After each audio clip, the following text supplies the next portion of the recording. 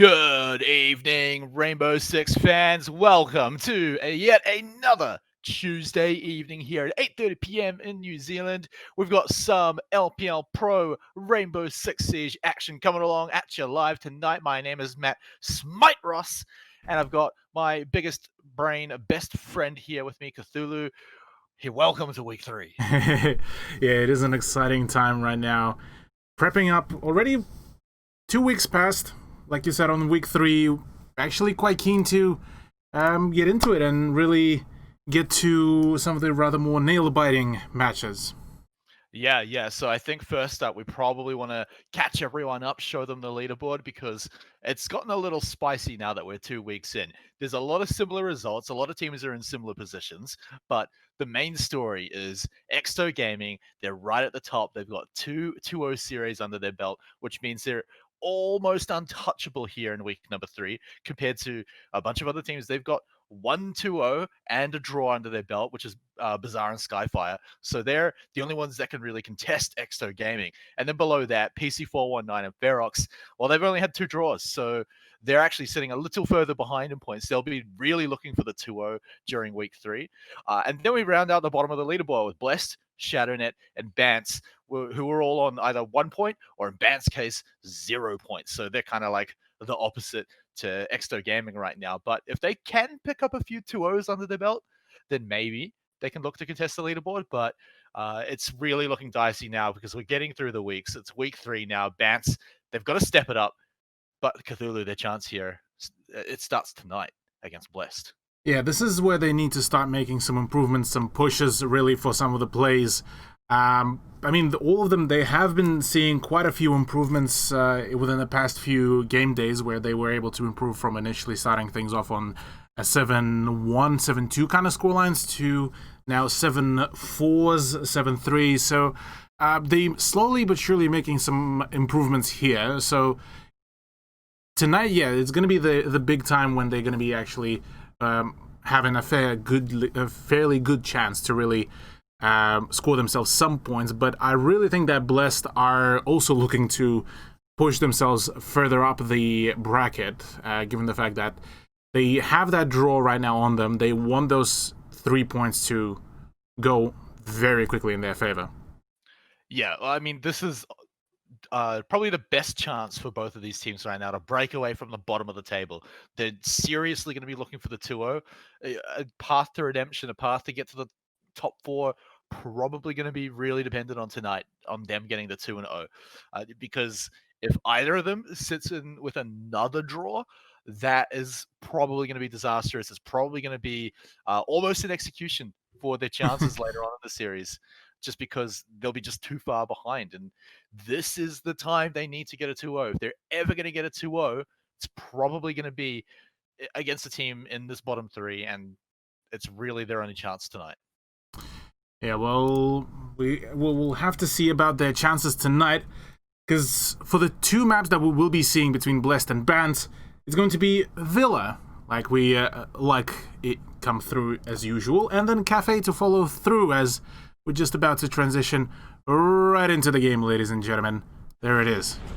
Villa. Yeah, and Cthulhu, we've seen a lot of Villa. I think it's come up in, all but one of the series, I think, throughout Season 2 here in 2020. So these teams are very well versed in it. They've been on it a whole lot. It's not even just this season we've seen the map a lot. The teams have just so much VOD footage and practice on this map. So we should be seeing probably the tippity top of the play here from these teams on this map. Yeah, I mean, for both, funnily enough, for Bance and for Blessed, I believe they did end up playing on Villa, and Blessed actually did end up falling through on a fairly close scoreline against Shadownet. Whereas Bance, well, they also didn't really have a good performance there. So this is going to be a very interesting one, given the fact that this is also, I believe, this is Blessed pick as well, oddly enough. Yeah, so they really want to crush this one. Like you mentioned as well, they had a bit of a close series against Shadownet last week. Another team, which is one of those ones where they kind of need the 2-0 against that team. So once more, they're walking into this week where really need to grab the 2-0. So very similar feeling for Blessed right now. And arguably almost more important for them to get it done, not just because they're 1 point below in the leaderboard, but also because they've already had some of these awkward, Yeah. not awkward matches, but matches they should have won. And sorry, it's actually Bance that's the point below. Yeah. So we are going to be, I believe, just having a quick rehost, as I believe there's a couple of tech issues. I assume. Well, let's let it load in. Let's Okay. let it load Well, in and let's see what happens. we'll let it load in. Pardon for the production side, ladies and gentlemen. But yeah, so AVG to kick things off here for between Bance and Blessed. Could be a pretty Need to locate and defuse close one, I bombs reckon. they can. Yeah. Given the fact that both of those teams are at the bottom of the leaderboard. Sorry, yeah, go on. Yeah, I was just saying, it looks like it's going to be just a request for a rehost, so we're working out, see what's going on. Looks like it's all legit, so we'll go ahead and be a rehost, and once we get into it, we'll be back into round 1. I imagine it's going to be the exact same operators, I believe, but just checking in, waiting to see if it's all confirmed and approved. But yeah, it looks like it is approved and everything, so it should be the same operators, I believe. No reason to really change all of that, but I didn't really see anything crazy, Cthulhu, unless you spotted something that dodged my eye. I think we're going to get a very normal round 1. Yeah, nothing too out of norm there on the setup, at least just yet. All that I particularly saw was just the fact that, Bants were really just setting up for a fairly, how should I call it? Probably anchor heavy hold, albeit that they did have a pretty solid lineup for partial roam, given the fact that they had Mozzie, they had a Jaeger.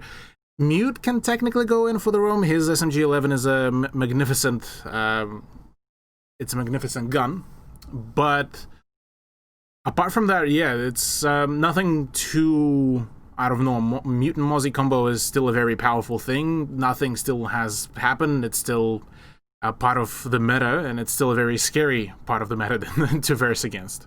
Yeah, still a very annoying part of the meta. Also, well. that, yeah.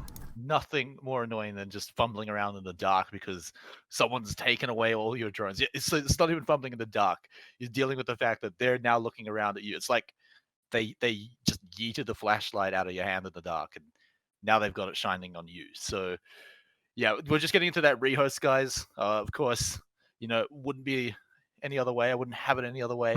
Start our night, but it should be a pretty quick one as we jump back into it. Players know that they're just going to have to pick everything the exact same. It should be all very, very quick.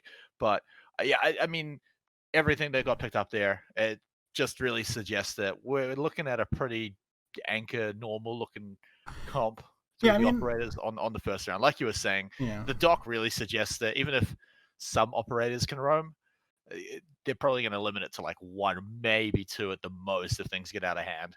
They probably just want to sit together and use just overwhelming firepower to win these fights. I mean, I saw a fair few times in other regions as well, mainly in like tier 2, tier 3 scene, where some teams would also run a roaming dock, which isn't as much of an oddity, but it's there. But yeah, I mean, both of those teams, they didn't really show us within the past 2 weeks a whole lot of kind of, not original per se, but kind of very experimental gameplay. Neither of them did, so I am expecting them to go kind of pretty much by the book kind of play style, at least strats-wise. Both of those teams have some pretty good gunners, so gunfights are going to be able to deliver the entertainment at the very least there, but apart from that, yeah, it's just going to be rather a question of who's got the better coordination between the players. Yeah, and definitely going to come down to execution too. I think in terms of the bottom of the table teams, that seems to be where a lot of the problem lies. And that's kind of what gives the other teams that are at the top of the table a little more room to be, as you say, a little experimental and have a little bit of fun with some of the things that they do during the matches. I mean, look at Exto. They're sitting so comfortably at the top. They can do things like that. We've seen it from Skyfire. We've seen it from one more team. Who was it? Bizarre. They did it a lot too. Yeah. So those guys have room to play like that, play the way they do because they win their fights. They execute on their strategies just better than the bottom half of the table. So that's kind of where these guys are taking their issues. So I kind of like that they're just going tried and true, not breaking out anything too crazy, because it just means that they can nail down the fundamentals. And if they can do that, then they can shoot up and maybe break away from the bottom of the pack. But maybe it's the team that brings in something new to throw off the other team. But that's a risky play for sure. Yeah, usually some of the rather more experimental strats are either being polished within scrims or rather some of the lower end games, but on this part, I don't think we will be seeing a whole lot of it, just because teams here in the official matches at this point, if they are bringing in some of the strats in, this is where they already need to know which ones they are the most kind of comfortable with, where they are knowledgeable that, yep, this is going to work for us. We know each and every way how we could possibly counter this play against us, and so we'll see how it's going to roll with the rest of the match as we still setting things up. Bear in mind, rehosts are still a thing that can be quite lengthy occasionally. Thank you, players. 10 people plus the whole spectator. You got to get them all in the lobby, and can't even start it without all of them. So always that one who thought he had time. Maybe there's a bathroom break or something that it probably should have happened earlier. Who knows? It always happens. But look, we're almost there, guys. We're keen to get into the game as well. It's definitely, I think, going to be a more interesting one. While we're talking about, maybe they're not going to do anything too crazy strategy-wise, but what this means for the leaderboard and for the teams individually, I think that's what makes this matchup way more exciting. It's a close match in terms of power ranking. It's something that both teams really need to get. I'd be a little worried if we're looking close to a draw as well, because I imagine both of these teams are going to be thinking a draw is not good enough. A draw is essentially a loss, and it looks like we're getting the calls, the readies, and we should be able to get this rehost done and get into round one, Cthulhu. Yeah, round one should be really exciting to roll with the punches. As AVG is a really really good site to kick things off, and just to kickstart the overall action. As here you go, ladies and gentlemen, we are finally back with the Villa Gaming. Villa Gaming. Villa match. Blessed Esports. You start an esports org, you'd call it Villa Gaming. After your favorite map, yeah? Yeah, nah.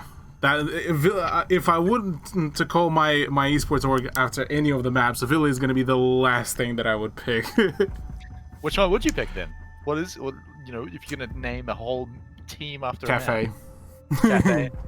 But it's got to be the full one, Cafe Dostoyevsky, right? Cafe Dostoyevsky, yep. And nothing less than that whenever exactly. they're being casted. But guys, here we are. It's not going to be Cafe Dostoyevsky. That's for a little later on after map number 1. But we're going to be on Villa, and it is not going to be Villa Gaming that's going to be playing. Of course, it's BAM versus Blessed here, and we've been talking it up a whole lot. But I just want to say one more time before we load into round one, number 1 here: 2-0.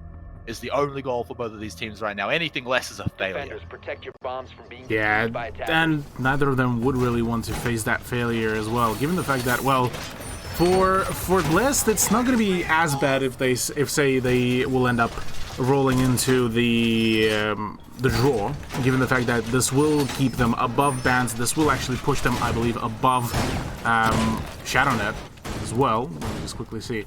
Yeah, so this will... it's already got them above ShadowNet, but this will push them on the even ground as Team Ferox PC419 as well. So it's not bad, but yeah. Also true, yeah. And we've also mentioned it before, but Blessed, they've kind of already had some of the easier, arguably easier matches out of the way. So this is one of the last ones they're really going to get to smash it out of 2-0. Everything else is arguably going to be much harder. So it's, while the leaderboard might be okay for them after tonight, but even if it's a draw, it's going to get some serious questions later on in the in a few weeks when they really need to crack that top 4 for semi-finals. But that's in a few weeks' time. Here we are, round number 1. Before we get into the first fight of the day, maybe first kill, big shout out to Conker our horrible sponsor for making things happen here. But as we stare at our own monitors here to see as round 1 continues, looks like it's just going to be a few shots coming out, but not even a few love taps. Nothing's going to connect. Yeah, nothing just yet, given the fact that, well, Hamio did manage to spot Nate, who was on the Mozzie operator, as the gunfight did not really bring any damage, any points, apart from just some information, as Nate is actually going in for the flank and could potentially get the frag in. He will actually on Space Prism. That is the Gridlock out of the way. Yeah, Gridlock and the captain as well. So at least he's going to have all eyes on his team as they need to move in for the 4v5, or he's going to be pretty hard. At least they got to do a bit of damage to Nath. Lime Cordial took a bit as well, but of course Doc is going to patch that right up, make sure he's feeling real good for the next push that is about to come. They did get the kill nice and early, so at least Blessed have plenty of time to think about how they're approaching this 4v5. They've got to take it carefully. But Vance still has quite a lot in the pocket to keep it going.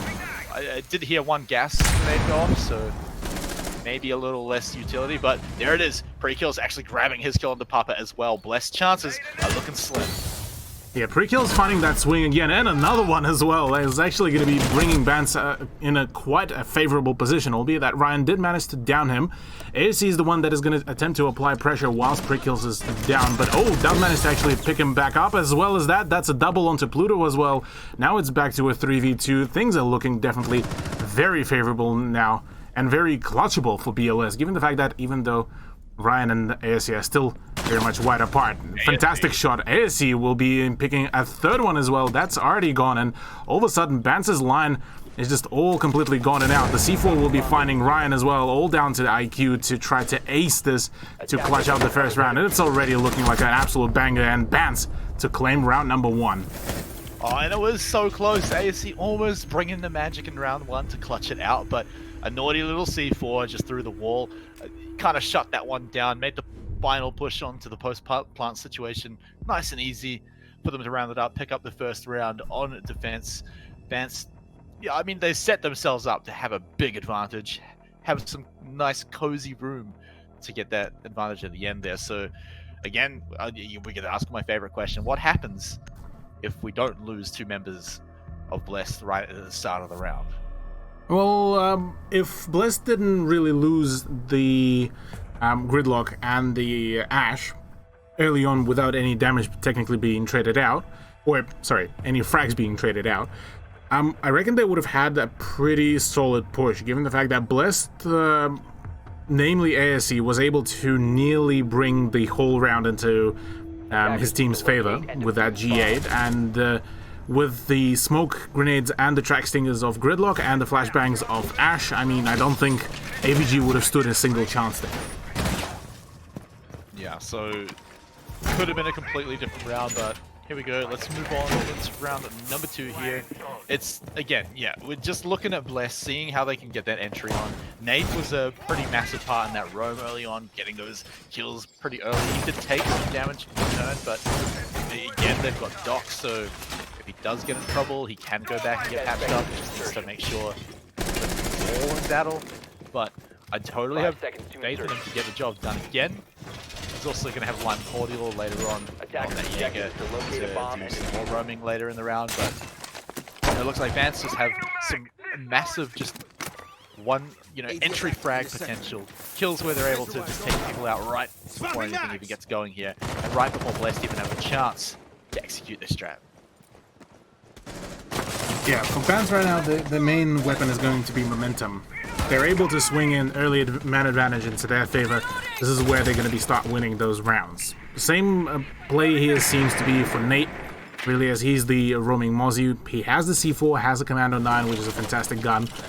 And, well, just all he needs is to have his aim staying true, as right now the rest of bands are actually spread pretty wide, actually, all over the map. Yeah, and we've seen a few teams take this approach. Of course, just moving around. Oh, hang on. He's maybe sniffing something out on the other side of that wall. Lime Cordial. Not sure if he's heard anything yet, but he has got his sights trained over there. May have heard ASC just there. But he's about to be surrounded a little bit, but Papa himself, he's already got a kill into pre-kills. It's traded back though. They've lost the captain again. Space Prism out of there. Did get to drop a few track stingers this time, but still though, it's going to be a trade. A nice trade coming through. Papa will be picking up a kill into Artie, but Lime Cordial is still there, raging with all the pre-fires. Papa does manage to finally catch the Jaeger off guard with the reload going in as well. So now it's 2 versus 3, interestingly enough, as bands seem to have fallen apart. Nate does manage to pick up a kill into Papa, so that's back into a 2v2, and this is more so a much more playable situation here for bands, given the fact that Pluto is the one sitting in the statue and should be able to deny some of the pushes, or at the very least apply some pressure until Nate will start going in for the flank. But Nate goes down. Right now, Ryan will be picking up that kill, and well, there it is. There's another one for Hamio, and Blessed now managed to make a return. Yeah, and Pluto at the end there just felt like he was just in such an awkward position, trying to cover too many angles. Did get caught out. It is a result, of course, as you know the rest of the round went, and you know when you're only remaining with 2 defenders, you gotta stand in some awkward spots. But yeah, unfortunately, Blessed pushing them into that corner. It looked definitely clutchable there for it to come back, of course, for Bance. They've done it before. Nate looked like he was maybe about to start making things happen, but all in all, it just ended up being a few firefights with a few trades here and there, and then at the end, Blessed just getting the execution done right in the last seconds where it actually matters. Yeah, Blessed seeming to be playing that very similar game to what we saw them do before, which was just kind of do all of the setups for most of the rounds, then start making that push closer around the 40 seconds / to a minute point, given the fact that, yeah, well, the 20-second meta is still there, but it's slowly kind of dying down. And just as I actually start talking about it, bands do bring in the Jaeger and the Womai, the 2 main offenders of the meta. Yeah, just gonna bring that up, right? 20-second meta, it's gonna be way worse now that Womai is at the table, especially if Artie can survive to later parts of the round, of course, bringing out more and more magnets as the round does go on, so gonna take some time for Blessed to chew through, and I kind of like the call by Bance, because the rounds haven't come too close on the time so far. Yeah, there's only 2 rounds so far, but I think if they can just adjust their playstyle a little bit by being a little further back, making Blessed take a little more time, you know, because they've got Womai, they can actually run that clock a little close. And then once Blessed are under the clock, that's where things are dangerous. Nate, though, he's being a little naughty, and he's just taken out a look, not going to be detected, but doesn't find anything just yet, so he's gonna just stick around for roaming. He's still staying really close to that entry. Yeah, I mean, he's doing all his all that he can to really hide away from the drones. That's 1. 2 is he's been relaying quite valuable information, given the fact that he just relayed all of the info that a whole lot of people just repelled up on the balcony. But it wasn't particularly enough for Lime Cordial, as he was the one that ended up falling to the hands of Papa, but did manage to really give out some damage to both the Ash and the Gridlock of the PLX. Yeah, so that's the great thing, it's not for free. Space Prism is just 1 breath away from dropping in the next firefight, so he's definitely going to have to be camping, making sure that he doesn't get caught out, he gets to take the first shot. Nate, though, I'm pretty sure he's aware that something's going on, he's waiting, but Space Prism is sitting there, he's got track stingers as well, so it's going to be hard to even make the push. He can fall back, so Space Prism setting himself up to not just drop at the start of the fight, but he is getting called by the rest of the team. I think Nate knows what's going on, so everything's starting to happen now. With the C4 being thrown out, it was a solid guess, but didn't really connect in any shape or form. But it will be forcing essentially the Space Prism to keep an eye out on the flank, and those track stingers could be potentially used up for that very thing. But no, instead, Ryan, on a bit of an unconventional position to really watch the flank, does manage to pick up a kill onto running Nate. Same goes for Hamio, as he will be the one to be taken down by pre-kills, and things right now are starting to spice up, as Space Prism is quite low, Papa is very low, those gas grenades could be pretty much the bane of them, and up to Ryan and ASC to really start tanking up some damage. Oh, they've seen Pluto, so he's likely in a lot of danger. There he goes, just completely pinned down and droned out. Space Prism, Blessed, not a whole lot of health right now, and it is going to be Artie just spamming down the hallway to see what he can find. He's already found 1, has enough health to look for another one. Does he make the push? Looks like it's not going to happen. It's going to be pre-kills actually to turn the corner, but he had no health, and he gets dropped like a fly, but Blessed with all the health, all the players left, it looks like they got this round and then got the final fight as well. Yeah, Blez did manage to make quite a comfortable recovery. Overall, things are looking quite well actually for them, given the fact that, yeah, first round didn't really work out for them, but it was off the fact that Bants were able to catch them with their pants down and get those 2 early frags. Ryan knows he done goofed on that one. That we saw all of that, mate. We saw all of that and more. It's kind of like the secret rule of playing on stream. It's always the most embarrassing moments. They will be caught. Trust us. And if they're not caught, someone will find a way to go back and find a clip. Find a way to clip it. So players always, you're always going to be caught out. I'm sorry. Poor Ryan, just getting bullied. But it's because we love it. It's because we love it. You love to see it. Some waffling of the aim, some occasional memes. But memes aside, we're back to AVG actually. No attempt at even defending dining, which is usually what some of the teams end up prompting to go for. Instead, no, we lost out on the trophy. Now back to AVG, back to the side that really seemed to have worked out on the pacing. So not a bad decision by Bants here. Yeah, but the reason that it worked last time was because Bants, when they picked AVG, they got a great run with Nate. It set them up with a 5v3 right from the get-go. ASC did make it close at the end, so it's kind of like on both sides. The reason it was close was a little clutch, maybe a little more consistent for Bants, simply because they had it in Rome. It wasn't really shut down or blocked it anyway. But now we're into round 4 Cthulhu, and that means that Blessed are pretty well aware of how Bants have been liking to play. Nate hasn't really changed how he's playing at all, so Blessed, as long as they're tracking it, should be able to work out what's going on and hopefully find a counterplay.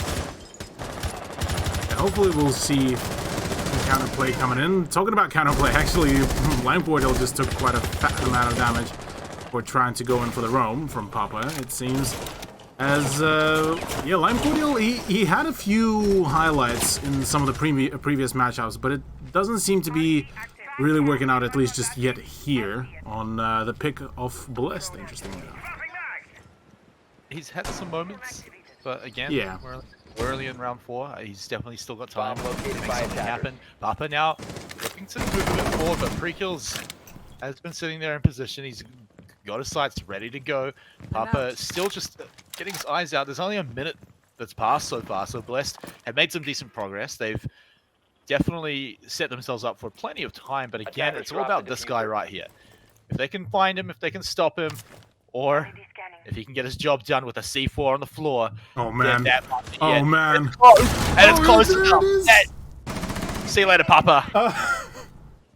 That flight that Ash took throughout the holy, that was just glorious to see as well. But massive and a huge play by Nate. But that is only just the beginning. Now they need to do and get 4 more kills if they do want to succeed within this round. But it's certainly looking quite well for them to kick things off here. He even took a little bit of damage off his own head. He clipped himself a bit with the C4, but totally worth it. It's always a lot of fun. And what's always a lot of fun is Hamio shooting through the window as well. But he doesn't get what he's looking for. But now they know he's there, so he does have to be a little careful. ASC just inching around the corner. He's got Ryan to back him up through the window, but he's likely going to be the one making the solo push. Pluto should have 3 gas grenades still sitting in his pockets, which is great when you've got 50 seconds to go. Yeah, for Pluto, this is going to be a big one. Same goes... Well, first of all, Pluto has the C4, but pre-kills instead will be granting himself yet another kill. But so is the response from BLS as well. Space Prism and Hamio to respond with a double kill as well. Make it 3 for Ryan as well, as now it's all up to Artie and Pluto, really. Pluto needs to go in there and get the frags, or maybe there's some vertical play to go in, but Space Prism will be quite successful in the defuse it down, and there it is. Pluto's C4 will be flying in, Artie to respond back as well. 1v2 just like that, and it's just a roller coaster of emotions for both of the teams, as right now it's back to a 1v1 situation. Hamio, with his back turned away, will be going down to the hands of Artie, and well, Bants do manage to make the play here in their favor. And just, I mean, what else can we say about the C4 being the hero of that game?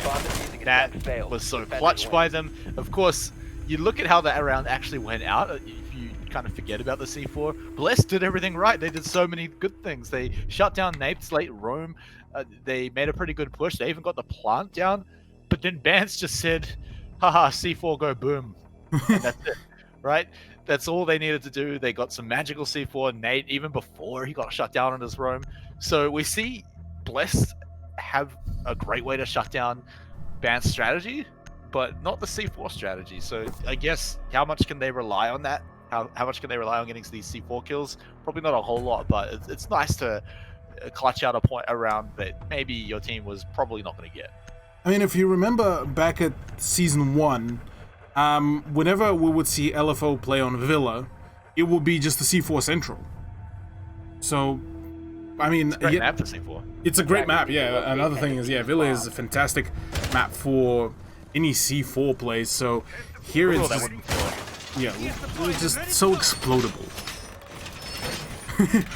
Poor architects, man, and all the builders that put so much work into this. It's a very nice building. Nice little area as well. Would be a shame if somebody then blows Bance up. comes in and they're like bashing the paintings down and pushing all the furniture down, ripping down the plants so that no drones can hide in them. You got a feel for whoever tied this place up. Look at the mess today. Yeah, janitors must be hating their lives. But Well, every time they have janitors to. are really good. They clean it up within like a whole round, just a few seconds. Yeah. Also a good showcase of that. Attackers are moving out to locate a But- bomb and defuse it. Talking about janitors and cleaning up the dust, so far it seems that Bance did actually manage to allow themselves to get back into the scoreline draw, as now we are on a 2 versus 2 points wise. But oh, Nate is just seeming to be getting a little bit cheekier with every round. Yeah, but Bless are onto it. They're always checking out down here. He's going pretty hard on checking out these drones, making sure there's nothing down there at all. And it's good, but it definitely lets Bless know kind of roughly where he is. They can find out and push him away. They do have to check out for his late roam, but we've seen that, you know, Blessed are already on top of that. They've been running the gridlock quite a lot. Not this time though, but it's definitely still something on their minds. They have not forgotten about Nate, and they will try and stop his run pretty much all the time. Yeah, now that they kind of nailed the pattern, it's going to be probably pretty much their main kind of objective before they even start making the push onto the site. Given the fact that, well, Nate already managed to actually return back to the site. That wasn't just enough of the disruption. Oh, we're talking about disruption. Actually, Lime Cordial does actually manage to find the shot on Aircy before pre-kills will be finished off. So right now, bans are looking quite nice, but just as I say that, it is Papa to return the fire here, and as well as Ryan, back to a 3v3, technically glorified 3v2, make it 2v1 actually, as Prekills is still down, and Pluto is nowhere near the bandit player, so right now he will be the last man standing to really play it out. Yeah, and Pluto, unfortunately, he can't really lock down the diffuser that got dropped, so Blessed will be able to go back, pick that up. They've got a whole minute to plan out how they want to take this down. Pluto, unfortunately, is still trying to block off the site while they're running off, getting the diffuser, not really anywhere nearby, so he's not even going to have a whole lot of gas grenades left to slow this down. I think he's got maybe one, if that, still to go, so it's really just going to be hoping he's got his reticle on the right side, sorry, on the right entry, let Bless come in, and I hope he doesn't get surrounded. Hopefully he can flick fast enough to get that game of bread in the head when he clicks those shots. So here we go, Cthulhu. Just going to get as much information. No reason to not use every single second that Blessed have on the clock right now. So they're going to look to approach from pretty much the same side. Or, yeah, here we go. The first peek comes out. Both of them coming in. Just making sure, not in the door, not in the room. But there he is. They've seen him. The plant now going down. This is now all going to be on Pluto. He gets one in the head. That's a great start. Doesn't even take any damage in return. Now he's got 40 whole seconds to make this push. But as you can see, Space Prism, he's going for a bit of a hide. He's gone to the stairs, but he's given away his position. Now he knows where he is. Pluto, does he make the push? He goes straight to the diffuser. He's going to go trying to get it done. He's baiting it out, but he stopped. He stopped it. Is it going to keep going? And the question is, does Space Prism go in? Does he go in and try and defend this one? He keeps going. He keeps trying to bait him out, but these shots have come out, and now he knows that Nothing's going on, and now it's time for the blood. He's going for the kill, going for the throat. Can he get Space Prism? One shot across the wall, but it's not close enough. Going for the plan again. He just has to go right now, because now Space Prism trying to go and get the kill. Seconds left, but he gets it done, and the Captain of Blessed pick up round 5. Oh yeah, Space Prism just having not particularly the best time possible, really, with some of his plays and just with his aim, but did manage to finish off the job, albeit that his attempt at rotating over to the opposite side, this is where if Pluto would have stuck the diffuser, he would have been actually able to claim the round into the Bants' favor, but fortunately ended up going for just the for the fake, and well, challenging in the gunfight didn't really work out for him, so that does result in Blessed win and Hey, round number 5. he came kind of close. He faked it like 10 times or something to try and bring him out, but yeah, just couldn't get the shot at the end. You could see he was really kind of running on fumes at the end there, swapping to a shotgun across the gap. That's never really going to do enough damage, never going to hit, so unfortunately for him, it was slightly miscalculated, I've got to say. He just barely had not enough to get that kill there, so very, very close, and I think it's really telling what we're going to see for the rest of this map here. I think it's going to go pretty far. You've already got the teams going round for round right now. I love seeing how they're just getting a good feel for each other as the rounds go on. It starts off with Nate being the big roamer, the Blessed have got to shut down, they start doing that. But then Bants start noticing, oh hey, let's pull Nate back a little bit now, doesn't need to roam all the time. And it kind of keeps the Blessed guessing a lot. I really love seeing how they adjust, and I can't wait to see what they're going to be doing in another few rounds. Attackers must locate and defuse a bomb. Yeah, Blessed seeming to be kind of left with the kind of questioning each and every move that Bants so far have been doing, which is a solid strat here for Bants so far. Just getting things going and just making sure that they're as unpredictable as possible. Those C4s are definitely quite beneficial, like you said. C4s go boom, and they go boom quite well in quite a solid manner, but for now, BLS are actually switching things up. They dedicating Papa to just do the roam clear here with the live drone as well in front of him, thanks to Ryan. Whereas Bants have prompted finally to try to defend Dining. Bomb has been located. Yeah, and a difference here is, again, we've now returned to the gridlock. Space Prism going to be running that one, so definitely the comp they like when they need to shut down Nate on that roam. It really does keep him pinned in, and even if he does manage to win one of the fights on the stairs, still got to deal with all the track stingers, so definitely, again, Nate is now on the mind, but now we're starting to get some of the breaches done, and it's kind of nice to see that they actually get done here, and now we may even get a pretty good 5v5 near the end of the round. It's only halfway, but we're getting close to the site here, and this could actually be just like a good old team fight here. Yeah, big old team fight is really what you love to see. All the gunfights and all the bullets starting to wheeze apart and around. BLS about to start making the push. Papa is the one to go in for the peak, as Artie is the one that is also very much tempted, but will get tagged up from that peak by Ash, and that does give Papa a little bit more of the ground to try to actually go in for the push. Ryan is already pushing in right onto the side, but a little bit of an oversight there by himself.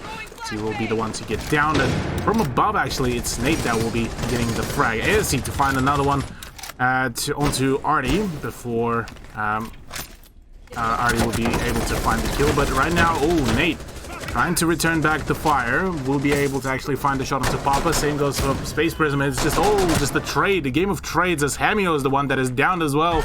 And well, he will be finished off. Bants, a very impressive return to the scoreline and a very impressive finisher to the first half. Yeah, this time it was Bants, just they got their Nate roam done pretty quickly, pretty early on. Sure, it was about halfway through the round, but he normally likes to start his roam a little bit later, and it does seem to have caught them out a little bit. Again, we were kind of talking up about how, oh yeah, Blessed are ready for this sort of thing. Surely Nate doesn't catch them out again, but they stood true, and Bants executed on it nice and easily, and so we get to continue to see this one go back and forth, but let's flip-flop things around. Now we might actually get to see a real difference, or if it is going to continue to go back and forth, some teams just have a wildly different success once they swap over from either attack to defense or vice versa. So here's the true test to see if both teams can stay consistent here on Villa. Yeah, the consistency is definitely a big question for a fair few of the teams nowadays, given the fact that some of the teams have a few consistency issues, say for example on attack. Some of them just have general day-to-day inconsistency, so yeah, this is going to be a big test for both of them. Blessed are the ones technically in favor, at least statistically, with all the points that are going into their favor, at least so far, up until today. Bans are the ones that are the underdogs, but so far the main trend for them was the fact that from match to match they were improving, and you can see that improvement quite clearly as well. 5 seconds remaining. Yeah, but the improvement now is only resulting in a back and forth trade between Blessed and even, yeah, we can continue to say underdog, but they're looking for the 2-0. They need to get it, and right now, I mean, both teams are looking for the 2-0, of course, but right now, with this back and forth showing how close it is, one team has to be hoping that they're going to start shooting away now that the sides have swapped, and they need to show that they're the team that can very consistently, very easily take map 2 once we get there, because this one, it's just too close right now. You have to shoot ahead here now that you're on a different side. Yeah. Meanwhile, on the side of Bans, really, they're ending on the first half on the 3-3 manner. It's not a bad thing, but one would have hoping for a 4-2 half, at least for the defense. But curious how will BLS handle it, given the fact that they are bringing in just about a similar lineup, minus the fact that instead of the Mozzie, it's a Valkyrie, and well, AC is the one that is going to be starting things off and is starting off the scoreline now in favor of BLS. Yeah, it looks a lot like how Bans started their first round on defense, just getting a nice easy kill right at the start, taking someone completely off the board. If it goes exactly the same, we'll see another kill come out from Blessed. So right now, it's Bans either thinking, how are we going to do a 4v5, or can we pull off another trade nice and early? But that might change here. Flame Cordial just holds true here. He can bring the numbers nice and even, but he's very likely to be the one to push here. And so we'll have to see how that goes for them, because that could really be where the difference on the round is made. But shots through the wall. He's just inching around the corner right now, making sure that he's safe. That peak, risky, but it gets the information that he wants. Exactly, information game is everything here in Rainbow Six, and well, Ban seeming to be able to return some fire there, given the fact that they just managed to get a nice 2K between the two of the players. AC is the one to keep on returning fire and returning the heat, but he will be shut down pretty quickly by Lamb Cordial's G8.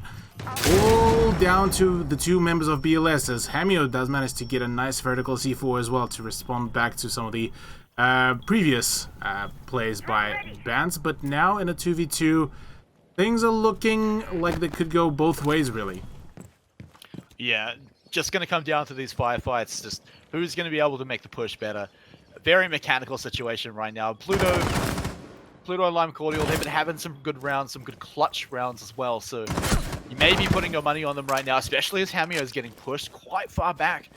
He's just completely shoved out of the room, can really now hold one angle. And as you can see, Bans are just bailing on that, just getting all the way around. They want to find Space Prism, making a lot of noise doing it, but this is where the fight is going to be tested. Space Prism, he hits the shots that he needs. In fact, he hits every single one, and he gets 2 kills to clean up the round, almost looking like it wasn't even a sweat at all.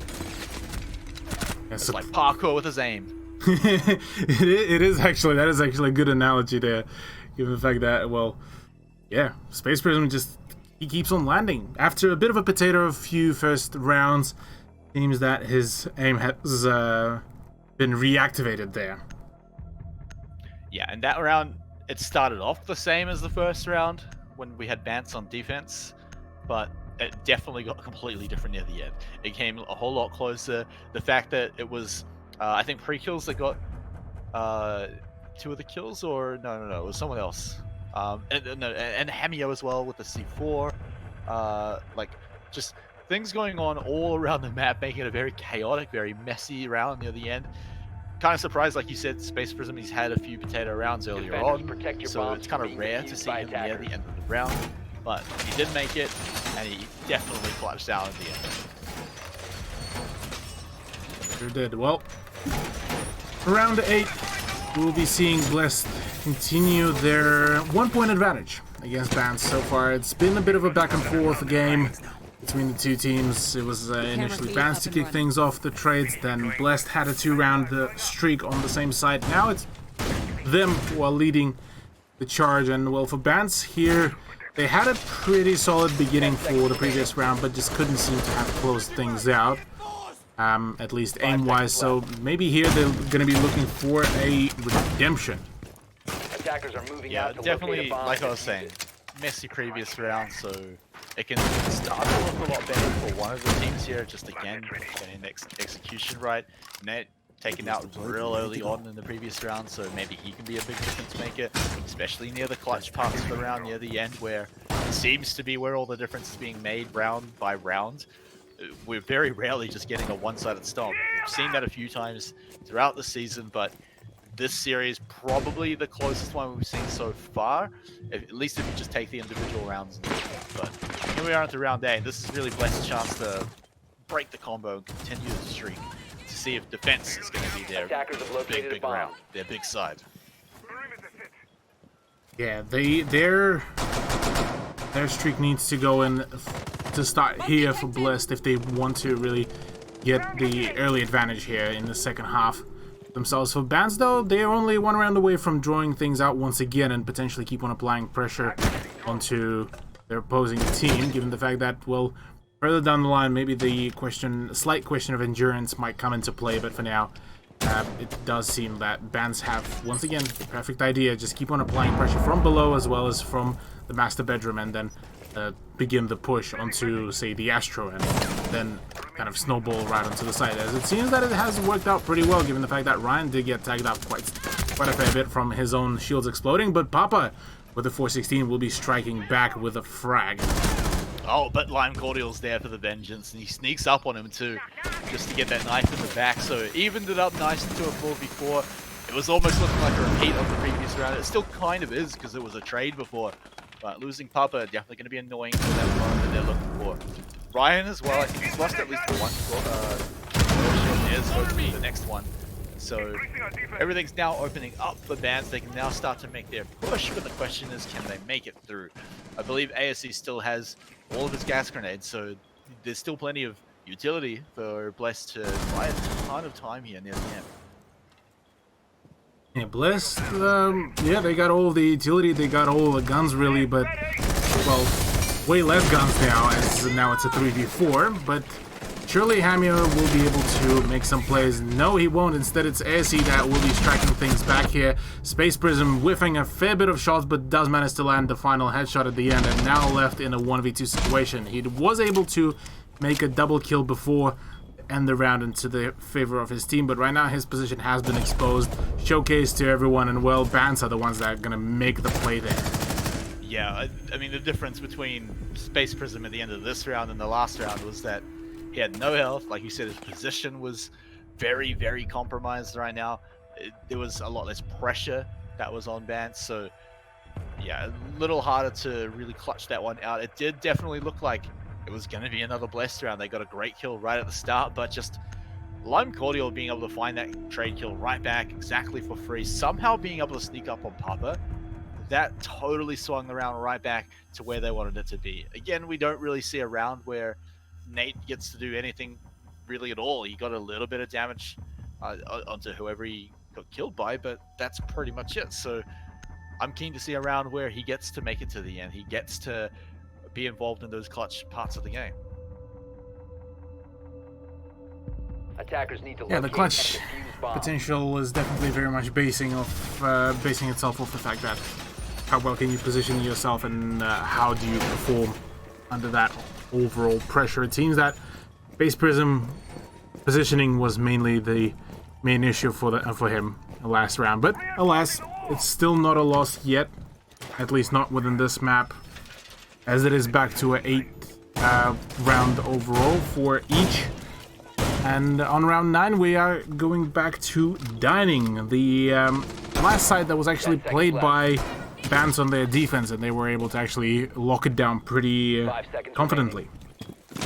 Yeah, and a real fun little fact as well. We've still got tons of C4 here for Bless. To locate a bomb They still continue to make those plays through the floor, through the walls. And it's been a pretty fun strategy actually for both teams right now. This time though, Ryan's going to be on that pulse. And he's going to be hunting down exactly where everyone from Vance is going to be. He definitely has to just make sure he doesn't get caught out near the start. Pretty easy pulse to just kind of hide back, check through the walls. If you could just be scanning right around there, that would be really good, but unfortunately doesn't find anything just yet. So Vance get to move a little bit undetected for now. No one really spotting out exactly where they're going to be entering the building from. Yeah, they will be able to kind of still keep themselves in their approach mostly hidden. That scan from Artie's Jackal device will be able to showcase the position of one of the defenders. I do believe that that could be Pulse. Sitting around the side, but yeah, Bans right now, they have once again a great idea, great approach. Take control of the top floor, apply some pressure from there, have Nate as Buck keep on destroying and wreaking havoc on the downstairs floor. But apart from that, they will need to make sure that their momentum will be swung promptly and quickly, given the fact that BLS are able to recover pretty quickly if it's a very slow pacing from Bans. Yeah, but right now for Vance, they've got to take basically 2 whole floors here. They've got to go downstairs, they've got to go on, you know, the bomb site as well. So it's pretty rough for them. They're running out of time to do so. Still half the round, but that's still a lot of ground to cover. You can see that they're just clearing out the floor right now. ASC looking up above. Takes a shot, I believe, but still just waiting. It's Artie still looking for his kill right now. It's a bit of a game of chicken. It's really on a knife's edge right now. Either player could just get taken out through the floor. Reloading! But it looks like they're just going to back off. Play it a little safe, but just remember all of that C4 that's down below. ASE, he's just spamming through the floor. He gets it! And he falls down on the ground as well, while I'm cordial as well. Kill the zone and back make it 2. Getting that bargain buy right now, and he just goes right back to work clearing electronics as well. Yeah, that was an excellent read by Bans Gaming, given the fact that, those are the 2 big roamers, and that's the info gathering and the C4 gone off the floor. So now it's all up to ASC to really try to hold off the onslaught, but even that is not going to be happening, given the with the fact that Artie was the one to take him out. All up to Hamio and Space Prism, but Space Prism does manage to make a return here with the MPX. Does manage to find a shot onto pre-kills. Will be pressured from above, and also much damage being dealt to him, as now Hamio is the last man standing.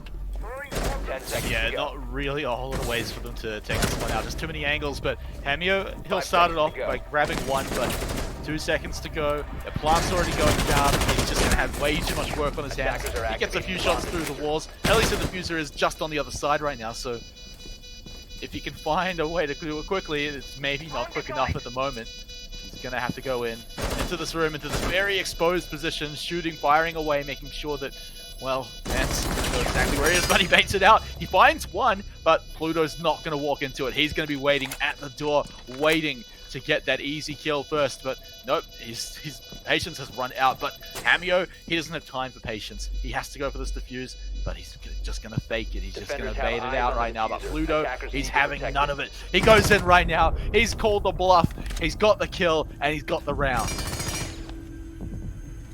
An excellent trigger discipline there for Pluto as well, being able to not fall for the first bait, kind of just waiting for a few moves there, knowing that Hamio would probably end up baiting out, or attempting to bait out the few pushes. So yeah, very nicely done. Bans are actually the ones now to get that 2-round streak to push themselves now into the point lead, and now their potential for at least gaining a single point is now actually looking quite nice. But Cthulhu, it's just so close in these rounds. It doesn't even feel like if a team gets a streak that they're really going to continue any kind of momentum. It just feels like it's still just one new round, and we're flipping a coin to decide the answer right now. Obviously, it does come down to the guys in the game, but right now it's that close. It's that much of a nice edge that it's just getting impossible to call each round right now. Unless they change something up drastically, which it doesn't look like either team is really ever going to do, ever going to decide to do. it's just coming too close to fall right now. Again, Nate getting a little caught out earlier on. I feel like I'm ragging on him a little bit too hard as the game goes on, but I just want to see him unleashed in a round right now. So it's because I love you, Nate. I'm not bagging on you. I mean, yeah, bands so far, they seem to be having a pretty 10 good seconds remaining. overall kind of pace for themselves. They've figured things out. They've managed to kind of allow almost Lime Cordial to start getting those frags. Same goes for Artie and Pluto. Moving out to locate As, a bomb. Use it. yeah, pre-kills so far and Nate, they were able to make quite a few moves here and there, but it feels like more so of a complete package of bans rather than what we saw from Blessed, because for Blessed you usually see Papa, but just as I start praising bans in any shape or form, Hamio is the one to say, nope, shut, we're not talking about that just yet. Well, I mean, at least Nate's admitting just, hey, nice shot, easy, get me out of the board right again. But talking about bans being a whole package right now, the great thing is, at least for bans, that they can still be a whole package even without the whole team, right? They can still win these 4v5s even if it's Nate who's taken off the board pretty early on. Because look at the rest of the team, right? Live Cordial, we've been hyping him up. He's been having an amazing few rounds lately. So same with pre-kills too. So those two are having a great time at the moment. They can continue the streak going, but of course, you still have to look at it as it's a 4v5 to open things off. So complete package or not, Blessed still have a great advantage here, and they've just made it better. They're dead. 2 players down, 2 big players actually, matter of fact, down on the side of Bans. We'll be forcing the remainder of the players to actually be a little bit more desperate in their pushes. Pre-kills will be starting to go in for the push, but Hamio and ASC are the ones to make things work here. All up to Pluto to try to make a clutch, as he does manage to claim a shot onto Papa without losing any health. So in a 1v4 situation, things are looking all but in his favor. And well, for Pluto, he's still got some time to play it out, so he just might be able to run away with a few exit frags. Is definitely sitting and thinking about how he can get this done, but probably also talking with his team about what the next round's going to look like. Of course, Bless just made that one look pretty easy. This is probably the most one-sided round we've seen so far. These guys kind of easily made it through this one, which is kind of surprising how clean it really looks. Of course, we were just saying 5v4 at the start, so of course it's already going to be a bit rough. But yeah, Bless still certainly just showing, hey, look, it's not always going to be 50-50 here. We can make it pretty, a lot more one-sided in our favor if we just get Nate off the board right away. Yeah, taking Nate off the board is definitely a valid tactic, given the fact that his skeleton key device is a really powerful tool for destruction. But here right now, Pluto, he will be the one to be destroyed here by the peak of Ryan, as the Doc will be able to claim his life. Blessed are back into the draw. And just as I was about to start saying that Abans might be the ones to actually claim the first map, it seems that Blessed are about to say psych on me. It still just continues to be either way, Cthulhu. It's now just before match point. We're guaranteed to get a match point situation next round. So the team to take this round, if there is ever going to be a pressure advantage, I'd say it would be the team to take match point first. But looking at how the match has been going, it's been going so back and forth right now. I don't think the players here are going to let the pressure get to them too hard. They've shown that every single round it can come so close. There's no reason that these final rounds here, match point or not, are going to be any different. So I don't think these teams should be letting the pressure get to them really at all. But again, if it is, then this round and the next round are definitely going to be the ones that Yeah, well, the big decider is gonna be coming through. Space Prism setting up one of the Valk camps. Shout out to Flea for the Valk angles. Apart from that, yeah, BLS looking like they might make the return here. Same goes for Bans actually. Yeah, like you said, it's been back and forth so much that at this point it's impossible almost to really predict who's going to be the one to come out victorious from this matchup. But for now, I like the setup that BLS so far have been setting up. They kind of covering as much ground as possible on the top floor, and well, as long as it's able to delay Bance any further. That's all that really they need with all their utility.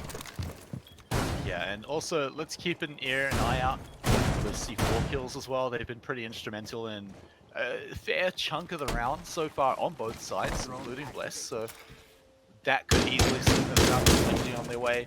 We also talk about how this one's a little hard to call each individual round. If there's anything as well, Bless, just had their most successful round so far of the whole game for either side. So they should have a bit of momentum going. I think that might be more of an effect, if anything, than the pressure coming out from a match point situation. But it's still coming back down to right now just the execution. It's now Vance just checking out each and every room right now. Time hasn't really been too much of a factor for both of these teams, so that's a good thing to say. Bomb located by attackers. They're both pretty quick on their offense right now. Vance, they've kept all 5 members so far, which is already an amazing start. Oh, that nade floor. And another fight goes through the floor as well. And ASC, again, who else to go down first but Nate? I'm gotta give the credit to ASC as well. He has been performing so well here for Blessed that I gotta say that probably a fair few of the rounds that we saw Blessed win, if not for him, they would have been long lost. And now we're back into that very annoying, very tense situation for Vance. They still have a lot of time to think about how they're approaching this 4v5, but it's never a situation you want to be in, of course. Always so tough right now. They have come close to doing it before, but the first step is going to be grabbing just 1 kill here on the entry. You can take a little bit of damage, but you need to make sure that no one goes down for it. And if they do, at least be able to get the back gun. But it's just so hard for Vance to move forward right now. Papa already locking down. You do not want to be losing Lime Cordial at this point in the game, but now it's on to Vance right now. With the 3v5, they've got to make this push. Again, we've seen them in this situation a few times now. And well, pre-kills just shows you what it's looked like in those other times. Yeah, pre-kills, his position has been a bit exposed, a bit dangerous there, given the fact that C4 pretty much nearly killed him. Thanks to the withstand ability, he is able to stay a little bit longer in the round, but with barely any health, he's pretty much one shot away from his own demise. Papa finds a fantastic headshot onto Pluto, will be thinning out the hurt even more. Now Artie and pre-kills, both of them being on really low health, will need to take all of their gunfights. Not pre-kills though, so he will be going down to the shots of Ryan with the Vector, and now all up to Artie, but that pistol will be able to clean things up. A flawless round in round 11, and well, BLS are setting the pace just right for themselves. Yeah, that snowball, it's now a boulder rolling down the hill. They've got the momentum going. We said if there was anything that's going to be taking over pressure in the game, it's momentum. Blessed have set themselves up perfectly and on match point nonetheless as well. So everything is now in their favor. Everything is looking like Blessed should be able to take this one right now. It's now an uphill battle for sure for Bance, but at least points-wise, the rounds themselves aren't going to be too much to get through. They only have to win this one here, get to overtime, suddenly it's not as bad, but it's still annoying to know that you've got to get through overtime to even hope to win right now. It starts on this round. At least it's not like all the other situations we've seen in the last few weeks of games where it's Defenders, like, protect oh your yeah, this bombs team from can bring being it back, used by but then attackers. you got to get back from like a 6-2 at this point. So at least Bans are close. Yeah, at least Bans are able to pretty much push it into overtime within a matter of a single round. So yeah, it's still a pretty solid ground for them to reach, even if they will end up resulting in an unfortunate loss. But we're still not there yet. We can still very much see the overtime, given the fact that last time the BLS had that kind of streak of 2 rounds. Well, Bans were able to make a return here, but on Dining, 10 seconds remaining. yeah, they were able to actually win it out. So if Bans can repeat their success here and be able to shut things down pretty quickly and the roam early on, then I reckon we just might see the overtime actually come through. Yeah, but again, if there's a lot of pressure right now on Bans, I think, again, it's going to be probably the highest it's going to be, because it's going to be so tiring to just lose this match if this is the round or even in overtime that you don't win, because Less Than set themselves up for the 2-0. Bans, it's now impossible. It all does start here in this round, so we won't get too excited in case Bans do pick it up, but they've got to be feeling it right now. This is definitely a do-or-die moment for not just the map, not just the round, but potentially the whole series and even arguably their tournament life. But maybe we're getting ahead of ourselves here. Let's watch them get the entry, because at least they've got all 5 members again. He sees him. He sees him moving forward. He can't get it just yet. He hits a few shots. It could have been close. Ryan tried to get something back, but unfortunately he just wasted an entire C4. Now there's just a big old hole in the floor. Oh, but hang on. Space Prism shows him how it's done. Yeah, another hole in the floor will be made as that is Nate once again will be going down after even just... I think he only now just started using the skeleton key in that round, but will be shut down pretty promptly. Unfortunately for him, just can't seem to take a break or any form.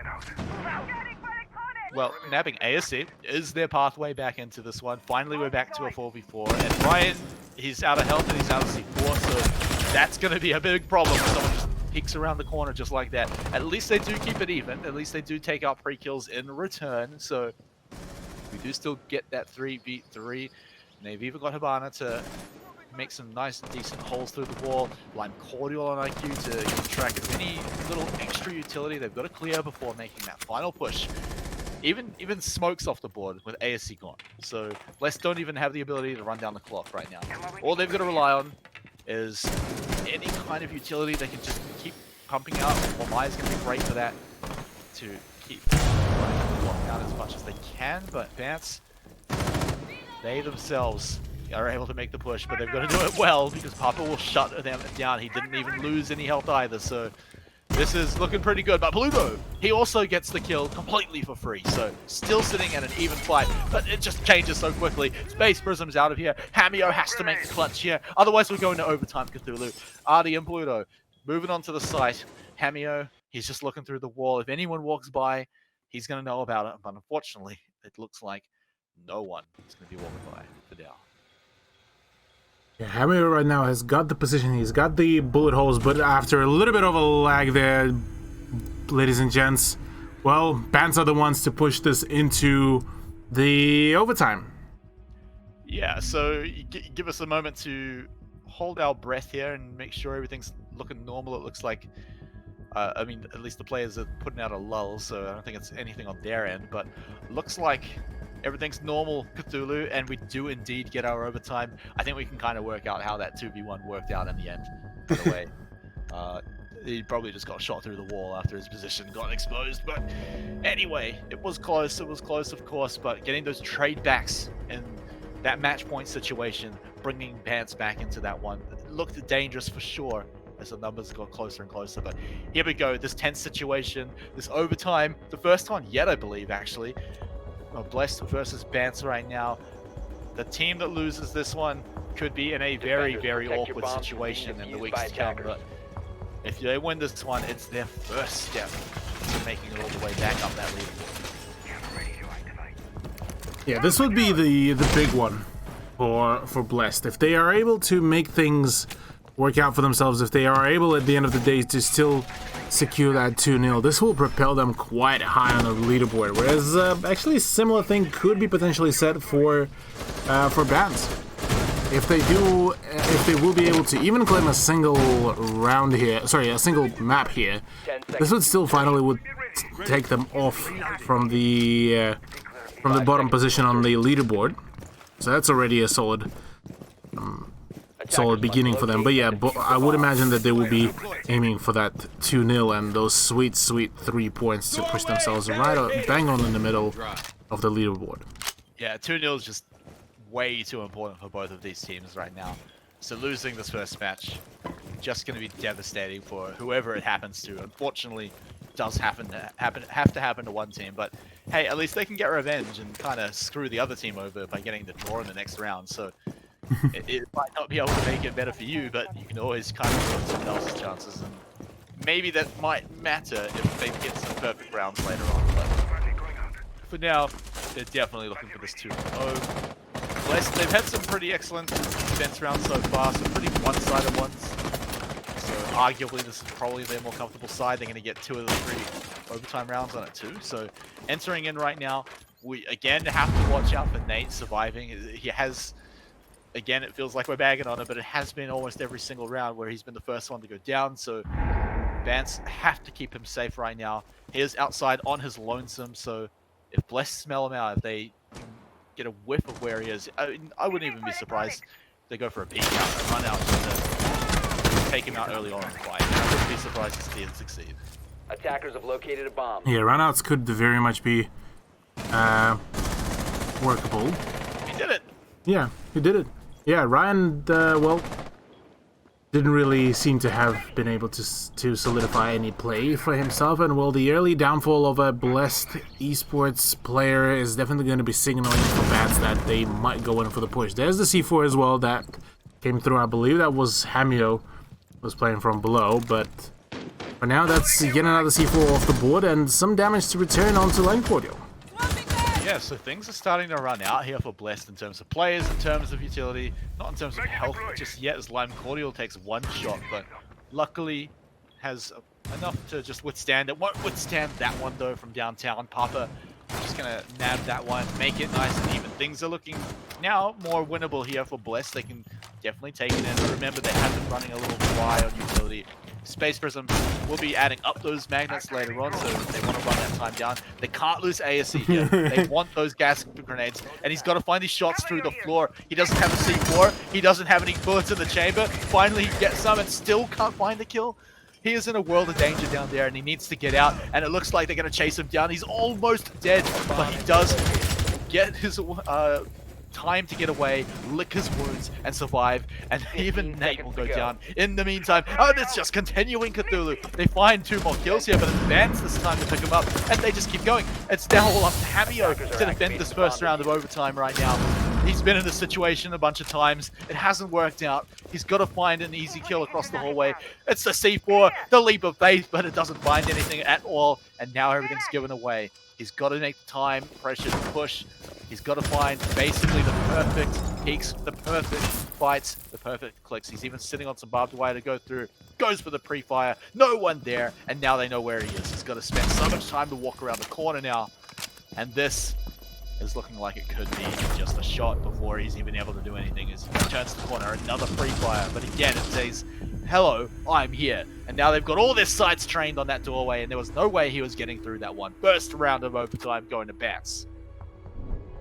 Bans do manage to take the dub here on the first round of overtime. This is them on the attack, most importantly, given the fact that their attack usually was the one that was having a few issues here and there, but they managed to make a big recovery. They managed to push it into their favor. And now we're going to be seeing the AVG iteration, but this time from Bance's perspective, as we're going to be seeing a bit of a more of a mirror defense between the two teams, and now I'm curious whether Bance will be able to close out this match into their favor, given the fact that their defense was pretty believable. You could see that their AVG defenses were mostly favorable for them, but yeah, I mean, both of the times when they did try to defend AVG was in their favor defense. So this is where they performed the best, so not surprisingly seeing them really come through and decide to pick AVG once again for the overtime.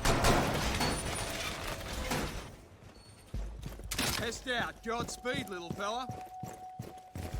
Oh.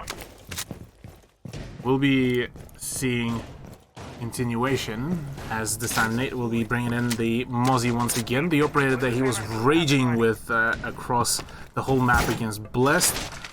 Maybe this time he will be able to start finding those picks and not dying first, given the fact that, well, most of the offensive rounds did not really work out well for him.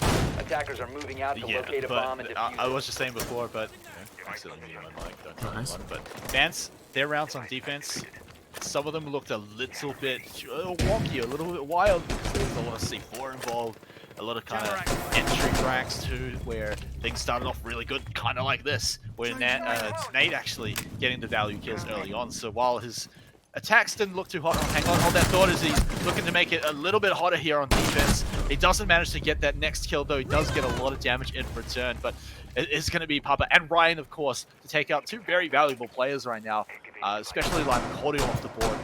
This is looking pretty good for Bless to come back in. Yeah, in a 3v4, things will generally be looking quite well here for Blessed, but for Papa, he will need to be quite careful whenever he will go in for the peaks for the next gunfight, given that, well, he will have quite a massive health disadvantage. The rest of the band's roster, though, they just have to sit tight, really, on their position. No more roaming for them, given that roamers are dead. But they have all so many angles to really peak, and this is where bands might actually perform quite well when they are able to go in for the swings. 2 in A side and 1 on just, I believe, just around B side or in the vault, and this would ensure that bands will have the ability to have those quick impromptu crossfires set up in their favor. Oh, Papa is going to be caught out by this one. He's had a pretty good position with that drone, so nothing Pringles can really do about it. He keeps checking around the corner.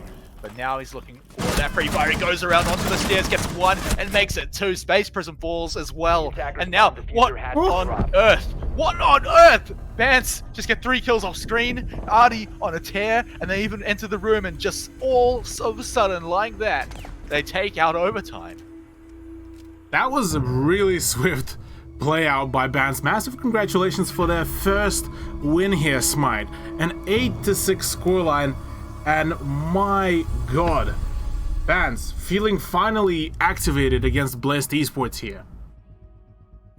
Yeah, I mean, look, what a great way to win it at the end there. It's a shame it all happened so quickly because we missed quite a lot of it, but that just shut it down very, very quickly. It honestly thought like this was Blessed way back in. I mean, sure, they would have had to work for it, but I mean, wow, they managed to clutch it out. But let's talk about what that means here in terms of pressure. I said it wasn't really going to matter back on map 1 because it was so close going round for round, but now you're looking at the fact that Bance, they are the ones with the win at the end.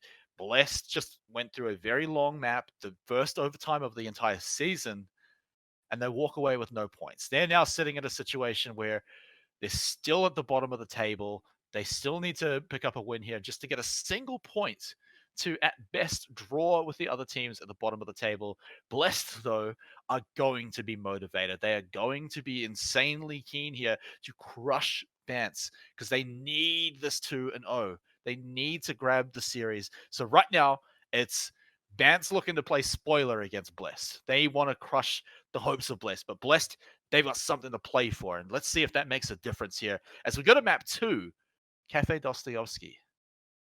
Yeah, Cafe Dostoyevsky will be coming through as we're just going to be preparing the matchup, but we are going to be going on a quick break, ladies and gentlemen. Don't go too far away as we will be just prepping up the lobby, and we'll be back in just a few short moments. Welcome back, everyone. We told you it was going to be a quick one. The players just needed a bit of a breather, and fair enough, because map number 1 on Villa was a tight one, but it was Bats walking away with map number 1. They're setting themselves up here for the 2-0. They just got to come and clean out house here on Cafe Dostoyevsky against Blessed, who are struggling here and need to slam down 1 point to stay even here. They need this win. Yeah, both of the teams would need at least 1 win to go really here for Bants to solidify their 3 points lead and jump quite a few points up ahead on the leaderboard. Whereas for Blessed, they would want to slow down that advancement. They would want to get themselves at least a point as well to keep themselves up in the higher end of the leaderboard. And Cafe, being the map pick of Bants, going to be a bit of a interesting one, at least for me. Firstly, the fact that, well, this is the first time we are seeing Cafe, I believe, and, well, secondly, this is Bance's pick, so they must be feeling a little bit more confident on this map rather than Villa. Yeah, you're right. So let's talk a bit more about Cafe, actually, because we've been chilling out on Villa for so long, we've almost forgotten what some of the other maps are really like. So, I mean, first of all, what's with Bance picking this one up? What are the teams really going to be looking for to secure the win here? Well, really, for them, I would have to say that defense is definitely going to be a crucial part of the success, given the fact that for Bance, them on offense, they will need to at least close it out on a 3-pointer. Because if they will allow Blessed to nab themselves 4 points on their defense, it is going to be quite a tough one for them to make a comeback. Whereas For Blessed, yeah, they will need to just acquire as many points as possible. Bar, cocktail, reading room and dining, and the kitchen sites are going to be the three ones that will be generally played out, as mining and dining is generally now being kind of left out from the meta. Way up on the third floor. We're looking first round here on Cafe. And we're going to be kicking things off with Bless here on the defense. Pretty similar to how we saw things earlier on. They had a pretty solid defense round, of course. I mean, obviously they would with things being oh so tight back on Villa. Things could be looking to change here, but again, we've just got to talk about the fact that it's just Dance.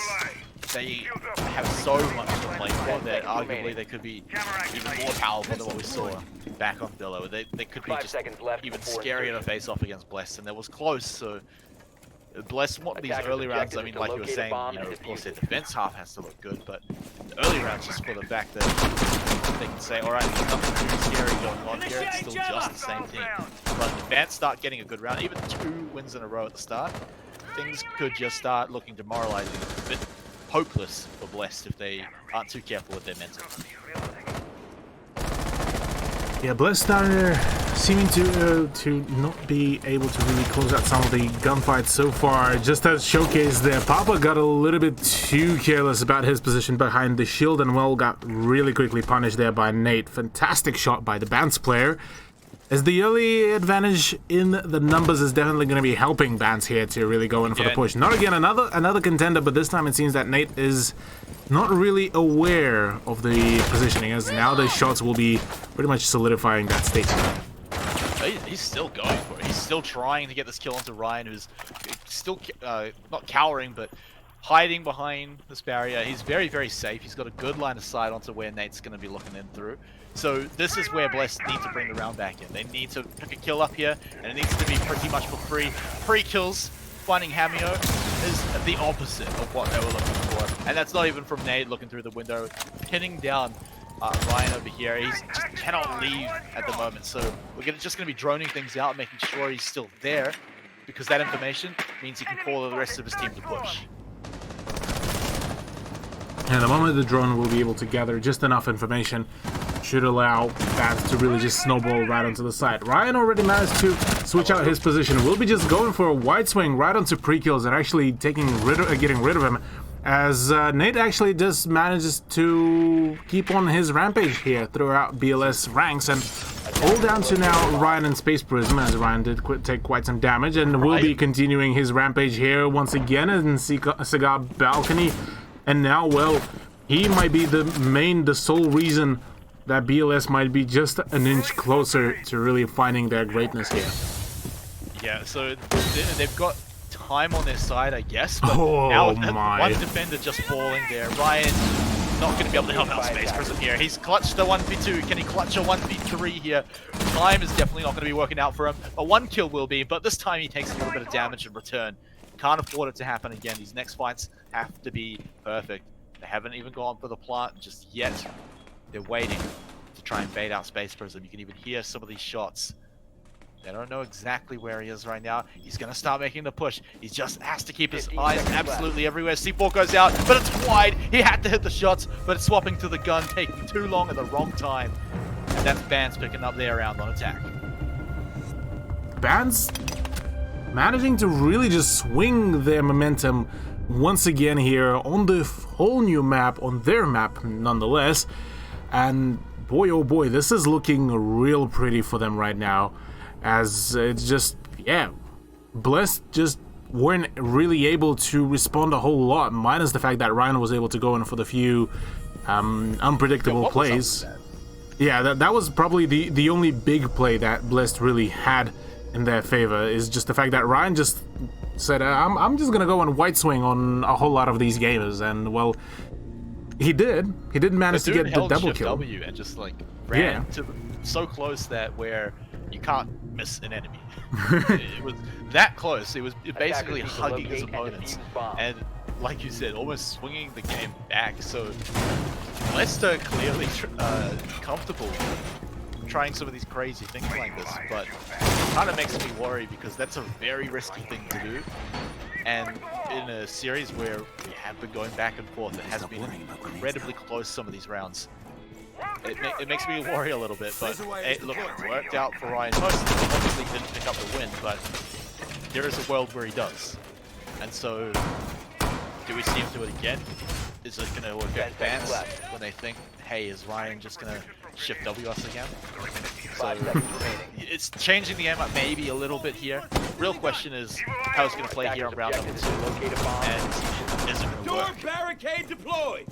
I mean, if he keeps up the aggression, he just might be able to swing at least one or two rounds into the favor of Blessed. But yeah, I gotta say, on the point of that you've made, that Blessed are going for a little bit out there kind of approaches, this might be one of the early signs of maybe desperation here from Blessed, which is by far one of the last things that you as a squad would want to see.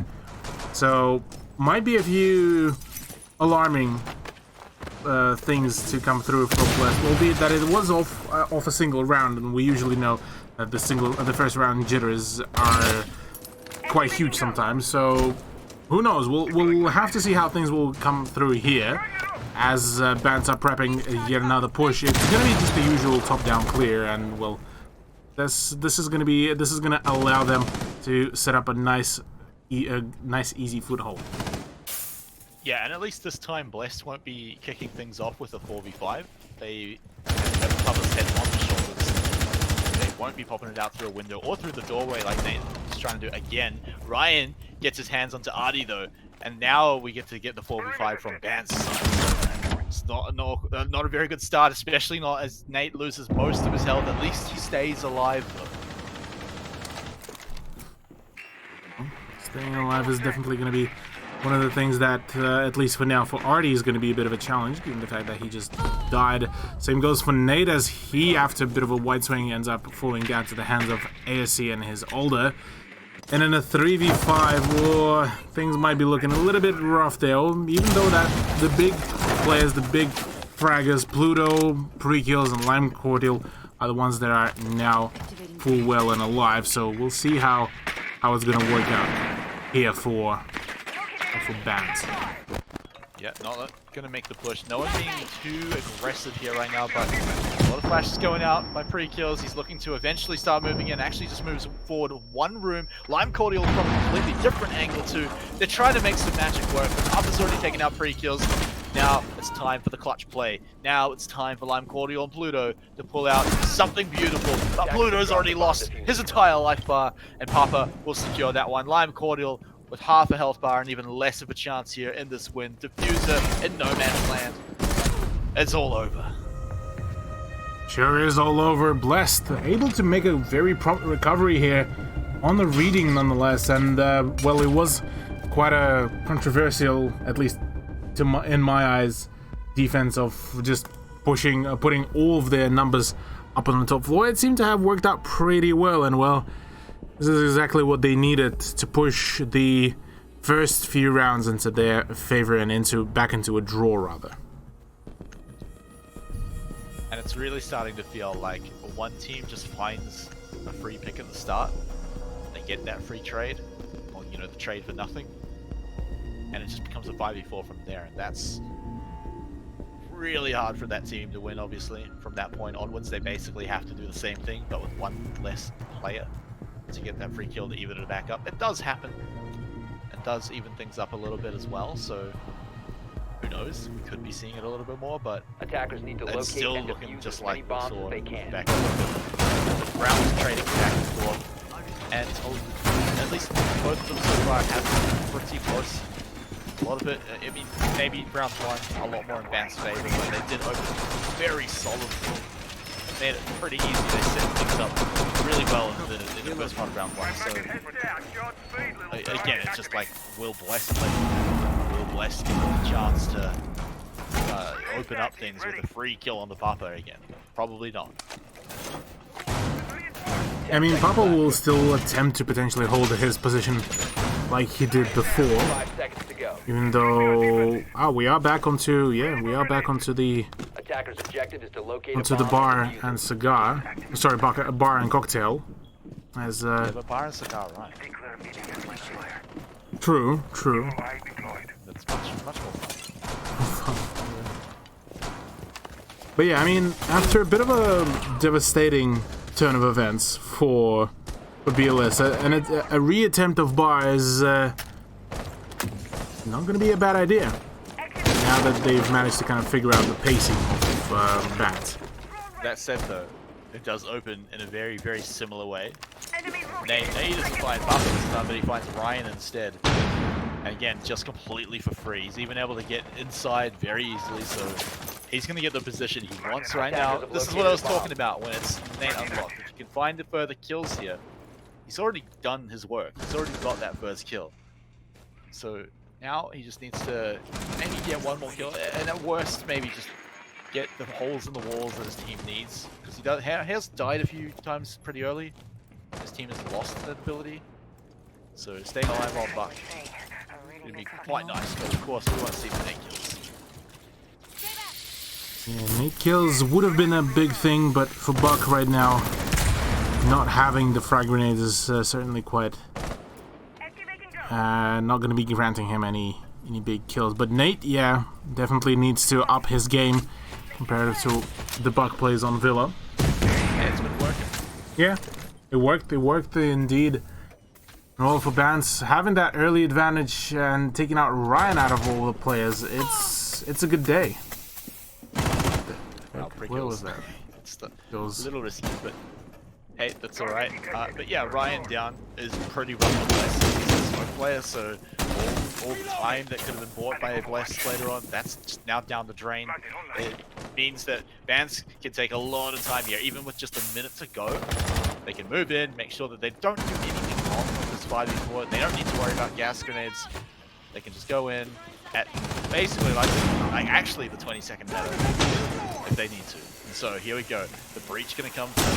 Big hole in the wall. All the line of sights now access for Vance. They can find the final defenders. It's still a 4v5. Absolutely winnable for Blessed right now, but we're getting closer and closer to that time. That advantage with getting the smoke down. This is where Vance have to hope that they've managed to get a good footing for it, because the push now about to happen. All the holes they need in the wall have been made. Now Pluto making the run across no man's land. He's looking around the corner, looking for the pre-fires. He's taking the chunk. ASC has traded it back, but same with Space Prism getting taken down. Can't happen. Pluto he's busy and he's taken down. And now Papa from the outside. He's taking a shot back, but now we're down to 1-3. And with only a pistol and a hope, Vance will shut it down very, very quick. And Bans do manage to prove that their first round win on bar was not a whiff, it was not a fluke. It was a very well organized push that they were able to organize for themselves, and well, Bans do manage to push themselves yet again into the round advantage here, which will be forcing BLS to swap back over to kitchen service and cooking, given that, well, reading is now still blocked now that they've managed to win it, and so the next better thing to defend is kitchen service and cooking, which can be locked down pretty swiftly, and you can have quite a fair bit of the vertical play going with it as well. And vertical play has been pretty fantastic, I've got to say, so far. In the few rounds we've seen from Vance at the moment, they've been opening up at least 2 of their rounds very well. It's been just great entry frags from Nate. Expect to see him do it again. Attackers need of course, we've seen Blessed kind of get used to this, kind of start adapting to what we see coming out from Vance, particularly from what Nate's been able to do. So again, it's like, can Blessed adapt in time? They did pretty quickly on Villa, I've got to say. They did start shutting them down, but that was when the roles were reversed. They shut them down defense. This time he gets to be on attack to start things off. And he's already on that role, already a lot better on attack this time here on Cafe.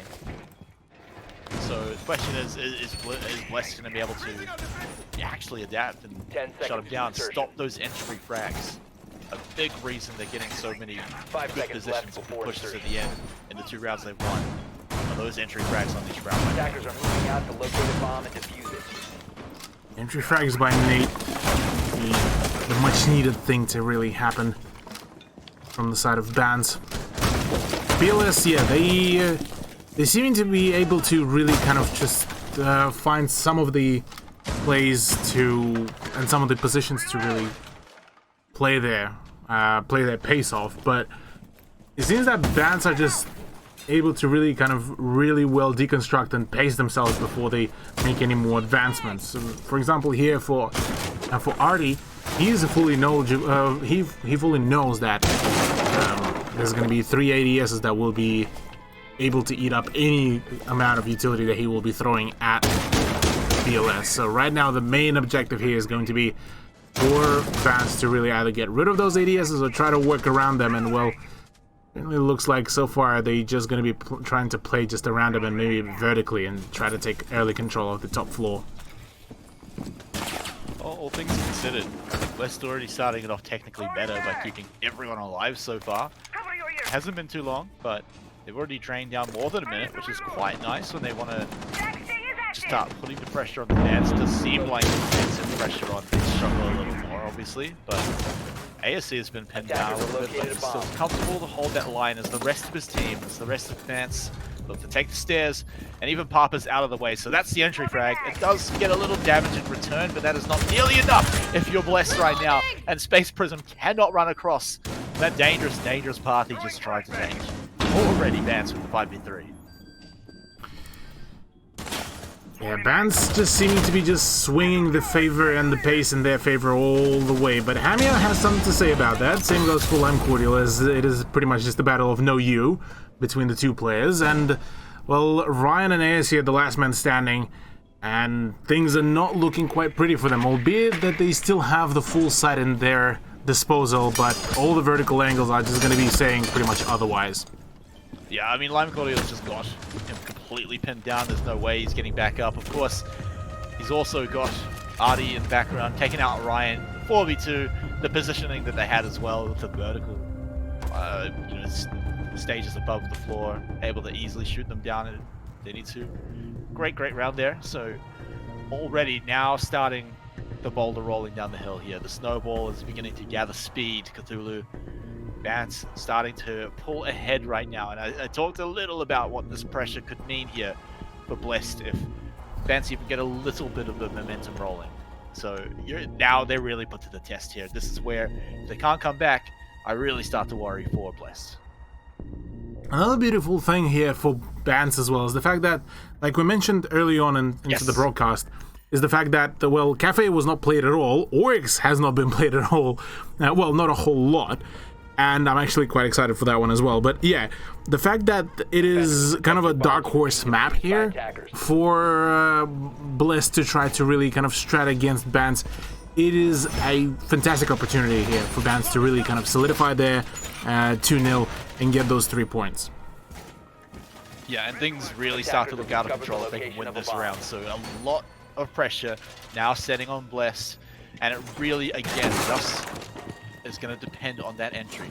At least the site, very different to what we've seen at the moment, so at least maybe we might see something new out of Blessed right now. We already do, because we've got Ryan on the Oryx, so something's clearly changed. Something is clearly now ticking in the heads of Blessed on what to do, how to answer the situation.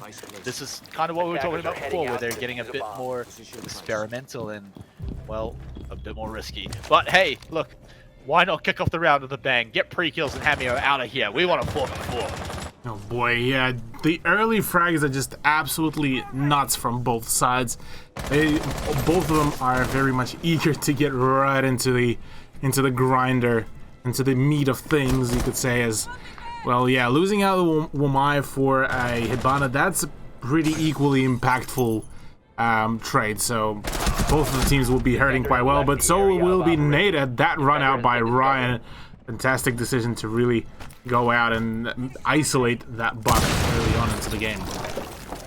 Yeah, now Blessed, they're digging deep into their pockets and pulling out some great stuff, and it's got them a nice entry. It's better than the last few rounds have been. That's nice. They've set up a good numbers advantage, but we have seen them lose this, and we have seen Bants completely clutch these things out where they've been close. So they can't breathe easy yet.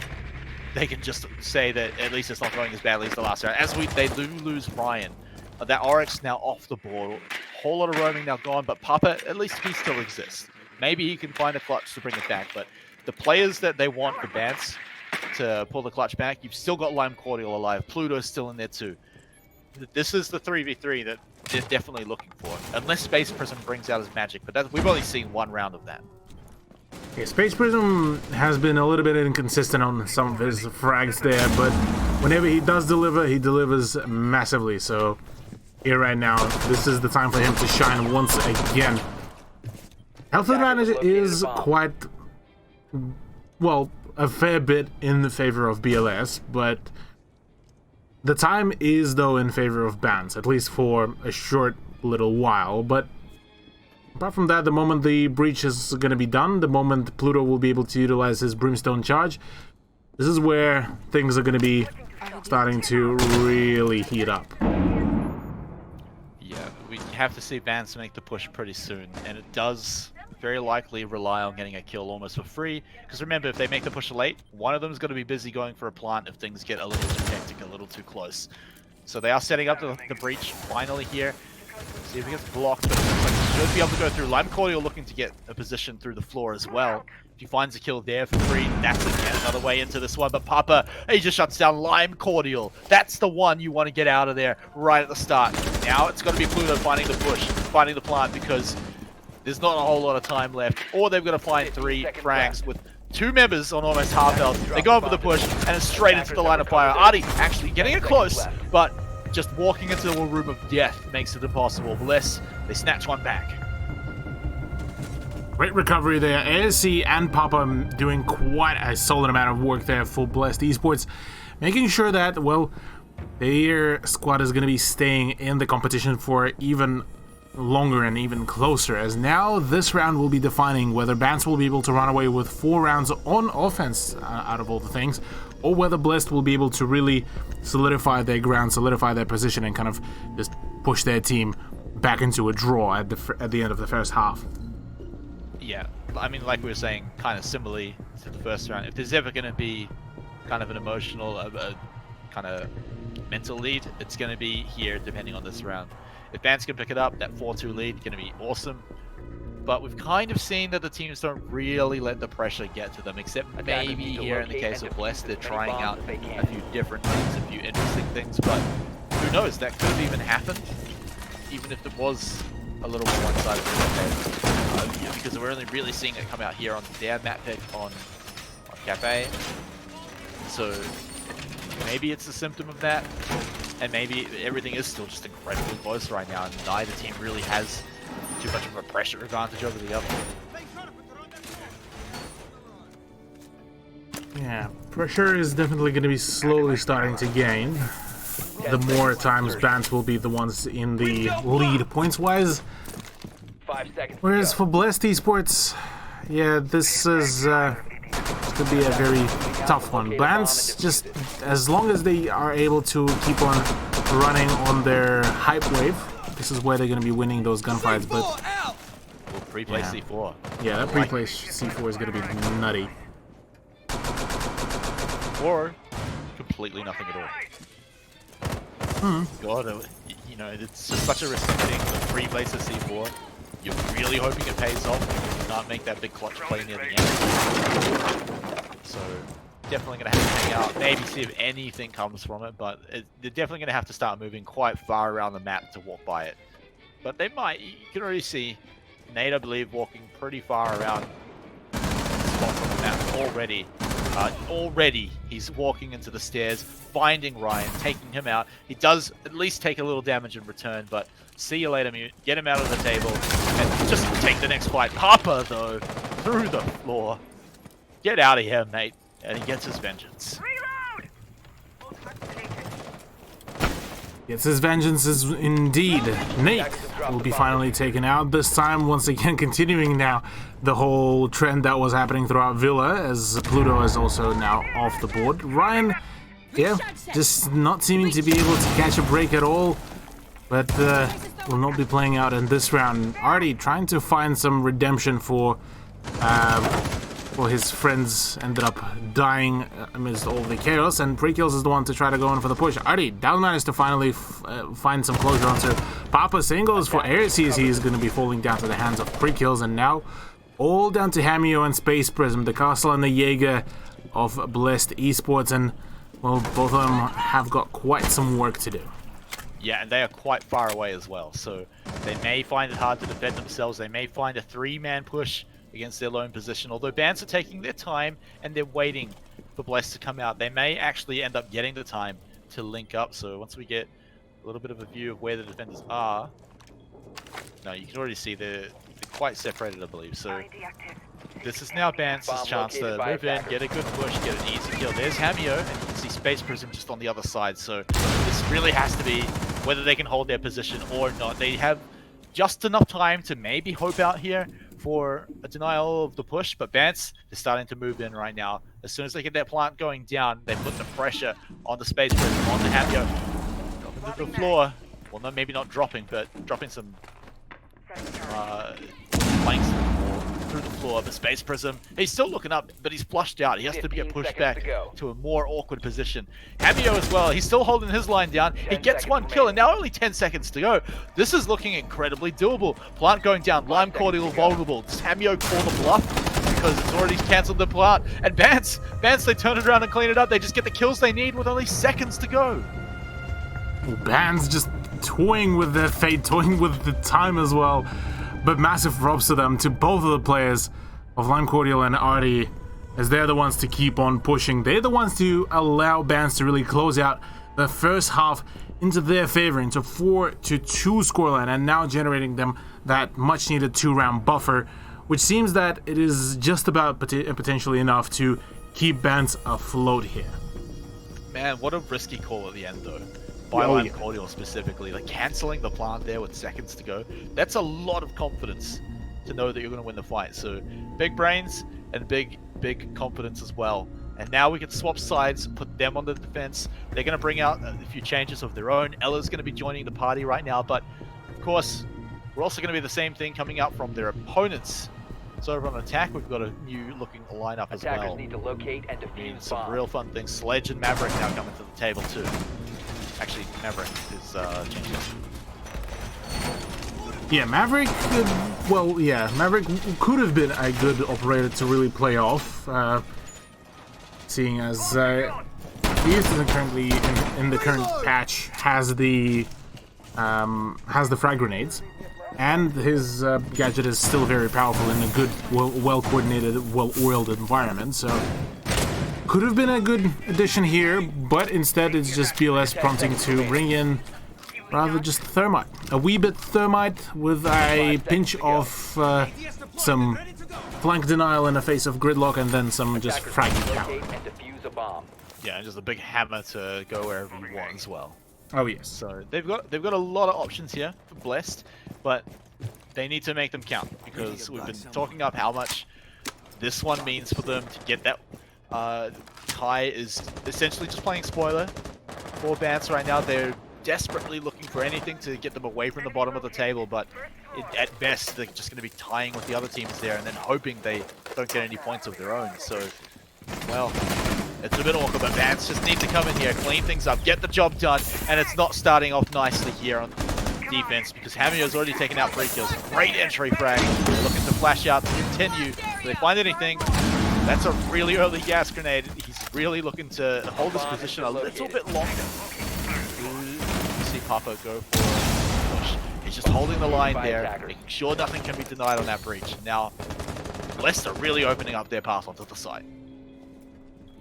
Oh yeah, having that early frag and getting rid of all the presence that was right in the bakery entrance, that is a huge one and a very quick one. So Blessed are on the very right point, in a very right position to really play it out. A nice adaptation really by Bance as well to start opening some of the vertical angles, given the fact that there's nobody really hunting for Nate, so he will have a free reign right now on the site. And you got to worry on left side. With Nate unlocked, Lime Cordial too. You always have to worry about this man here. So we're evening that one up, and Nate, the man we were just talking about, taking out Papa, puts suddenly Bance in the numbers advantage. And now with all that open pathway we were just talking about, it almost means nothing. Because Blessed need to go in for, again, a 3v4 push. Only a minute to go. At least they did run down all of the smoke bombs, or all of the gas grenades, but Pluto makes a great entry, taking out ASC. That's the first step they're looking for. They need to grab the diffuser, which is being currently not very looked at by Vance. The Blessed do have a chance, but they got to do it quickly. Space Prism is looking a little bit hesitant there. Will be actually finally able to make a move, but the move in rather the wrong direction, as the diffuser is still there. You haven't picked it back up, mate. Is able to land some shots there. I believe that is Nada or Lime Cordial for that matter.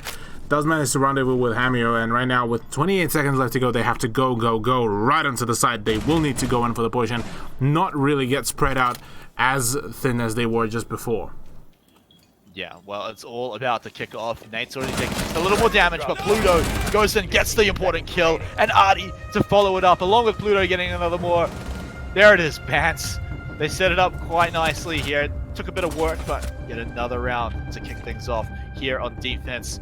Things just very quickly spiraling out of control here for Blessed. They still continue to make these individual rounds kind of close, but I can feel it slipping here. And I can feel like Bance is starting to clamp down here and just really secure this next map here in a pretty solid scoreline too. Yeah, and I mean, it shows the factor as well, the fact that this map has barely been played, whereas Villa has been so played out that both of those teams were able to really bring in the heat. This time, because Blessed didn't really have a whole lot of VOD material to really play off, they didn't have a whole lot of ways to counter or to figure out the initial kind of pace of Bance. This is where Blessed are losing out. This is where they have to play by ear, and it's so far not seeming to really work out well for them. Just the sheer amount of ferocity that Bance seem to be bringing in, it's absolutely phenomenal. Yeah, and Bance definitely have their eyes on the prize right now. We talked about it. 2-0. Absolutely necessary for them. I mean, either team really to come back into the tournament. A little more likely for Bance if they can manage to snag it. They're just 2 rounds away from getting exactly that. Suddenly they're back into this. They've gotten the needed wins, the required wins if they can pick this one up. It does basically kill any chances of Blessed to come back in. Although, I mean, there's still some scenarios where it works, but realistically, this was Bless's chance, and Vance are just shutting it down. I mean, Bless, if they're going to play spoiler here, if they're going to tie up the series, they've got a long way to go, and you've got to wonder, how much can the motivation to just kind of annoy the other team go? How far can it take you here to come back from a deficit like this? I mean, this kind of deficit is still very much workable with. BLS are just deciding to, yeah, we're just gonna actually waltz right into the side. Full-on swarm actually right at the doorway. And it's a full-on momentum coming out here, but Papi is already down. The shotgun coming through, the crossfires are there, as AC is the one to claim the shots, and it's all a drop down, it's all a reclaim, and it's all just a flurry of kills. Crossfires here and there, 2 versus 2 situation with Plan down, Ryan is down, and as well as the cameo is gone as well. Bance just absolutely able to shut things down and prevent any advancement by Bless. Not a single point, no remorse, no hostages, no points. And what a way to set up your match point as well. You're so far ahead, you can make a round like this and just, if it doesn't go well, just say, all right, whatever guys, let's sort it out for the next round. But you can throw these crazy little things in here to just kind of mess around with the other team. And the thing is, when they work, when it looks like that, suddenly Blessed is sitting there thinking, oh my god, did we really just lose to that? They just kind of shift W'd in. It worked out for them. It was close, but we still didn't get the point. And now they're on match point. It's a very demoralizing situation to be in. And I think now the pressure is definitely getting there. And maybe it's not even the pressure. Maybe it's just the dizzying heights that they're looking at having to climb right now. They're going to fight for the overtime. 4 rounds in a row. It's just, where's the motivation to do it when you're really just snagging 1 point and denying your opponents 2 points? Oh. That possibility is coming closer and closer now that Bance are pretty much 1 point away from scoring themselves those 3 points, and definitely they must be feeling quite hyped up for all of that. Whereas for Bless, well, no more round, no more room rather for any errors, and within this round, each and every death of their players will be pretty much counted for throughout the whole time. 10 seconds to go. The fun thing is, like, fans can pretty much do whatever they want here on this round. Bless. They want to pull out that desperation move again, Attackers maybe are heading here, out but to defuse a bomb. I mean, with the situation as it is right now, 1 round away, do we see them do that 4 rounds in a row? Probably not. At least not successfully. Nate, he's just going to be checking out here. If you can snag a kill here, of course, that's going to set them up to basically win the round here. It has previous rounds, but he won't find anything just yet, at least not in the angle he's looking at. ASC, though, I wonder if he's managed to sneak up completely undetected. Either way, though, Nate will just fall back. Nothing's just going to happen. No cheeky thing's going to happen right at the start. There was a bit of a boom, but hey, let's deal with that.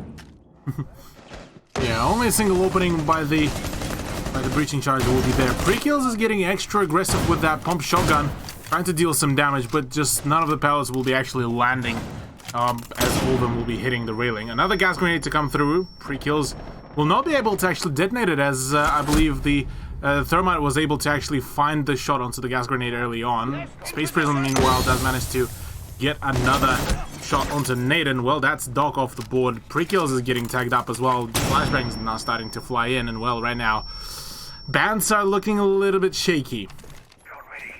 Yeah, and Prekills, he's already run out of his gas grenades, so now he's just going to go and try and win these firefights. He's very much pinned down. They know where he is. He gets such a great pre-fire shot. Prekills just taking Riot out. The diffuser as well.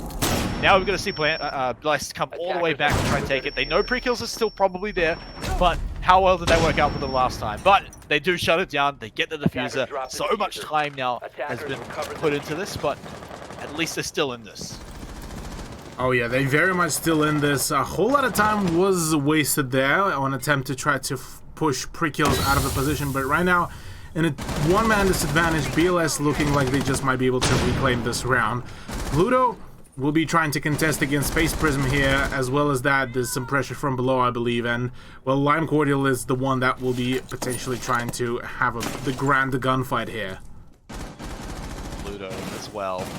So Pluto. know what's coming through here. He will have Pluto. a line of sight, but falling off the barricade, off the desk, means he submits his life, and now we're down to the 2v3. Blessed in a great position here to lock this one down. Only 30 seconds to go. Lime Cordial and Artie looking to make the clutch here. They're starting it off by taking out Space Prism, and now it's looking very awkward. Papa and Hamio, though, only Lime Cordial stands in their way. 20 seconds to set it up to. The question is, do they go for the bait? Do they go for the plant? Because it does put someone off the table, but they don't even need to.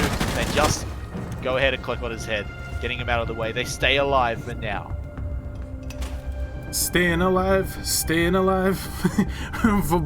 for Blessed here, as, yeah, they just managing to really keep themselves running here, keep themselves in the play, and yeah, for Bans, it seemed that maybe the initial pressure kind of fell through for them and resulted in their kind of loss within that round, but it was still a pretty close round nonetheless.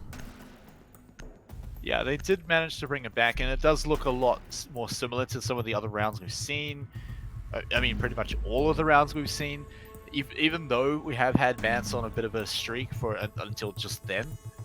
Even the rounds they won, a lot of them were super, super close. Even the rush that came out from Blessed, that one came right down to the wire too. So both teams are clearly very close. So again, we can say it's still a bit of a coin flip, maybe a little more likely for Bans to win each of these rounds, but it still feels like it can go either way. So many of them. It does tie down a lot who can stay alive at the start. Can anyone get the trades? Can Prekills, you know, in particular in that last round, he got locked down quite hard too. And you can see he used all of his gas grenades just over a minute into the round. He pretty much couldn't get much done, although he getting that big kill with the shotgun certainly kept him in it. So Blessed, and they managed to bring it back from that one by trading him back, but I'm also worried a little bit if they get to these tense, tight, close 2v2s, 2v3s and whatnot with only 20 seconds to go, because that's when they start getting risky. That's when they start making some dangerous pushes. And it works out last time, but 3 rounds in a row, there's always a little bit of risk. There is a fair bit of risk, gotta say. Interestingly enough, this is going to be once again a retry of the same site. Given that bar was actually pretty close to being closed out on the previous round, instead you're seeing a slightly different variation now that Nate is the one on the roam. Papa, really, he would have heard the footsteps of the Mozzie player. And this could be actually the demise of the Ash player here. The drones did not spot him in any shape or form, but right now, the momentum, the chance has been lost out, at least for the time being, as right now, Prekills is trying to take up all of the attention to him, so that Nate might just be able to make the play for it. All the frag grenades, all the flashbangs coming through, but Prekills is still holding onto his position. Yeah, Papa and Hamio feel a little trapped over here on the stairs, but Hamio's moved away a little bit, but of course it's right into the line of sight of Nate, who gets a kill completely for free. Papa now, he's going to try and challenge the same thing now that he knows, but there's a trade in the background, but it's Nate. He doesn't trade, he just picks up kills for free. 2 kills for him in the bag right now. That one trade back, it makes it doable for Blessed, but Prekills had already done it. Here we go, ASC now. Goes in for the swing, grabs it, and now we talk about doable. Maybe it can still happen. It could still very much happen, yeah. Space Prism was able to clutch out and grab a few kills before, but ASC being down, this is not what you want right now. This is the last thing that you would really want. Nate seeming to be moving in for the kill, potentially trying to prevent that push. Oh, those track sting is going to be hurting, but oh, the swing! And Bance only 1 kill away from securing that point. Lime Cordial and Pluto full health against the Space Prism that is just above 50 health point, and well, with 45 seconds left to go, not a whole lot of things can be done, as I believe he's still yet to recover the diffuser as well, but things are looking quite grim here for Blessed Esports. Yeah, still even having the clear cameras too, so his team almost definitely telling the rest of Vance exactly where Space Prism is. Even this little camera from Maestro, just pew pew pew, making sure that he knows we can see you, we know exactly where you are, what are you going to do about it? Space Prism, like you were saying, almost no health. At least he's managed to grab the diffuser, but I mean, how much is that really worth when there's no way he can go for a plant?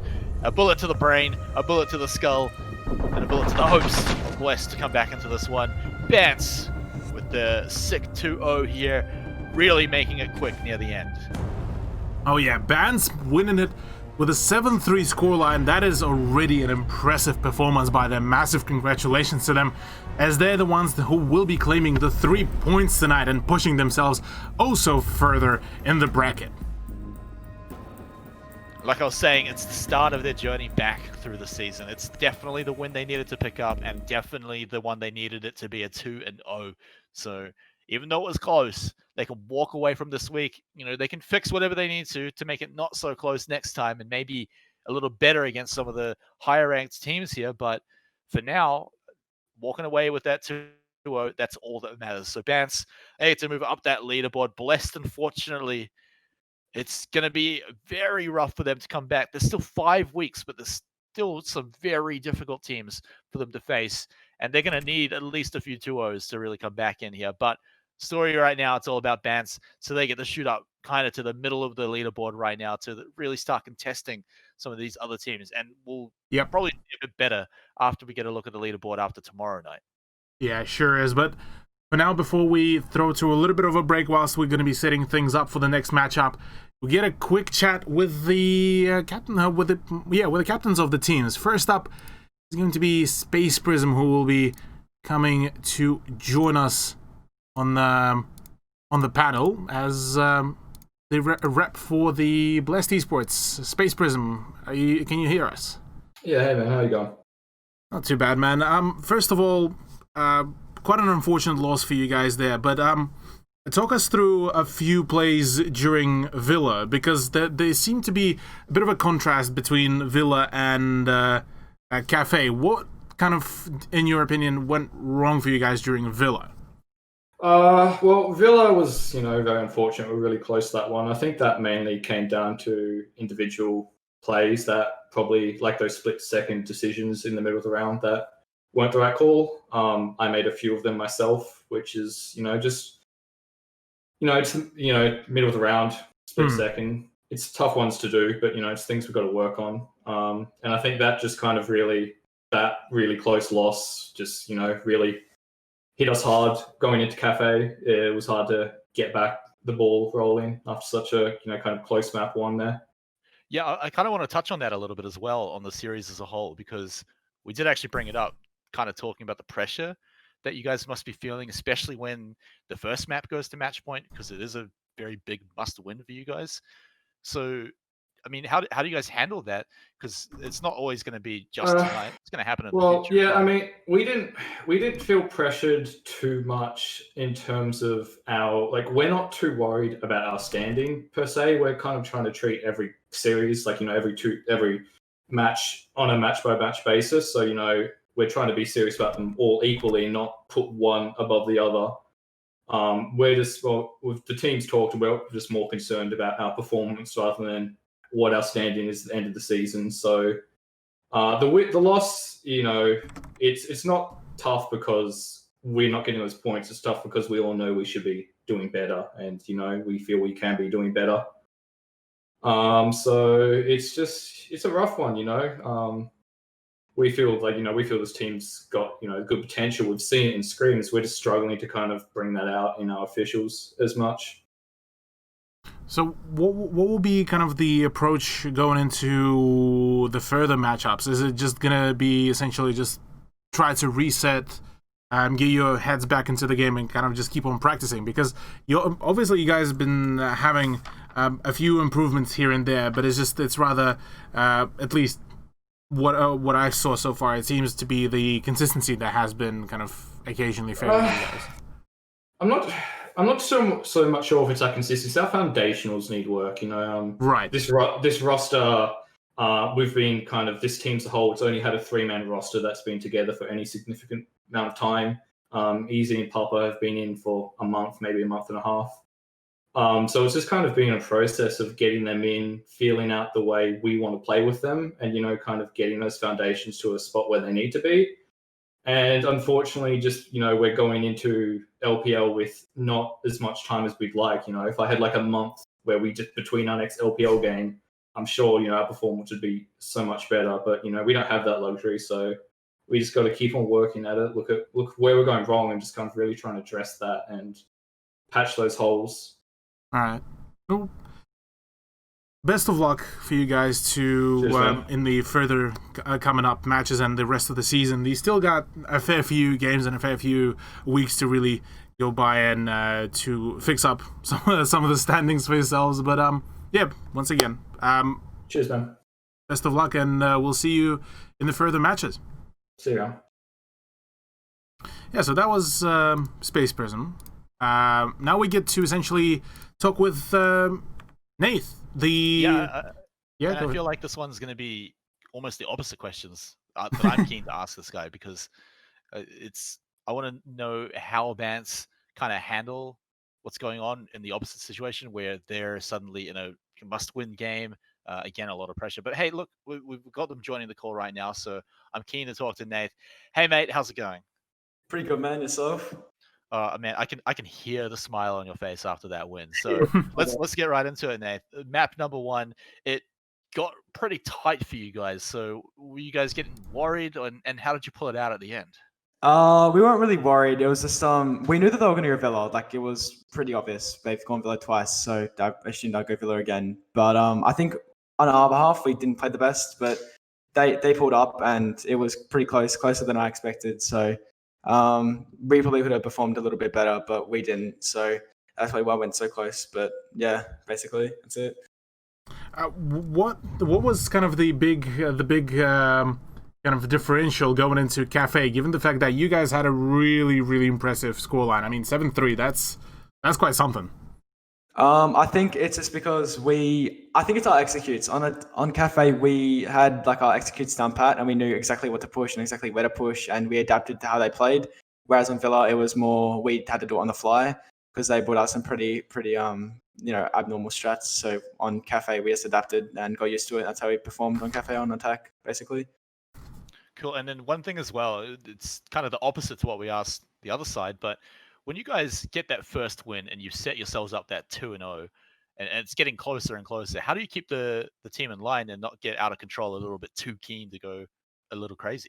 It's just I don't know, just having to calm everyone down, just telling them to breathe, not to break out onto spawn peak or anything because the boys are getting a little bit excited. So it's just I don't know, just a bit of the mental. You just have to calm down, tell them to chill. Only one more round left. Just keep on going. Like only one more round. Think of the round ahead of you, not the 3 rounds ahead of you. So. All right. But yeah, okay. So now that you guys managed to actually push yourselves quite high on the fairly high on the leaderboard, what are kind of the next steps going into the remainder of the season? Because you guys have been pretty much ever since the beginning of the season, kind of seeing yourself on the kind of the improvement pattern. What's next from here on? I think our biggest focus will probably be to avoid relegations, which we've been trying our best to avoid. That's why we had to get the 2-0 tonight. But hopefully we can get one against PC49 or just another team. Hopefully we can snag one. I don't know. Just mainly avoiding relegations is the big thing. We really had to push tonight to avoid them. So yeah, we need the 2-0. Well, massive congratulations to you and the squad. I'm wishing all the best in the remainder of the season, as today has been a treat really to watch you guys. Yeah, thank you so much. I really appreciate it. I just want to shout out Sawyer Lando. He really helped us out a lot with just roles and stuff. We were kind of stuck and we're in a slump. That's why we lost. Well, I wouldn't say that's why we lost the 2 games, but that's why we were kind of on the lower end. But Sawyer really helped us out from Exto. He really got us on, helped us out a lot. So I really want to say thanks to him. Yeah, we're actually going to be seeing Sawyer's team play out in the next matchup. But yeah, thank you once again for joining us, and we'll see you later. Okay, thank you so much for casting. Have a good day. You too, man. See you, man. And yeah, that was Nate. That was his kind of perspective. Finally, Bants were able to kind of break that, I suppose, the curse of the losses, and well, it feels good for them today. Yeah, I mean, you can hear the feels good in his voice. You can tell he sounded stoked, but also the voice of someone that is able to keep that in check. Make sure they don't get out of control. Like he was just saying, the boys making sure they don't get a little too antsy, peeking around corners and whatnot for that one. But there it is, a much needed 2-0, just like he was saying, in fact, to pick that one up, and they lock it in for Band Scamming. Like you said, though, next up, it's going to be PC419 taking on Exto, and this is another one that's going to need essentially both teams to pick up the 2-0, but Exto are sitting very comfortably at the top of the table, and it's time for them to be challenged, and that, ladies and gentlemen, is coming up after the break. Welcome back, everyone. Thank you for sticking with us through that break, but we've had one match done and dusted already. Bands picking up the 2-0 over Bless earlier today. A close series, but it definitely looked a little more one-sided as Bands started to get the snowball rolling, but that's all in the past. At Cthulhu, we live in the present here. PC419 versus Exto. It's going to be the second match of the night, and we're going to kick things off here on Coastline. Coastline indeed. Already we getting charged up from the first matchup, which ended up in a very much of a banger of 2-0 in favor of Bands. And now moving into map and matchup number 2 as PC419 are challenging Exto Gaming here. And well, Exto going to be for both maps on defense to kick things off. And well, to follow, Coastline is going to be also Clubhouse. Yeah, and just to update everyone as well, Exto Gaming picking up the map here for the first one, this one being their one, so definitely look out to see if this is going to be where they bring out anything interesting, if they have any secret little strategies. Of course, Coastline's a more familiar map for a lot of these teams. They've played it a whole lot, they've seen it be played a whole lot, so a lot of it should be worked out by now, but you never know with a lot of these teams, and you never know around this scene as well. things always do happen to come on out here, but we're seeing anything weird here in the bans here, because I mean, I'm seeing Mirror coming out. That always seems to happen. Hibana's not too surprising, but the Jackal might tell something here, Cthulhu. What's going on there? Yeah, Jackal has been seeing quite an occasional ban here and there. Probably him and Mozzie being banned out are going to be the rather more controversial bans within this matchup. As yeah, Jackal is just he's a great operator with great utility to really push out some of the roamers out of their kind of comfort zone, you could say. Whereas Mozzie ban, I mean, we saw how impactful Mozzie can be. His gun's great. He can be a great roamer, and he has a C4 on maps like similar to Villa, similar to even Coastline. He can be extremely powerful with those explosives from below. Okay, Cthulhu. Let's, okay, no, never mind. It's going to change. I thought we were going to get. Yeah. Thought we were going to get Capcan. It's always a little fun. But anyway, Cthulhu, let's jump into Coastline. Get your bathing suit ready, because we're going to go for a swim here over onto Coastline, one of our favorite holiday spots, and it's all thanks to Vodafone for supporting the event here, that we can have this lovely little esports match here. PC419 versus Exto. Let's get right into it. Sure is. The first round, first side that will be here defended is going to be Hookah Lounge and Billiards, as this is going to be the site, the position to kick things off, the usual kind of preferred site to really be picked.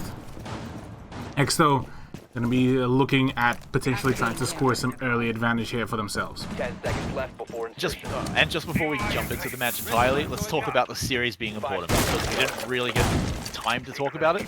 It's PC419 need to grab that 2-0. They've had 2 draws so far, so they've only got 2 points throughout the season. Exto, though, have been the only team, in fact, to grab 2 2-0s in this series. So they are sitting 4 points ahead. It's not even possible for PC419 to overtake them in the leaderboard after tonight, but they need to get the 2-0 to start that lead, and they need to get that 2-0 to really break away from not even the middle of the pack anymore, just further down the leaderboard than most of the teams.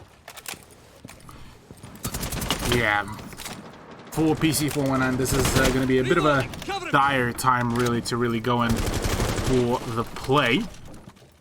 But yeah, points differential is certainly there for Exto. Even if they will take an L here, it won't be as impactful as, say, for PC419. So I would imagine that they wouldn't be really stressing, at least yet, about some of their strats, about some of the ways they could be playing out. So we might just see a bit more of a relaxed Exto, or for that matter, we could be seeing an even more so reinforced Exto gaming, where they could just turn up the heat 10 times even more, and just, yeah, take another set of 3 points for themselves.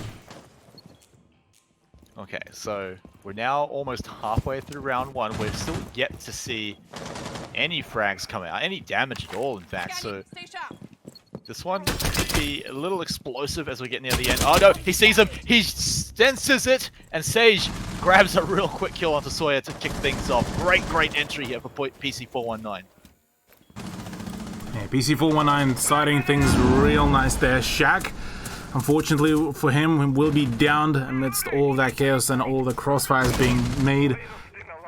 But right now he should be able to at least withstand, and so he does, and well, with that withstand also claiming the life of the Valkyrie. So Jordy out of the way, pushing it into a 3v5 is a solid day, a solid beginning here for the game, but Shaq now finally taken out by the swift shot from Shoots will be allowing Exto just to get oh so closer to maybe making a return here on the round number 1. Shaq, though, with that kill, now makes it a lot more doable. In fact, just way more winnable for PC419. They were already in a pretty solid lead here. Now a massive numbers advantage. The plant now going down. Exto have to move in. Shoots and Mitchie are going to have to go through some awkward angles. One entry even blocked off by the flames, so you can already see that they're being pushed back quite a way away. But Mitchie now about to move in. Shoots has already got 1 kill, but he gets taken down pretty quickly. All up to Mitchie now. He's got 3 people to look at very quickly. Gets 1 of them done. Doesn't take too much damage either. Still 27 seconds. So he can take his time on this. but the pressure is still getting there. It's building up and up. Noob and Sejon are just waiting for it to happen. They're waiting for the defuse to start going, and he's just trying to bait it, but there's too many places to look. One more then is going to be doable, and PC419, round number 1 is theirs. That was a very nice, very explosive first round for PC419 to kick things off, and that will be potentially setting themselves up with a nice initial pace to roll off, which you love to see it for some of the teams. Well, actually, for that matter, for all the teams, you love to see it. Yeah, PC419 opening it up pretty well, but again, kind of in a similar fashion. It's still a little closer than maybe it would like to be for PC419 for sure. It definitely feels like a round that could have gone either way. There was a pretty good entry frag coming out from the IQ that just started things off really well for them, but you know, it could have easily gone pretty badly. I mean, remember Shaq, how he was pretty much on the ground, almost all but out, but managed to pick up a kill after being brought back up. There's easily a world where one straight shot takes him out before he can do that, and then things look way more doable for Exto. So, again, a really close round is what I want to say for that one. Yeah. Well, Exto now will get yet another chance to try to make it a close one again. This time it's going to be in the kitchen and service entrance, and well, that side does require for half of the time really to have some control up above. So here for Exto, instead of prompting to have some solid setup up above, they're rather going to be playing a little bit of one-dimensional play rather. Which is sort of interesting. You'd expect them to maybe look for some sort of vertical play. They've got plenty of C4 as well, so they can control 2 floors. That can definitely be a big factor in it. Sage is going to get plenty of info as well, so probably not going to go from that entry point. But looking for some pre-fires, looking for some cheeky entry frags, but this is all on a bit of a hope, because it's not very likely to grab anything just this early on at the moment. Yeah, nothing just yet. It's rather more of a, right now, info gathering game right now between the two teams, just trying to find the right places. But just as I say that, the info has been gathered, and it's the frag. Shoots is the one that will be going in for that kill. And he's still very locked down as well. Needs to get back inside at some point, but already 4 members falling, dropping down to the ground. Shaq is crawling around, but eventually Shoots is finished off after being pinned outside, so they get Shaq back up again. Does he do it again? Does he manage to get a kill on barely any health? Pun will manage to get one as well, but that's pretty much all the job that they were looking for. They've set up the 4v3, but again, remember, Shaq drops to a light breeze right now. Any stray shot can take him out. He definitely has to watch his back constantly, or at least make sure his team is doing that. Yeah, he'll need to be a little bit more cautious, because his utility is going to be absolutely crucial here for some of the pushes and some of the plays. And well, yeah, straight bullet could pretty much end his whole run here in this round. But so is Sajin, given that he is just about on a similar amount of health as his teammate. We'll be putting a little bit of extra challenge, I suppose, to PC419. Whereas for Exo, man disadvantage is going to be a little bit more negligible, but Sajin is the one to just keep things rolling in his team's favor. Yeah, and not going to be Shaq this time, but Sage getting the kill on almost no health. Luckily, he does have backup, of course, so it makes it pretty much confirmed. Shaq, though, he says he did it last round, so he can do it again. He'll also pick up a kill on pretty much no health. Sawyer, with a bit of a dream here, probably not going to grab this one. PC419 already really set up for it. Diffuser already being planted down right now, so Sawyer probably going to rush right in. He'll take out Shaq, but remember, he had no health. Got the easy kill out of the way. Needs the next one off the Sage. But just 3 targets he's got to worry about with a ticking time bomb right now. They're all above him and around all of the angles. PC419, they worked pretty hard on that one from the start to set up the win at the end there. Next round is theirs. Continuing that streak early on for themselves and just making sure that their momentum is there for the taking. It's a huge thing. I mean, initially, first rounds usually can be kind of sent to that kind of the first round kind of jitters, like I mentioned before. This time, no. PC419 decided to early on lock down the early lead and just keep things rolling for themselves. And if they are able to keep it running, well, we just might be able to find some even more fantastic peaks from PC419. Whereas for Exto, things are looking a little bit dicey. Maybe they still yet to adjust to the pace. We'll have to see in just a little bit.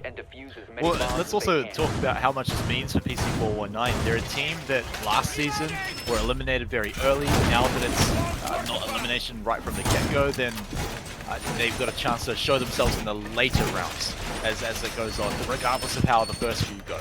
They've only drawn so far, so it hasn't been the worst, but they're pretty far down the leaderboard at the moment. So for this week to come in and get 2 pretty solid rounds against the current front runner right now, it's going to be good for their morale, their momentum.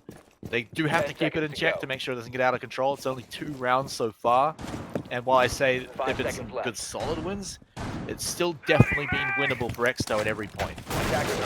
Oh yeah, Exto could very much take each and every one of those rounds, and well, it's rather more coming down to most of the time half of the, like all the gunfights pretty much. So here on round number 3, Exto might be looking at potentially nabbing those frags for themselves, as the sledge of PC419 Tesla completely unaware. There's the shotgun coming out, and there's the drop, there's the kill, nicely done by Jordy, and he will be able to actually run away scot-free, as the rest of PC419 just weren't able to really follow suit. Yeah, pretty crazy as well, because Jordy was right around the corner from being just taken out there, so has to be very confident to be able to make that kill. Of course, he did have vision on the sledge, but any other teammates could have been just around the corner. So with that, though, we have to talk about what it means, because the 5v4 is now set up. They've lost Tesla, a big amount of rotation power now gone, but they still have plenty to work with at the moment for PC419, but this is the first time we're seeing them at a real disadvantage from the start. Yeah, and this is what could potentially pretty much push Exto into finally getting themselves that round. Sajin is out there on the prowl looking for some of the yummy electronics from down below, but can't seem to be able to find anything, or at least just yet, and will instead rather go on a drone. Remainder of PC419 will just be awaiting essentially for more information to be gathered around, but Shoots on a run out will be able to claim yet another life there, and now it's Noob off board. That is your Nomad gone. The very operator that is supposed to watch the flanks, well, she's the one dead now, and well, now in a 3v5, things are looking a little bit unfortunate here for PC419. Yeah, from here, there's not really any good angle they can take to get into the site. They're essentially going to have to pre-fire, hope they can get the spots correctly. That smoke is definitely going to help. A gas grenade right on top of the site too. But this fight's going to be what matters. Sejon just looking right down the hallway. It would be where they come back into it here on attack. They need to get these kills here. Sejon needs to find something from the outside here, because Shaq and Pun on the inside, they're going to find it very difficult to get it done. Here's where it begins. Sage, he's just looking for the pre-fire, but it was just not enough. He gets one up on the edge onto Edpan, and he still isn't getting punished for this. He gets to get out of there. Jordy too afraid to look out the window, but he just needs to run the clock down, and it looks like they might be able to do so. Certainly being able to run away scot-free with a few kills is a good feeling, but right now all of the shots, all of the angles are definitely looking against PC419. Shaq was the last man standing, but even he won't be able to withstand the onslaught. Mitchie's to close out the round, and Will Exto, after 2 rounds of just complete PC419 domination, do manage to find their mojo back. And see, that's a good example of maybe getting a little too overconfident there. As I got too keen there. I got a little too hyped up by Sage, thinking maybe he was going to come back. And then you look at the numbers and you're like, oh, wait, hang on. These guys are still in a pretty awful position to clutch the round out. But it does show that Sage can make some plays happen if things are maybe a little closer.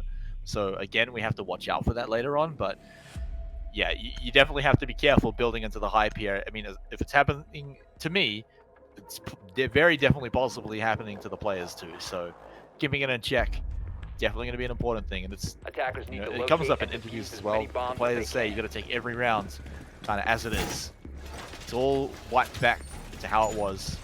No round has any advantage over the others.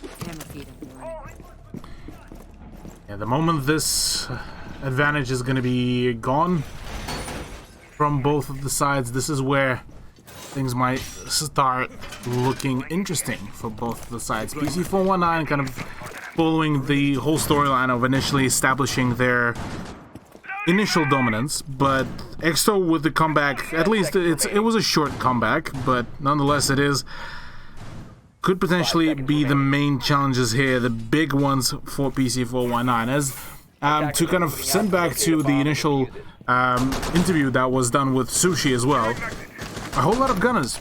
Pretty much every team is a scary one to play against, and every team introduces the chance of pretty much losing out on the point. So this time, Season 2 of LPL Pro did grace us with some fantastic set of teams that will be able to bring in the heat no matter what. Still plenty of cameras here setting up for Exto. So they have a pretty good idea of which rooms are looking nice and easy, nice and defended, and which ones maybe not so empty. But here we go, PC419, they've spent a little bit of time just trying to get a position here so far, but Noob just going to be looking around the corner. Remember, we want this Nomad for later on in the push. PC419 definitely use it very well to get these air jabs down, flush out the defenders from their positions. Exo definitely don't look like they're going to be moving anytime soon. Maybe a run out of best, but they definitely like to hunker down.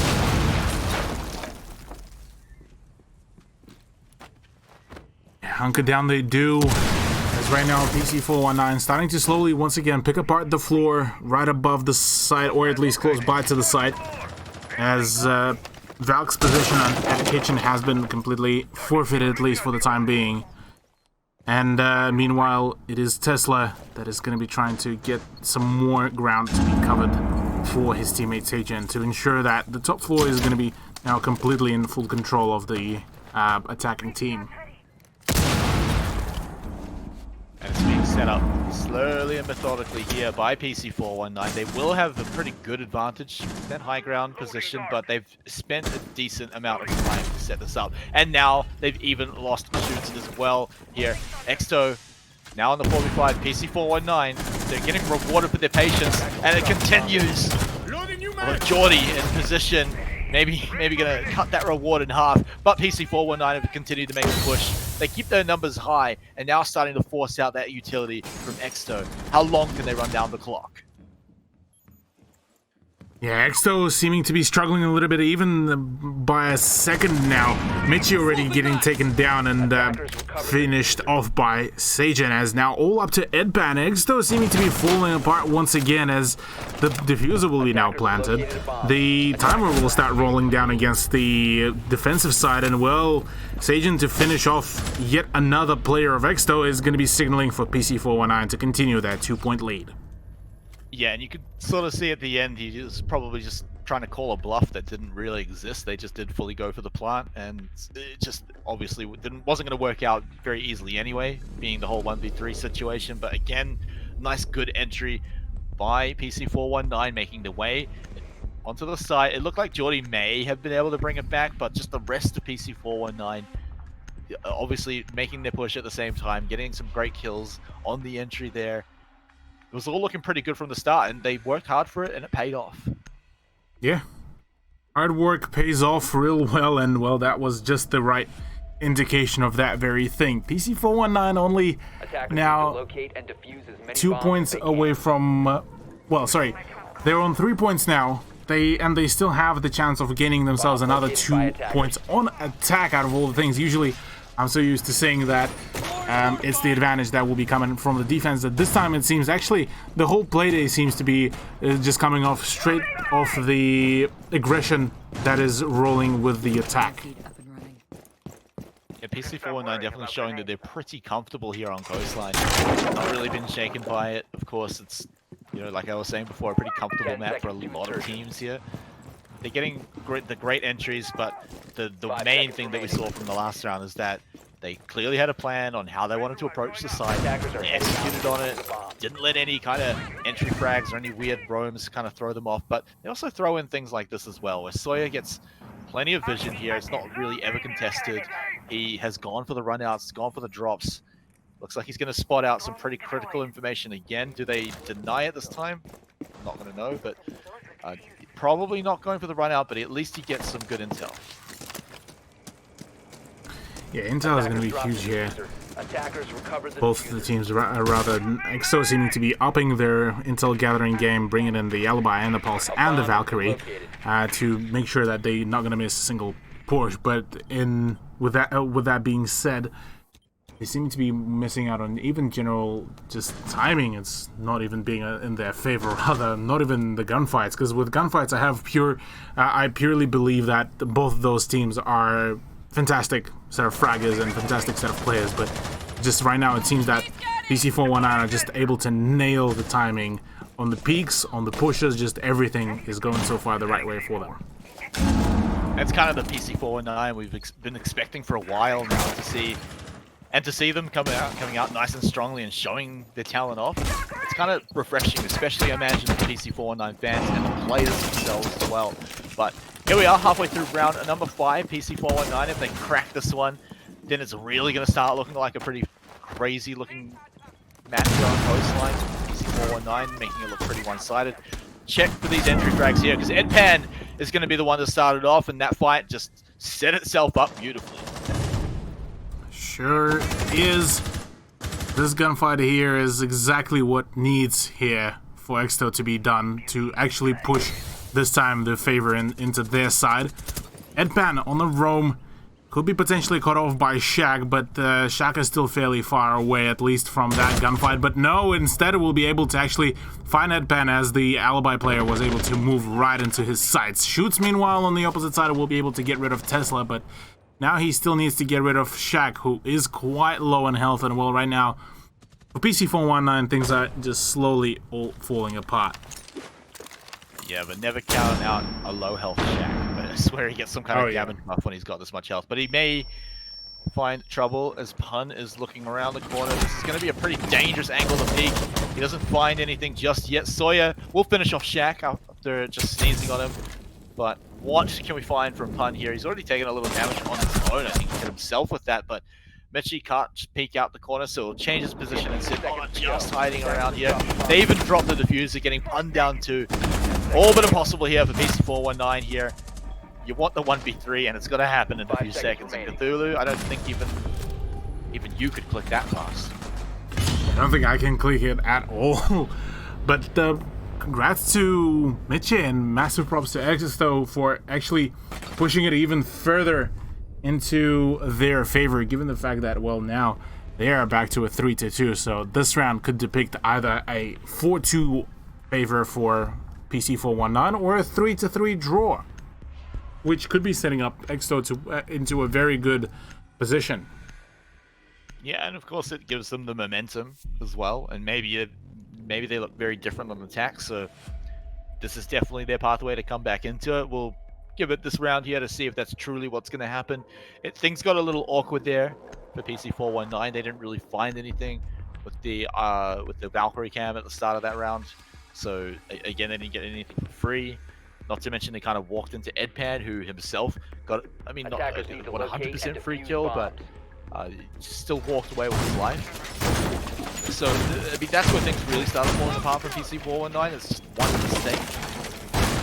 See if they make it again here, or if Exo can continue to spring the trap on them, get them to walk into it. Of course, it's really just going to set us up for the momentum for either team. We're going to get that really close second half, or maybe PC419 just start carrying ahead. Yeah, well, this will be the potential indicator for this, but right now, looking at the overall setup that PC419, sorry, not PC419, Exto are going for, it seems a little bit more aggression could be coming out. Some extra cameras to go with, as Jordy is the one to actually on the lookout. That is a neat camera, by the way, I gotta say. This is quite clean. And won't be seeing actually anyone, at least just yet. The runouts will be postponed until further notice, whereas for PC419, they're just going to be awaiting any further pushes or any further aggression, potentially, given that a fair few of their plays so far seem to be a little bit kind of played off the aggression that Exto were trying to bring in. By process of elimination, Exo have worked out at least some of the angles that 4-9 are going to be approaching.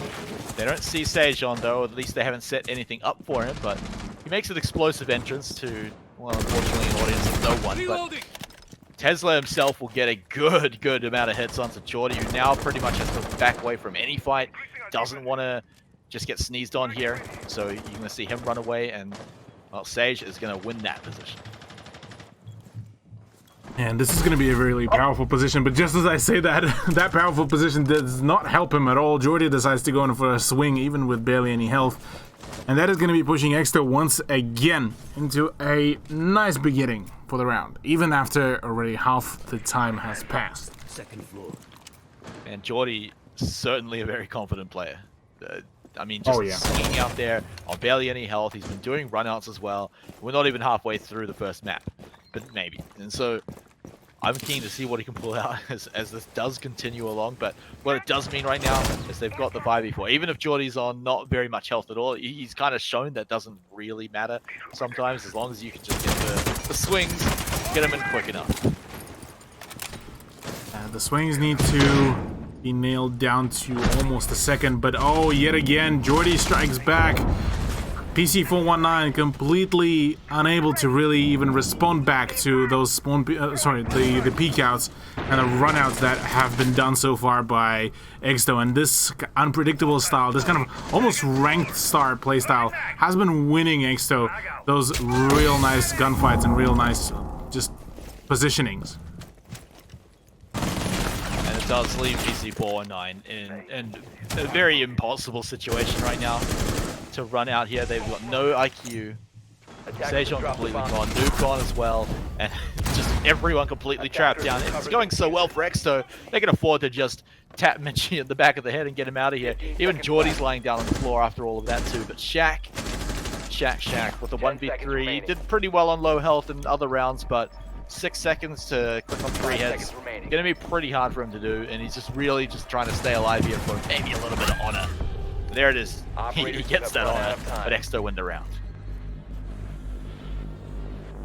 Yeah, Exto is able to, the moment they are able to find those early frags, the moment they're the ones to kind of swing the initial momentum into their favor, they are the ones that seeming to be pushing that favor, that round into their side, rather than PC419. Meanwhile, but now the defenders, PC419 were just seeming to be falling apart the moment even a slight bit of deviation has been introduced into their strats. But the moment they are the ones that are able to finally find the kill, the early frag, maybe 2, this is where it's their game to push. This is where they are able to kind of swing in by the books and just be able to completely obliterate their opposition.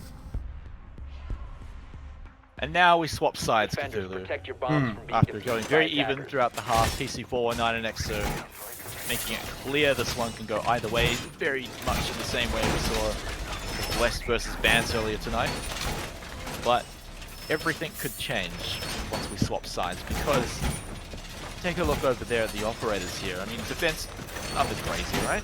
Nothing too weird, but we got a certain Korean operator jumping out at us here. Jordy jumping onto Doku.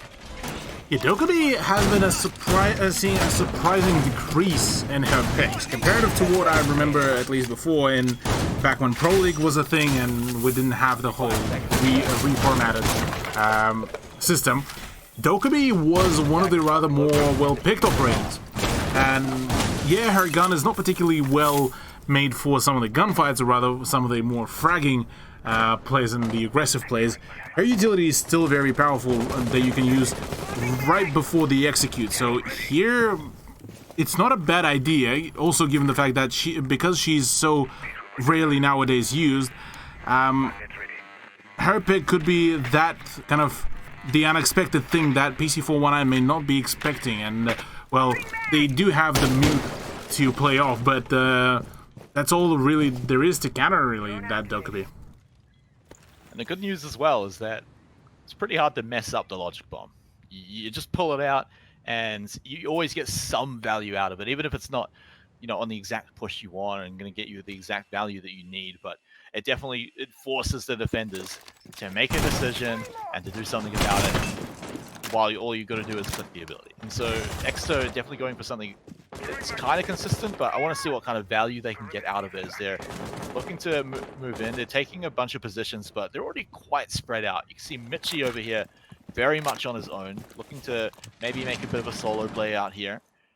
Or we'll see if he does end up linking up with his team again as they go in. He shoots as well, also looking for his own kill through the wall. Again, if they can find any of these kills pretty much before anything important starts happening, that's great.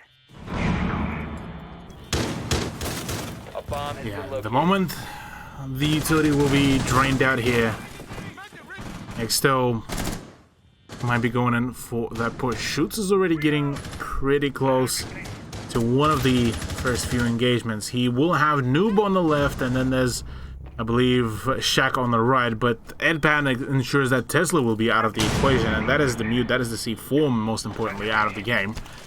And with the logic bombs coming through, well, there's an attempt to go for the plan. Sawyer will be promptly will fall back after taking 50% of his damage. Damage to his health. There we go. I can't seem to be able to close out this sentence, but nonetheless, check on the flank. Should be able to find that shot on the bump. Yeah, it's going to be real important. I think all the logic bombs have now been used as well, but here he goes. He goes in unseen, and Edpan taken out very, very quickly. Noob with his last gas grenade as well to buy any more time, but Sage has been knocked on to his on his back, I guess. I don't know, crawling around on the ground and not able to find anything at the moment. But Exto, they've gone for the plant. Jordy's going to get it down, and Sawyer's going to get 2 kills as well. Exto are executing this final push almost flawlessly, losing basically no one. Shaq with the lone hope gets 1, but it's still continuing to tick down, and Sawyer only just knocked down as well. So all but impossible there for him, but a very, very clean execute there at the end. Yeah, Exto's managed to really ramp up the numbers here and the momentum for themselves, starting from a bit of a comeback at the middle of the first half to push it from 2-0 back to 2-2, and then a draw of 3 apiece. Now pushing full swing, the momentum and the points in their favor now.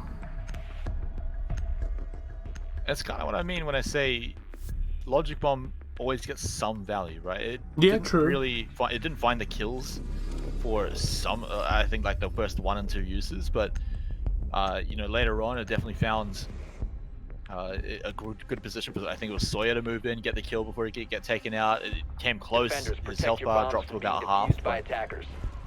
Imagine that the added help of the added certainty that Logic Bomb definitely helping out. Although we won't get Dokkaebi this round, it's going to be a win.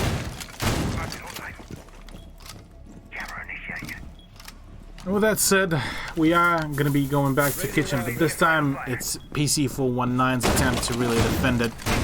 Last time we saw kitchen, it was taken by them pretty swiftly, but it was one of the last few rounds where they had a streak going. But now it is Exo who are making the big push, the big comeback here, and the big swing of points in their favor. For now it's only a single one, but I wouldn't be surprised if we're really seeing all of a sudden a large change in points. That's a nice position for the plate as well. Sorry, not the plate, for the magnet. Looks kind of like a plate. You could probably use it as a plate. Yeah, although if you have a knife and fork, yeah, that's unless not they're going to be plastic, favorable. they're going to be sticking to the magnet. Yeah, you're going to be having quite an issue getting the knife and fork off the plate. So, alright, so we've worked it out. If you're eating food off a 1x magnet, it's got to be fish and chips and not a steak. Activating drone. Okay. Just casual, almost midnight Kiwi thoughts here about Wamai's plates. Oh, about See, now I'm Wamai's doing plate. it. There's magnets. Yeah, I mean, hey, plates, magnets, they both look the same anyways. Both of them have a round shape, a bit flat on 2 sides, so yeah, it works. But to also come back to what does also work is so far Exto's push, at least in the previous round. For this one, they will still need to sweat their cheeks off to get that dub, but so far it's a calm before the storm, really. Jordy has been anything but calm in a lot of his rounds. He's got some amazing kills, mostly on defense with the Valk plays, but it's still continuing here. Onto attack. Finding some pretty excellent stuff. I mean, on the IQ as well, so he can easily lead his team to a lot of these really effective pushes that we're starting to see come out from Exo right now. Shaq has had some pretty excellent moments too, but going to be pretty hard to do that while blind. Tesla as well getting caught out by that too, but they just go for it anyway, and they actually find shoots too. So now we've started to cripple Exo a little bit here without one of their top fraggers getting it out of the way, but they do still have players like Jordy and Edpan. Exo are not out. Not at all, not in any shape or form. Although that early man advantage, well, it was an early man advantage, would have been good, but right now Mitchie, big swing, big set of kills, and that is the full control of the top floor now, quickly established by Exto Game. By attackers. Sage, though, has been having a pretty good round himself. A little bit out in the open here, but we'll be able to make the run of faith across the courtyard and be able to find his way inside. Has to be careful, of course, but PC419 still have some tools. They don't have a C4, but some gas grenades to be able to buy themselves in just a little bit of time. Sage can find one of these kills here, but he's again running across the hall, looking to get any kind of surprise kills here. He's going to be roaming pretty hard, but also so will be Pun. And Pun taken out here is starting to be the nail in the coffin. But Exto have to make the push sooner, and they're going to make the kill. Sage, sneaky beaky little kill there. Finds Jordy of all people too. Now Noob and Sage just have to hold down the line. One defender down though. He gets a trade back though. And Sage, the hero of PC419, has got to make it work. The plant's gone down. Now he's got to find the 4th kill of the round. And it's only going to be a triple, which is just not good enough for Mitch. Yeah, Mitchie decides to really get that measurement contest going, and well, if Sajin gets a 3K, I'm gonna get an ace, and well, so he does. Exto now in a 2-point lead against PC419, as it seems that now the EXG machine cannot be stopped. Yeah, and this is something I think we saw in another time where we even saw Exo maybe a little far behind. They started cracking a bit of a streak. They started getting the ball rolling. Now they're sitting one round away from match point in pretty much the same position, winning rounds that seemed a little risky as well, throwing curveballs as well, like Lion now coming in. So what are you thinking when PC419 see this, when they see Lion coming out? Yeah, for PC419, yeah, it could be rough. Maybe initially they could be thinking that this could be a bait, as Lion is one of those ops that isn't usually being played out, but right now, given the fact that Exto already managed to bring out the Dokkaebi, they're now bringing in a Lion. I don't think it would be too surprising for PC419 to really think that this could also be played out. So for them here, they're just gonna need to be wary as to where, first of all, where Tesla is gonna be putting down his mute jammers, as those can be played off very well during the Lion scan. And 2, well, they need to be very cautious as to when they're gonna be doing the moves. Definitely feels like Exo are trying to throw to locate a bomb and defuse it. the operators that play very much, but also it's kind of easy to get the information out there, right? You kind of just hit, and you're probably not gonna miss your ability, right? So Jordy gonna get some pretty decent information, kind of similar to how he got with Dokkaebi. It's gonna be A bomb has been consistent. located. PC419 again, are just gonna have to deal with that in a situation where normally you don't normally have to think about this, but Exto are just throwing at them again and saying, all right, if you don't, then we're going to be on match point. Yeah, if PC419 ends up losing out on this round here, this is where things are going to be starting to look really desperate. I mean, like you said before, early on, they need that 2-0, and that chance of a 2-0 is being pretty much flying away at the speed of sound, really, given that it's just, yeah, they've been losing out on some of the rather more basic gunfights or some of the trades. Even during the attack, when they had the initial momentum, it seems that it got stumped pretty quickly. Well, so I mean, so far this one's been a little slow. Oh man, that drone. I think I saw a bit of a helmet there, so Maybe Sage, maybe in a little trouble here. The flash is coming out, it's completely blind, but nothing to push out from it either. But Geordie, meanwhile, getting the kill onto Kessler, has started this round off beautifully, setting up Exeter to move on to their match point. Sage looks like he's going to be the next victim as Edpan closes onto him. Doesn't even lose any health in the push either. 5v3 now situation. PC419 on the ropes. They're looking quite desperate. Shaq, Pun, and Noob, the last 3 men standing before Exto could potentially get themselves that match point going. Another Goyer shield to be detonated here, and Noob will not have any more cover if he will be trying to go in for the peak. Meanwhile, for Exto, not a single bit of health has been lost as well. And Geordie, with his EE1D, will be coming out. There's the first scan, but no success, no pings just yet, as PC419 just holding steadfast. Yeah, really good patience and trigger discipline coming out from 419 here, making sure no extra information is given. This is a clutch moment. They can't give anything away for free. Just like this, Pun, he gets the kill. It's going to be traded somewhere else though, but Pun keeps his life. He loses some health due to his own flames, but well, actually Shaq's flames. But here it goes, it continues. Now it's all up to Pun. Once more, a triple kill. He needs to get the ace here. He wants to get this round. Gets the one he needs. Gets no, not quite another one. Goes for the drone. Goes for the drone, but it was the wrong move. And Exto go in and execute on that mistake and move on to match point.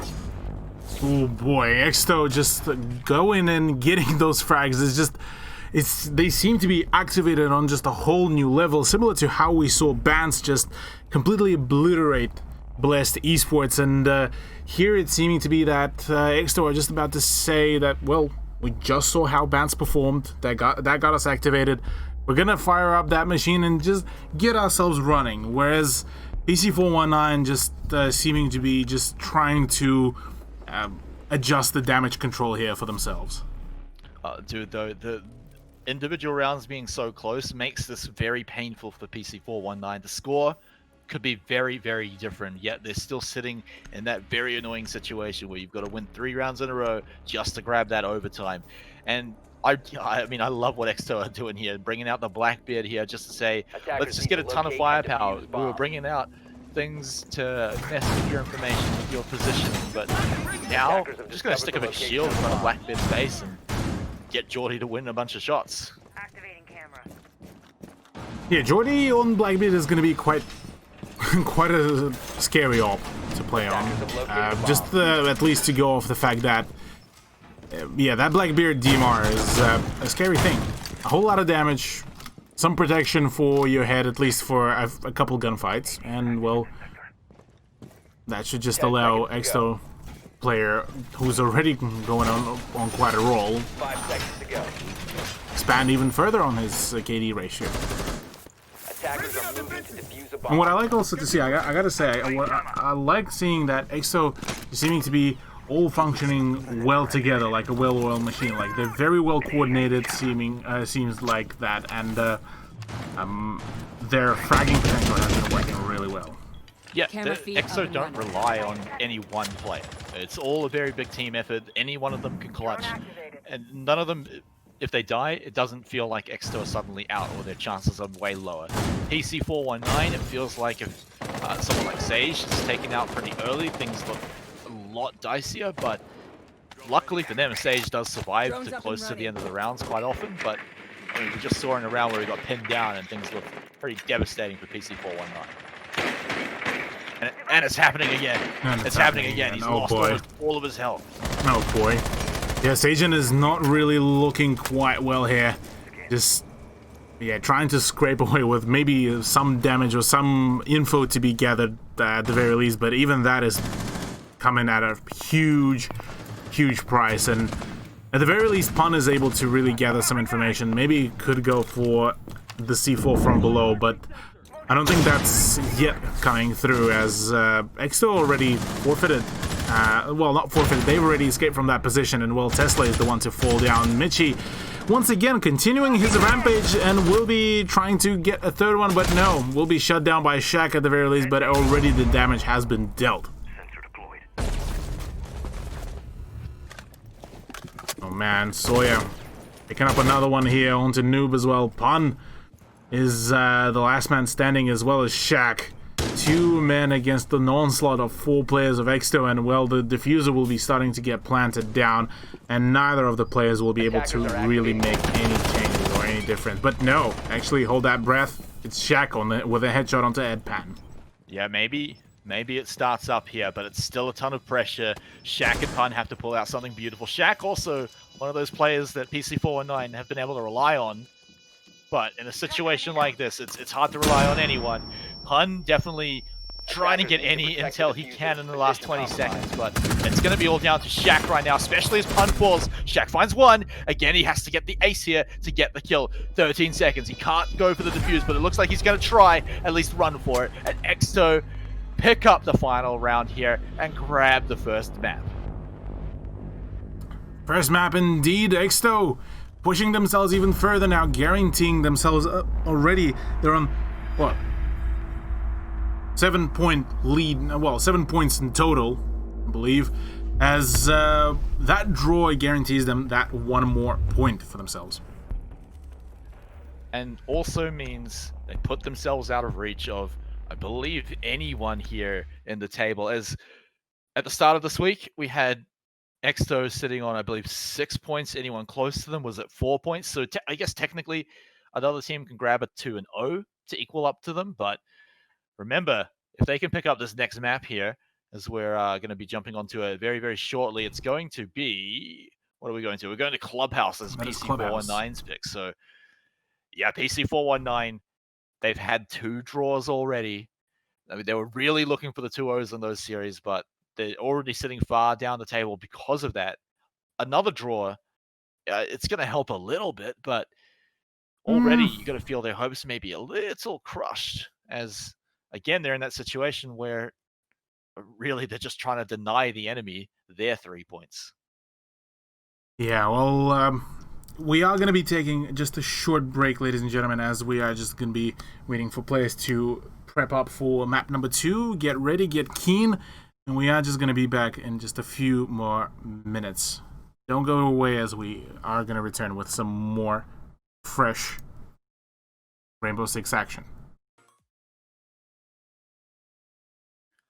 And welcome back, everyone. It's almost midnight here. We're almost all the way to Wednesday instead of Tuesday here in New Zealand. But it's Smite and Cthulhu bringing you the final map here of the night. It's PC419 taking on Exto. They really want to grab the draw here, PC419. Exto want to just close it out for the quick and easy 2-0, and they're looking to get it done here on Clubhouse. Yeah, Clubhouse is, I believe, that is the... Correct me if I'm wrong. Yeah, that's PC419's pick. So we just finished up on Exto's comfort pick, where they were able to just absolutely decimate their opposition in face of PC419. And now on PC419's ground, they're looking to do just about the same, but only time will tell whether this will be true or not. But my god, that last map was just... oh.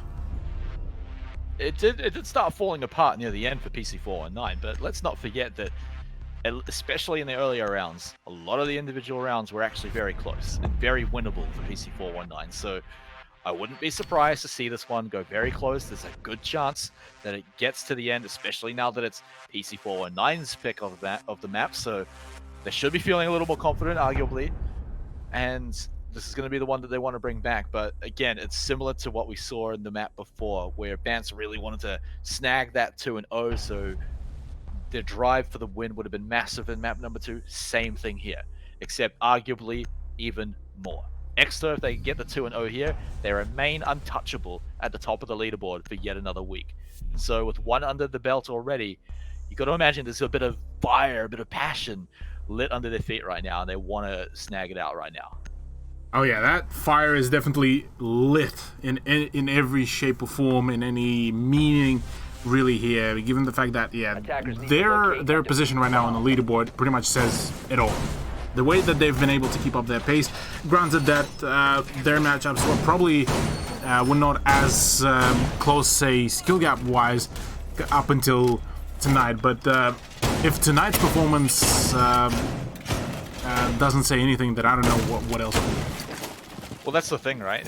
If they're going to start losing rounds or at least stop getting the 2-0s, PC419 is the level of team where it will probably start happening and start challenging them. But already XO are kind of showing like, yeah, it's definitely closer. Some of these rounds certainly close, but 5 seconds to go. overall the points were still massively in the favor of XO, especially near the end here. Attackers must I'm locate going to go ahead again. This time it's going to be Edpan on the Valkyrie here because we've put Geordie over onto the mute. So is Edpan going to be the one to make some of these crazy runouts that Geordie does?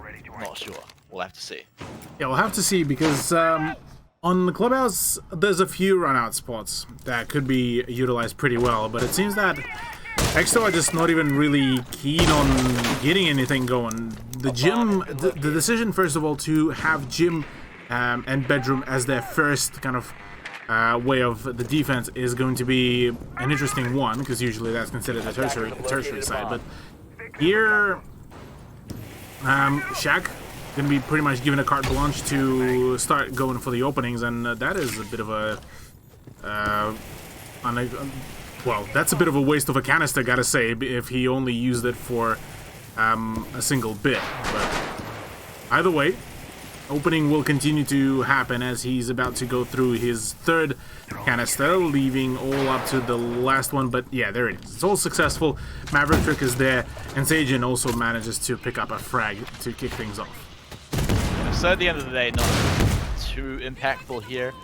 They've already got the one frag to open things off, so PC419 have already started to set up on this round pretty comfortably here, showing that definitely confident here on Clubhouse, but someone's making a run out here. I wonder who it could be, but Sage not really worried about it on his side of things. It's really looking like it could have been on the other side of the map here. 4 members of PC419 looking to make the push here. Just going to be a swing and a miss there, unfortunately. But that's all good, as they still have a pretty good control of the map here. Now that they can finally start running in, but the question is XO going to just let them do it? Yeah, well, we're just about to find that out. Sawyer is in a fairly comfortable position in the bathroom. We'll be watching his teammate die to the hands of Shaq. As Z4 flying out will only be giving a scare to the Maverick player. Meanwhile, it is Geordie to find the frag, but instantly getting shut down. Sajin and Noob are just all raging through the whole map. It's all up to Edpan to try to make things work here, as right now he will be able to find the headshot, but will be swiftly taken out by Sajin. Once again, the man is just on a roll here, and well, boy oh boy, what an explosive start for PC419 once again. Yeah, pretty rough for XO to find any way to deal with that. PC419 really stacking up pretty hard with 4 members all together. You could see them kind of teasing things like runouts and whatnot to try and deal with it, but at the end of the day, PC419 just had the numbers, the accuracy, and even just all the holes in the walls that they needed to make the plays happen. And so, pretty solid round from them. The kill onto Michi right at the start definitely made it a whole lot easier when you don't have to worry about as much roaming. Yeah, roaming didn't really particularly work out there for XO. Maybe they will make some amends at least further down the line, but for now in the church and Arsenal defense, they are going to be bringing in pretty standard lineup, probably a bit of an extra reinforcement rather for the breach denial in the face of Kaid and the bandit, as well as that bringing in an alibi whose utility first of all will be able to bait in maybe a few shots to get some of the cheeky info gathering, and 2 the impact grenades for the impact trick on the kitchen hatch. And it's a Geordie to bring out these. I mean, Alibi's not super weird, but it's definitely a little more out there than some of the other ones. Oh You yeah, definitely see it a little less often, so it is Geordie as well. 5 seconds left It's not a before surprise to see him being the one to pick that one up. Definitely the player that Attackers I would must locate give the and responsibility defuse of the bomb. doing these tricky things and trying to surprise their opponents, try to throw a spanner in the works, and make them think differently from the play, make them just second guess everything. I mean, one of the best players to be able to do that for. oh yeah, the alibi is definitely going to be the one to be able to throw in quite a few spanners in the works of the opposing team. So here's how will that be utilized, or to which extent rather. Bomb located by Yeah, attackers. the proper question. Michi deciding to really reposition a little bit his ADS devices, given that, well, there's not yet enough pressure on the blue tunnel to really warrant some presence there, but PC419 instead will be rather prompting to go in for attempt at breach at the kitchen hatch and then maybe the dirt tunnel as well. Yeah, Clubhouse can be a bit of a slow one. You can get that initial breach pretty much immediately, and most teams don't. It's quite hard to, but here we go. Now, at least some members are being able to enter the building, trying to get a position above. Make sure anyone sneaking around below will be able to be taken out. Plenty of holes in the floor around left by the defenders. Exto trying to fire back here onto Tesla. Don't find him. He may be able to find a cheeky little nade spot down to the floor there. We've seen Luke not actually get a few of those, but still nothing here just yet. Geordie's the only one to really take any damage. And PC419, it hasn't been the longest part of the round yet. They still have plenty of time to set everything up. They're getting that position above, and that's won them the round before. Let's find out how will the rest of the round go through. As Geordie, yeah, did take quite some damage, but that throw by Shaq with the frag grenade could have been a huge one. Again, cooking it up, throwing it up, and well, there's the grenade, but a little bit overcooked there, mate. Yeah, overcooked, or it hit one of the beams, I think, as well. Gas gonna now start coming out and saying, all right, tunnel, not an option anymore. Not an option anymore, mate. Unless you want to wait until the final 10 seconds. So, Edband gonna get that entrance completely locked down. You can see PC419 really just trying to move down the stairs, but they definitely have to be really careful about this. They do have plenty of good positions up above, though, so they can find the kills through the floor. That's how they close out the round. Sajin continuing his rage, but will be shut down pretty swiftly by shoots. The feet of the bandit player will be revealed as now he is down. The diffuser will be re-picked back up as Michi is the one to try to turn around this situation, but as Sawyer falling down, it has a Tesla and Pun now picking up a kill into Edpan now. Pretty much nearly solidifies the fact. Yeah, the plant was cancelled because of the gas grenade by Edpan, but now in a 2v2 situation, things are looking a little bit grim here for Exo as shoots once again will be falling down. All up to Michi, the man, the myth, the legend of Exo Gaming, will be looking to net himself yet another potential clutch, but not right now, maybe. Yeah, he's got the time to plan it out for sure, but we all know how these go. He has to get the perfect peaks. Probably going to have to rely a lot on this pre-fire here.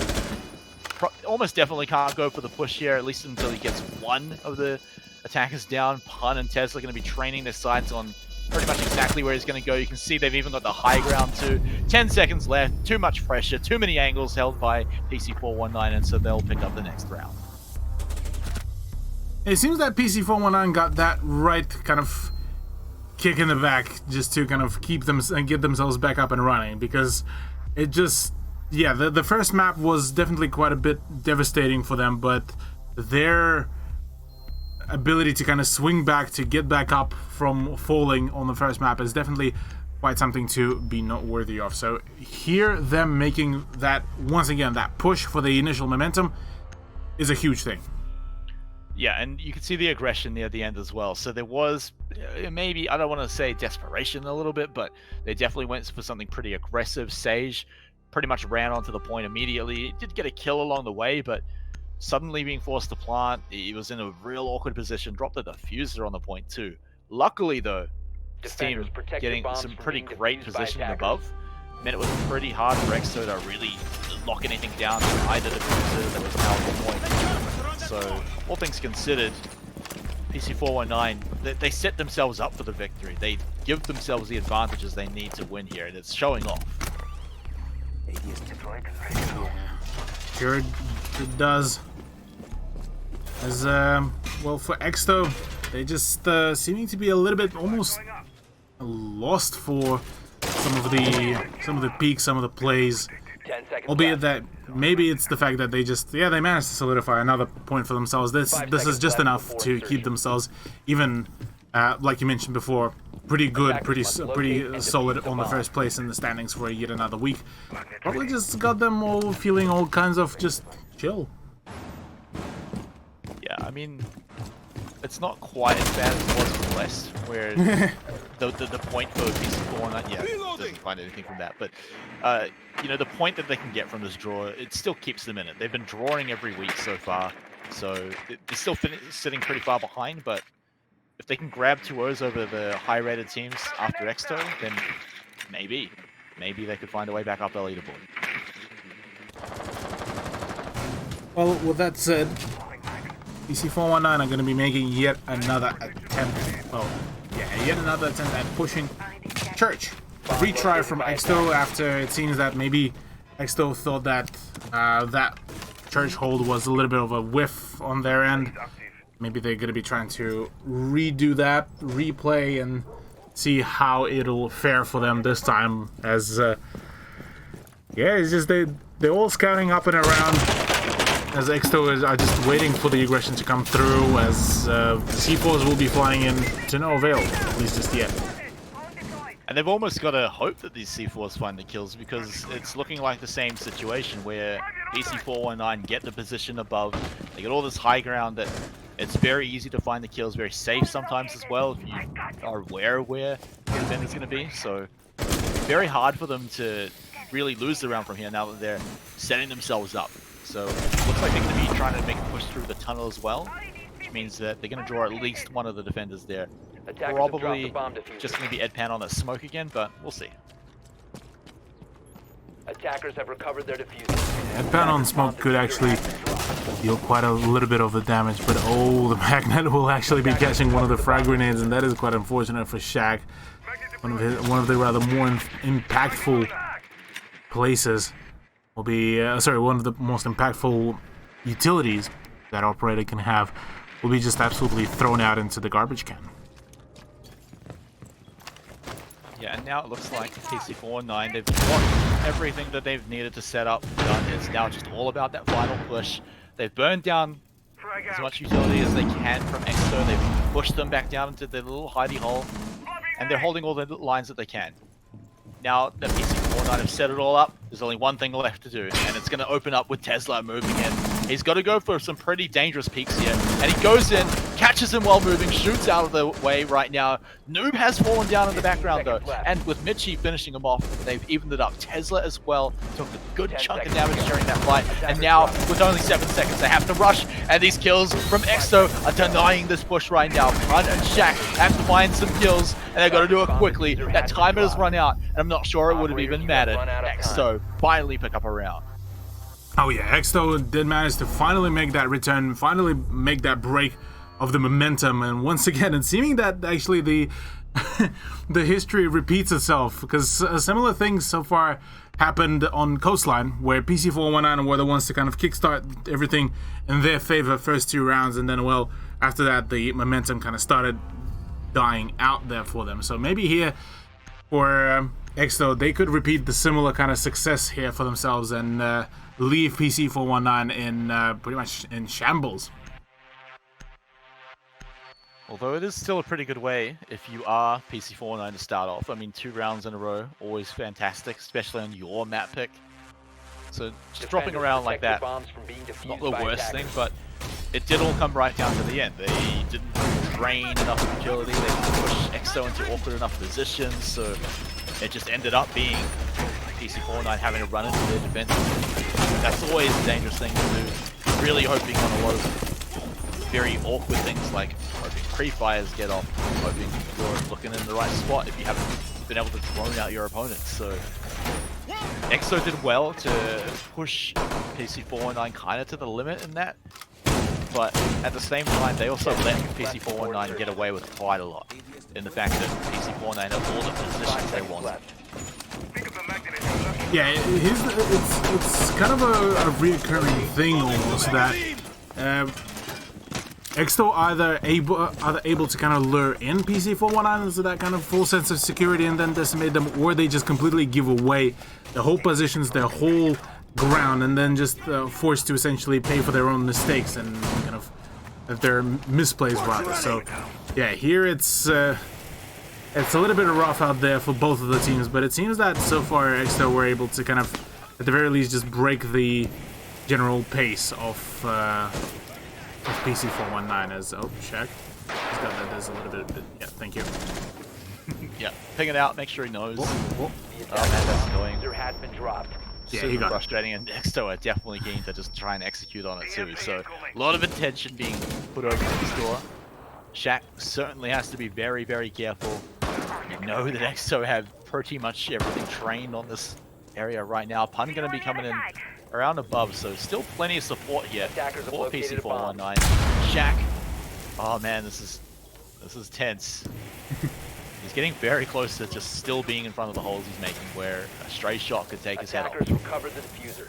I mean, we saw a fair few times when somebody was trying to make that opening and would end up taking quite some damage. There's all the pre-fires coming through, and oh, Shaq, poor man, poor Maverick player will just not be able to really find that opening, find that breach, and so, well, now this wall will remain fully reinforced.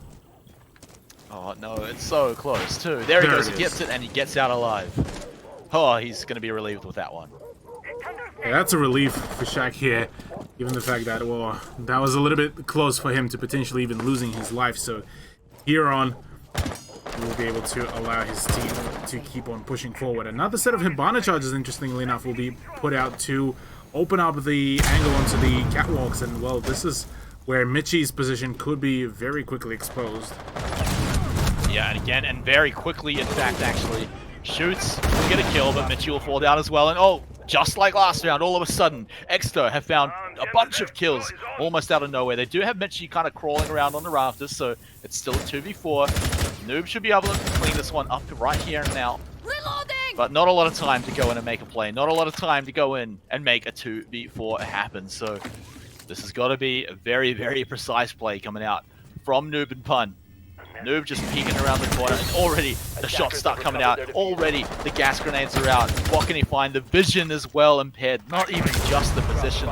But Jordy, C4 on the Pun. It's all up to Noob right now. And there's just 3 angles that he could not go. And just too many angles to contest, too many positions to really play off, and too many frags to take in such a short amount of time. And well, Exto managing to draw things out once again for themselves. 2-2 scoreline between the two teams, and well, Exto certainly looking like they just might make that comeback very real. And that's got to be scary. Oh yeah. I mean, not even just for PC419, but think about the other teams that are contesting that top spot. If we see a 2-0 come out for Exto here, it's the best possible result. Again, it puts them as untouchable at the top of the leaderboard, just with how the other results have been going. And so this is definitely, again, one that they certainly want to win, but a lot of people, a lot of other teams, Attackers not need even to just their locate fans, are and going to be defuse cheering as on many bombs as they PC419 can. right now. A very important match for how the top of the leaderboard is going to look in a few weeks. Yeah, quite a fair bit is on the line here for PC419. They need to make sure that all of their shots are lining up, all of their strats really working out. And so far, they're seeming to be losing out once again on their momentum, on everything actually, matter of fact. And yeah, their positioning in the leaderboard is definitely at quite a huge stake here, which I don't think they would really want to risk it here. Yeah, and dropping the round 5 here, seconds to go. dropping the map here for PC419, like you said, leaves them pretty far down the Attackers are leaderboard. moving out to locate They're a bomb really and defuse it. going to end up power ranked pretty low here because of it. I would give them a bit of breathing room just because their rounds have been close, but if things start to look a little more crazy, a little bit more like map 1, and Exto continue to open rounds like this, with Geordie getting a frag right off the get-go onto Noob, then things are going to fall apart very quickly again for PC419.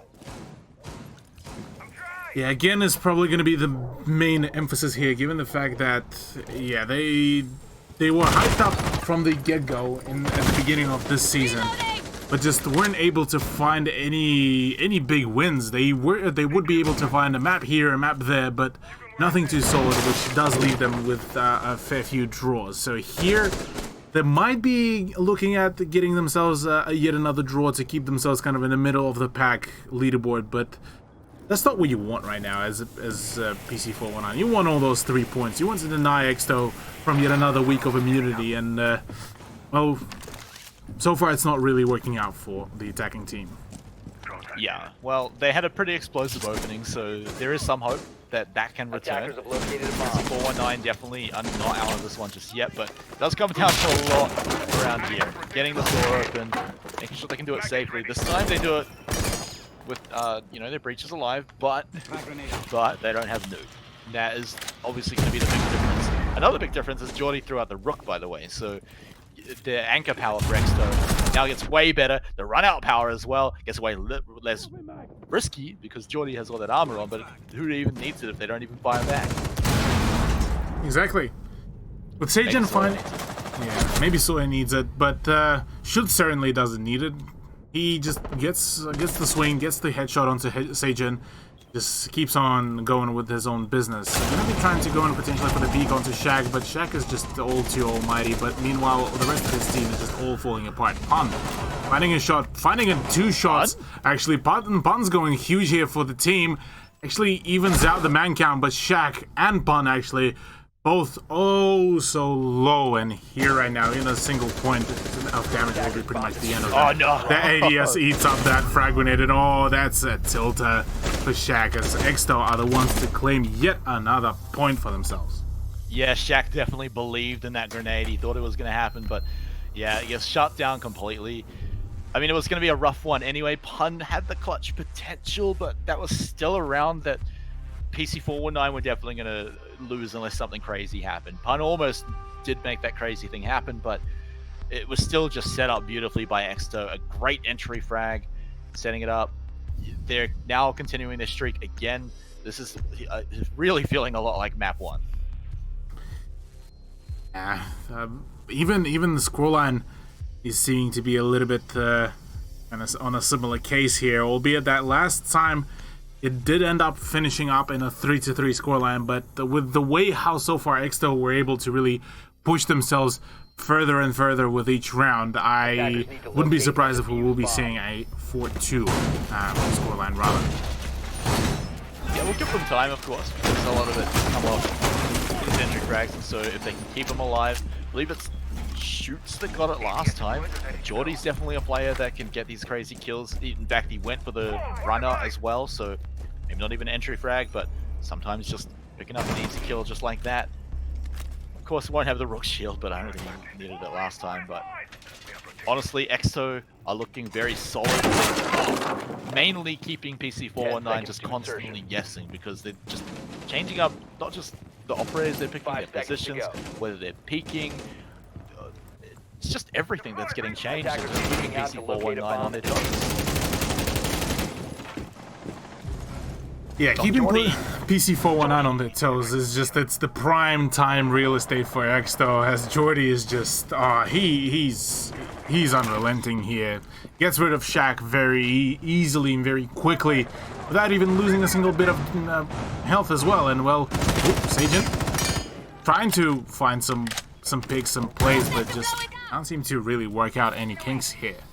Yeah, these are the picks you need to make if you want to come back into the round. And Sage, he's a great player. He's definitely almost trying to bring his team on across the finish line on his back, but it's just not enough at this stage. And it feels unfortunately very harsh, but Exto have been opening up a lot of these rounds almost perfectly right now.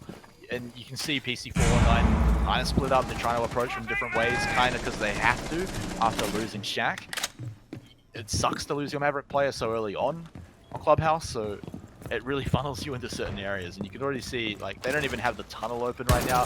Sage has to run out, throw out all of his X-Kairos, now gone, so at least he did get the protections he needs to. But here we go. It's going to be PC419 setting up the floor again, making sure they have that high ground. High ground will be much needed here for PC419 to even at least start making some moves and even out the man count for themselves. Attackers dropped the diffuser. Attackers have recovered their diffuser. He knows that there's some presence there, but the ADSs will be everything up like the nicest treat possible, as those Kairos won't be allowing you to get through, and that is a very unfortunate thing here for PC419. That failed opening with just a millimeter, not enough to allow the prone peek, but oh, the run out shoots, uses up all of his rounds, and well, after a bit of a potato, pre-fire will be promptly falling back to the site where the rest of his team will be awaiting. And so, with 45 seconds left to go, not a whole lot of avenues opened up. Only a single person is in the blue tunnel, and the rest are going to be going in for the kitchen drop.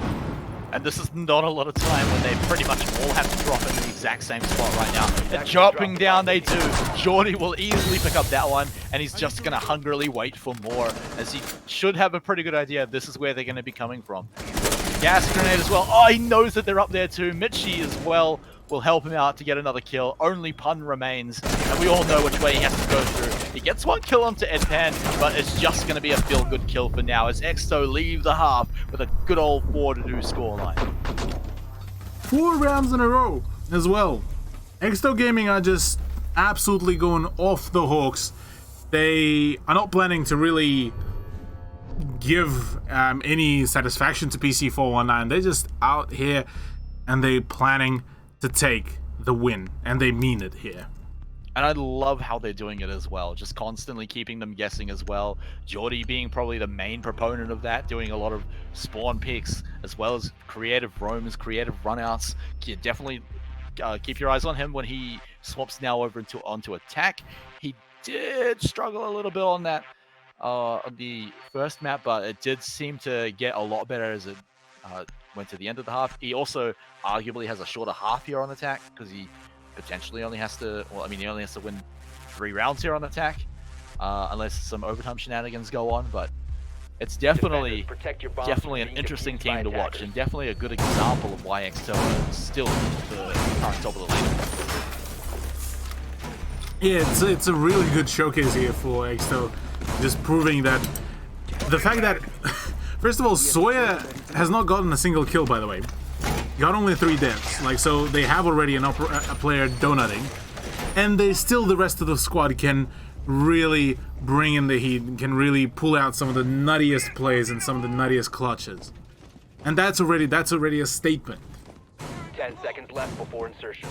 And now the uphill battle begins. It does get to happen on defense though, and lots of teams feel very comfortable on defense over attack, so at least PC419 can sit back and tell themselves that. But as you can see, they're just gonna go for the basement holds again. They're gonna take a leaf out of their opponent's books here, as Exto's strategy of spawn peak seems to do pretty well, so they'll go ahead and take Edpan off the table right away.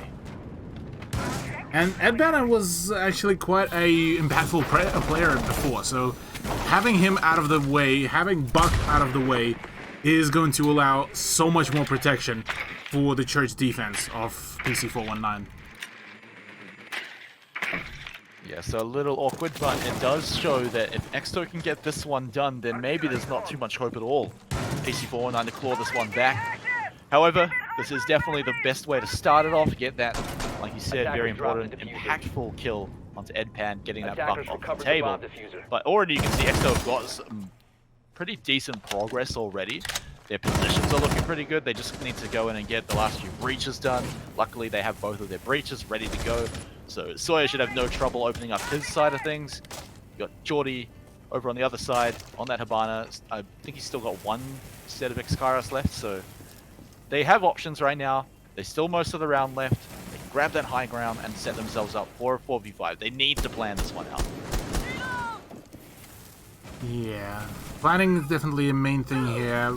PC419 have plentiful amount of utility to really delay things and get the frags, just as showcased here by Noob, getting that C4 kill as well, as Sawyer is just Sawyer is not having a good time. Just already used up, I believe, all of his canisters, while his whole team is just all falling apart. And bit yikes. Yeah, no, he still has a canister to go. So, but he decides to really just give up on that position, and well, maybe he will be able to join in Mitchie to get some of the glory kills, and maybe even be able to clutch it out and push it into a 2v2 situation. Yeah, but it's already pretty awkward. Sawyer's in such an awkward position here, although Mitchie is making wherever he is work pretty well. The drones as well. He even comfortable enough to throw one of those out to grab that last little bit of info that Exo are going to need to make the push here, but well, walking right into the line of sight here. This tunnel's always a dangerous one. You've got to get this annoying little goo mine out of there. Get out of there, mate. And now go in to get the 1v3. Gas bomb in your way. Pretty much impossible at this point. Needs to get all 3 kills because, let's get real, that plant's not going to happen. In a matter of 15 seconds, nothing really much can be done here. An attempt will be made to maybe nab off another frag, but with no ability to really find that one, with no time, no health almost, as yeah, PC419 will still be able to finally break the streak that Exto Gaming were bringing in, and on their first defensive side, will be able to score that point for themselves to make it a 4-3. And this is a great sign. They got a great peek out as well, so the question comes up again, can they get a pretty easy kill like that again? Can they find a way to start off things with a 5v4 again? That certainly helped them out a lot. It never really looked like there was too much trouble of a clutch taking the round away from them, so it looks like if PC419 can set themselves up to an advantage pretty early on, there's no real reason they should lose the round unless some crazy mistakes come out and they get capitalized on. So now we say, does Exto stop them doing it? Do they walk into yet another spawn kill? Do they have some kind of cheeky little play come out from PC419 they can't handle? Or do they get the entry frag this time? Maybe they even shut it down. Yes, maybe. Well, now PC419 need to make sure that they are going to be able to draw out the scoreline here. This is their map pick, this is their comfort ground, and they need to prove that they are still a team to be very much scared of. So here, this is one of those kind of the proving grounds moments, as yeah, whilst the reputation is there, their performance so far has been a little bit lackluster, and well, against Exto Gaming, this will be quite a way to really prove that they're still a force to be reckoned with. Attackers are moving out to locate a bomb. Yeah, a terrible amount has changed. All the individual rounds have all been pretty close, unless there's been some crazy advantage that has got right at the start. But it is PC419 still showing, hey look, guys, we can definitely contest against you guys. We can definitely make you work for this win in here, even if you get the 2-0. It was still a very close round, very close maps. But here we go again. It was still just one round of defense from PC419, and they started it off strong. This time, though, it is going to be mostly a 5v5, unless Exto walk into some kind of creative trap here by PC419. But everything's looking pretty standard to me so far. Yeah, it's definitely nothing too out of norm on either of the sides, really. Usually it's Exto who were looking for some of the rather more unusual picks, but Sawyer, at the very least for himself, will be able to dodge that C4 without the use of any other utility. And while it is Tesla that will be getting, I believe, into a ramble with shoots. Tesla gets the door open, only gets one canister this time, so hopefully he's stoked about this game this time. But hang on, shoots and Tesla, that fight did continue. Tesla will fall, but Geordie as well, so it's still a trade. But Pun is going to make it a good trade for PC419. So once more, they've opened up the round with the better trade, but they do have a Shack on half health. He's already got all the jammers down, so he'll be okay with that. But once more, we're asking Exto to do a pretty hard push here. Yeah, hard push is very much needed here if Exto Gaming want to push themselves just a one round closer to the match point, because so far this is looking like we're going to be seeing another draw to come out. Sajin already also manages to catch Edpan with his pants down on the drone. And well, for Shoots and Sawyer, this is not looking also pretty at all. Shoots trying to find some plays, some frags, really will be able to finally shoot away at the feet of one of the players, but only to down him. And well, Shaq and Sajin are the ones to be closing things down, as PC419, after a 4-round streak, do manage to draw it back out once again. And again, it was a little dicey there, where maybe there was a trade that could have gone the other way around. Maybe it didn't go so well for PC419, but the point is they got a strong opening. They got the important players down, and they got 2 of them down. So already the best, almost the best possible things you can really ask for on defense. right? Like, you're okay with even numbers, getting the numbers advantage is even better. So PC419, if they just keep these strong openings up, there's no reason they shouldn't continue a streak going on, make it all the way to match point, and make it all the way to the win. Yeah, I mean, they need to keep up their momentum here, which is going to be a very valuable piece of it. The only issue here for PC419 is the fact that so far their only streak against Exto was like the highest one that they've had was a 2-round streak. So here on, it might be looking like Exto might make the big return. Proceed with yet another streak for themselves, or maybe we will be seeing a complete domination from PC419, which I won't be excluding as well. This is a much more coordination-heavy map where PC419 might be exceeding a little bit more than on Coastline, where it's a little bit more linear, does give a little bit more leeway to some of the more rather fragger-heavy lineups. So maybe this is why Exto were thriving that much on the previous map.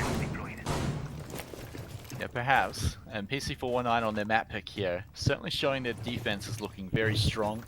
Again, mostly off of those openings, but still solidly holding anything afterwards. But nothing here from Sage is going to be found on the other side of that wall, unfortunately. But hopefully nothing's going to be firing back is the main thing. So they continue and still manage to hold on for their defense, but really waiting for that opening. Really waiting to see if Exeter are going to end up with a 5v5 push, or if maybe they can even get an opening frag. A bomb has been located. Well, let's see if they are able, and which side will be able to do that. Soya, once again, will get to work with the with the torch, as the man's is still sitting on a donut. Attackers have It's located a quite bomb. unfortunate, but at least he's still there to dedicate the time he's there playing as kind of more of a support player, with the breaches assisting with them, and is able to nail them down pretty quickly. So nicely done. But Shaq with the peak will be able to deal a little bit of damage to Soya, which will definitely be keeping Exto on their toes. Yeah, and Sawyer, it does feel like maybe some of the situations in this game are getting to him, but here we go. Shaq managing to find shoots. That's the opening again that PC419 are really keen for. On top of the damage they've done to Sawyer, these nades better find some pretty good value, because that's what we need to see from Exto right now. Minchi as well, that's what we need to see too. Frag back for free means it's now back into doable territory, winnable territory for Exto, but it's still a 4v4 push. Oh yeah, a 4v4 push is still going to be quite a huge one, but Jordy with the Finker, I completely missed out on that pick. Could be doing quite some huge things, because that buff plus a flurry of extra also boosts here and there will be allowing Exto to potentially go in for the pushes. Already a trade out between the two teams come through. It's back to a 3v3, but right now another boost coming through. Edpan taking a little bit of damage, but will be able to really come out victorious out of this one. Soya finding his first kill as well, which is going to be huge here for the man. But Sajin, 1v2 situation. Edpan is going in for the plan, so for a little bit it's going to be a 1v1 play. Does manage to find the shot and does down Edpan. All down to Jordy now in a 1v1 situation against himself and Sajin. And well, with the timer now ticking against the defense, Sajin will need to come out with the play. He's not making the bait, and now he is. Is he going to bluff it? It looks like it is. 3 he's seconds gonna to stick go, it. and now Jordy's got to run in. He cancels the defuse, but it doesn't really matter. Exto finally managed to pick up a round here on attack, but it could not be any closer. That was very scary there for Exto and for Jordy, actually. As, Exto Gaming once again do break the pace of the 2 rounds that PC419 had, pushed themselves just 1 round away from the match point, and yeah, that push was a little bit dicey, I have to admit. Come on, Exto. Give us something a little nutty. Give us something a little fun. You've been Well, Edpan doing is so sticking many to rounds Finker. like that, and I think we may get it again. Yeah. Actually, ooh. Yes! Okay. Okay. A buffed up Monty with Finker is going to be absolutely ridiculously powerful in the right hands, and I'm genuinely quite curious and quite keen to see how this will actually play itself out. shout out to Exto Gaming for making themselves such a pleasure to watch. I mean, it's not just because they're winning their rounds, winning their matches, but they do things like this. They bring out creative picks.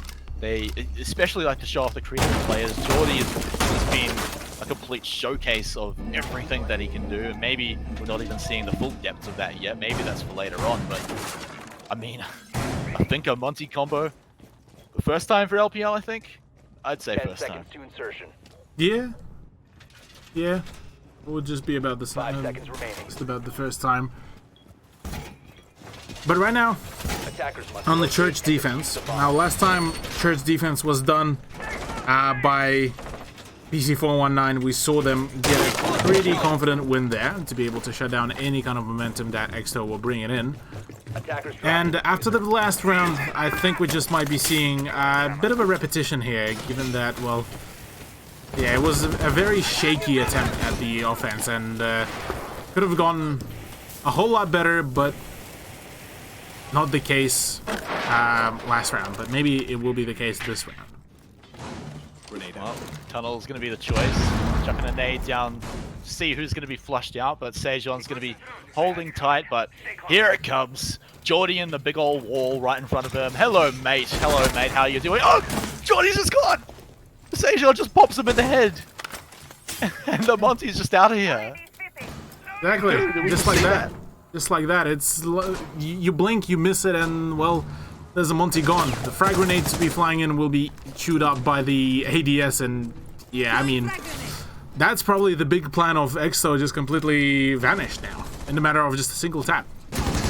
Yeah, and now we have more than half the round saying, okay, what are you going to do with this team comp without the Monty right now? And so, Attackers luckily they do still have plenty of tools, they still have plenty of firepower, all the breaching, so it's still totally doable, but again, you never want to be the lower number when you're on the attacking side. So Sejon almost alone going to be able to hold the tunnel, hopefully. Mitchie as well going to be trying to push from the stairs, but already so much of the round has been run down. The Exto are not going to have all the position that they've been given in previous rounds, and even then, they couldn't pull it out because they were had 4v5. This time Exto seeming to be a little bit more proactive on where they're going in for the bomb push. located by attackers. Mitchie needs to find those kills, but instead it's Edpan that will be finding an opening onto Sejon. But already PC419 responding with 2 kills. It's already just it's the call. It's the call for arms. It's the call for the push. As right now, Shoots is trying to assist Mitchie as well with a push, but right now it's just all seeming to be falling apart as the gas grenades are there, the pre-fires to the walls are there. The damage has been dealt a little bit to PC419, but just not enough. Mitchie going to be dying from the crossfire as well, and well, for Shoots, things are not looking all pretty at all, as he will just need to fall back, maybe talk it out with the team for the last 30 seconds and just see what can be done to really change their approach and to push Exto Gaming into that match point. 15 seconds Yeah, because remaining. here's where things get really tense. It's the difference between 10 seconds 2 remaining. points, I mean 1 point and 3 points for Exto coming into it. And 5 seconds left. of course, the team that hits that 6th round, that match point first, it just feels, it's like a weight off your chest, at least for a Operators, you are few out of rounds, time. because it means at least you have overtime to fall back on. At least you have that, and that can mean a lot in these situations. For PC419, it's not as bad if they drop here, because again, it's only kind of getting 1 point, and at this stage, Exto, even if they tie the series, are a little out of reach of them on the leaderboard for now, so it's certainly going to be the drive for Exto to pick up the win here, grab that match point, and I imagine they're still going to do it in these weird, fun, lovable ways. Or no, they'll just change off the Amaru. Yeah, I mean, yeah, Amaru and then Buck. That's a. Well, Amaru could have been a really fun one to watch play because she after the last patch update has been seeing a bit of a buff. Sorry, not the last, but the last season buff. Seen an upgrade where she can pull out the guns way quicker after being repelling in, and she is able to destroy the hatches with her zipline. Oh, well, not the zipline. Yeah, technically it's a grappling hook. And Like a grapple zipline, that's all. grapple zipline, yeah. Either Because she or. doesn't really zipline up it. Yeah. But yeah, so she's definitely an even more viable operator for some of the rather more aggressive strats. But here, she won't be a whole lot used, given that, well, there's not a whole lot of points of entry really for Amaru to be used effectively. Maps like, say, Villa, say, even Coastline to a certain extent. Cafe is a great one as well. Those maps are where Amaru could be thriving, but here on Clubhouse, yeah, it's a solid idea to switch off to Buck. Yeah, and well, we all know what Buck does. Pretty, I'd say very iconic for Rainbow Six through the wall. I mean, does the whole thing that Rainbow Six built around as his thing. So, anyway, Buck is going to be here, played by Edpan. Geordie just on the Hibana, so we hype up all the creative plays that Geordie goes for, but I mean, his normal operators are pretty solid too. His Hibanas have had some pretty great success, you know, as long as those X-Kairos actually open the door. And Sawyer is hopefully going to be able to open his own door here. We know that it's been a bit awkward here. Oh, Mitchie though, opening up the rounds, and this could be dangerous. Exto getting the opening frag. We usually know how this one goes. Yeah, having that early frag for Exto is almost like attempting to give them like a millimeter of leeway, and then them just chomping away a mile.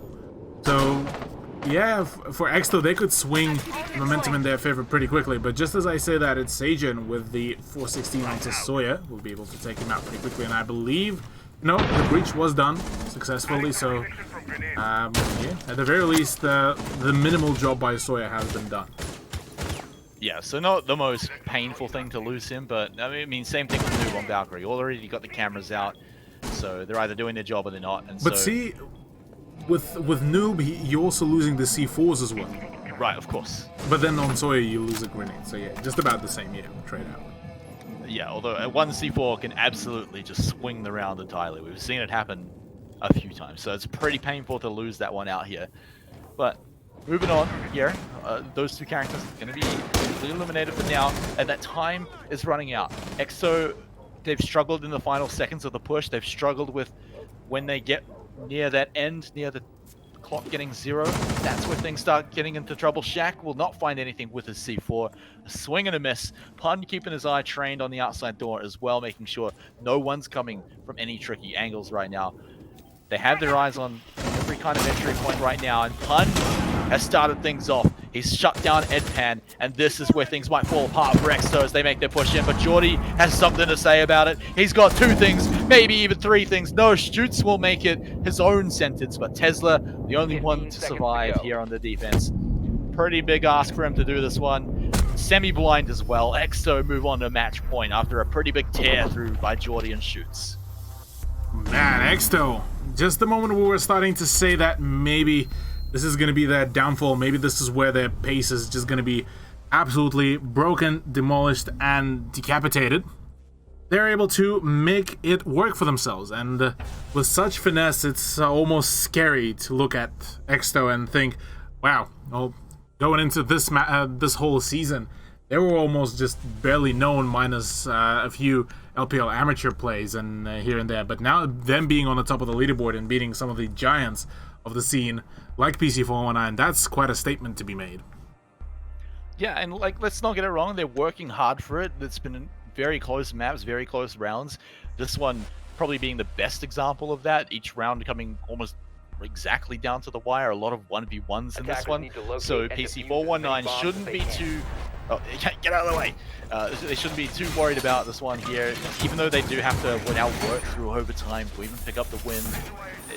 It's slightly more pressure, but if PC419 were affected by pressure, they would have crumbled long before now. So Exo, just one more round to get out of the way, but they need to make sure it doesn't get to their head right now, because it would mean untouchable at the top of the leaderboard, and that can be something that can maybe make you get a little antsy, maybe get you a little too keen to make the plays. So it's all about keeping that one in check. It's just one more round.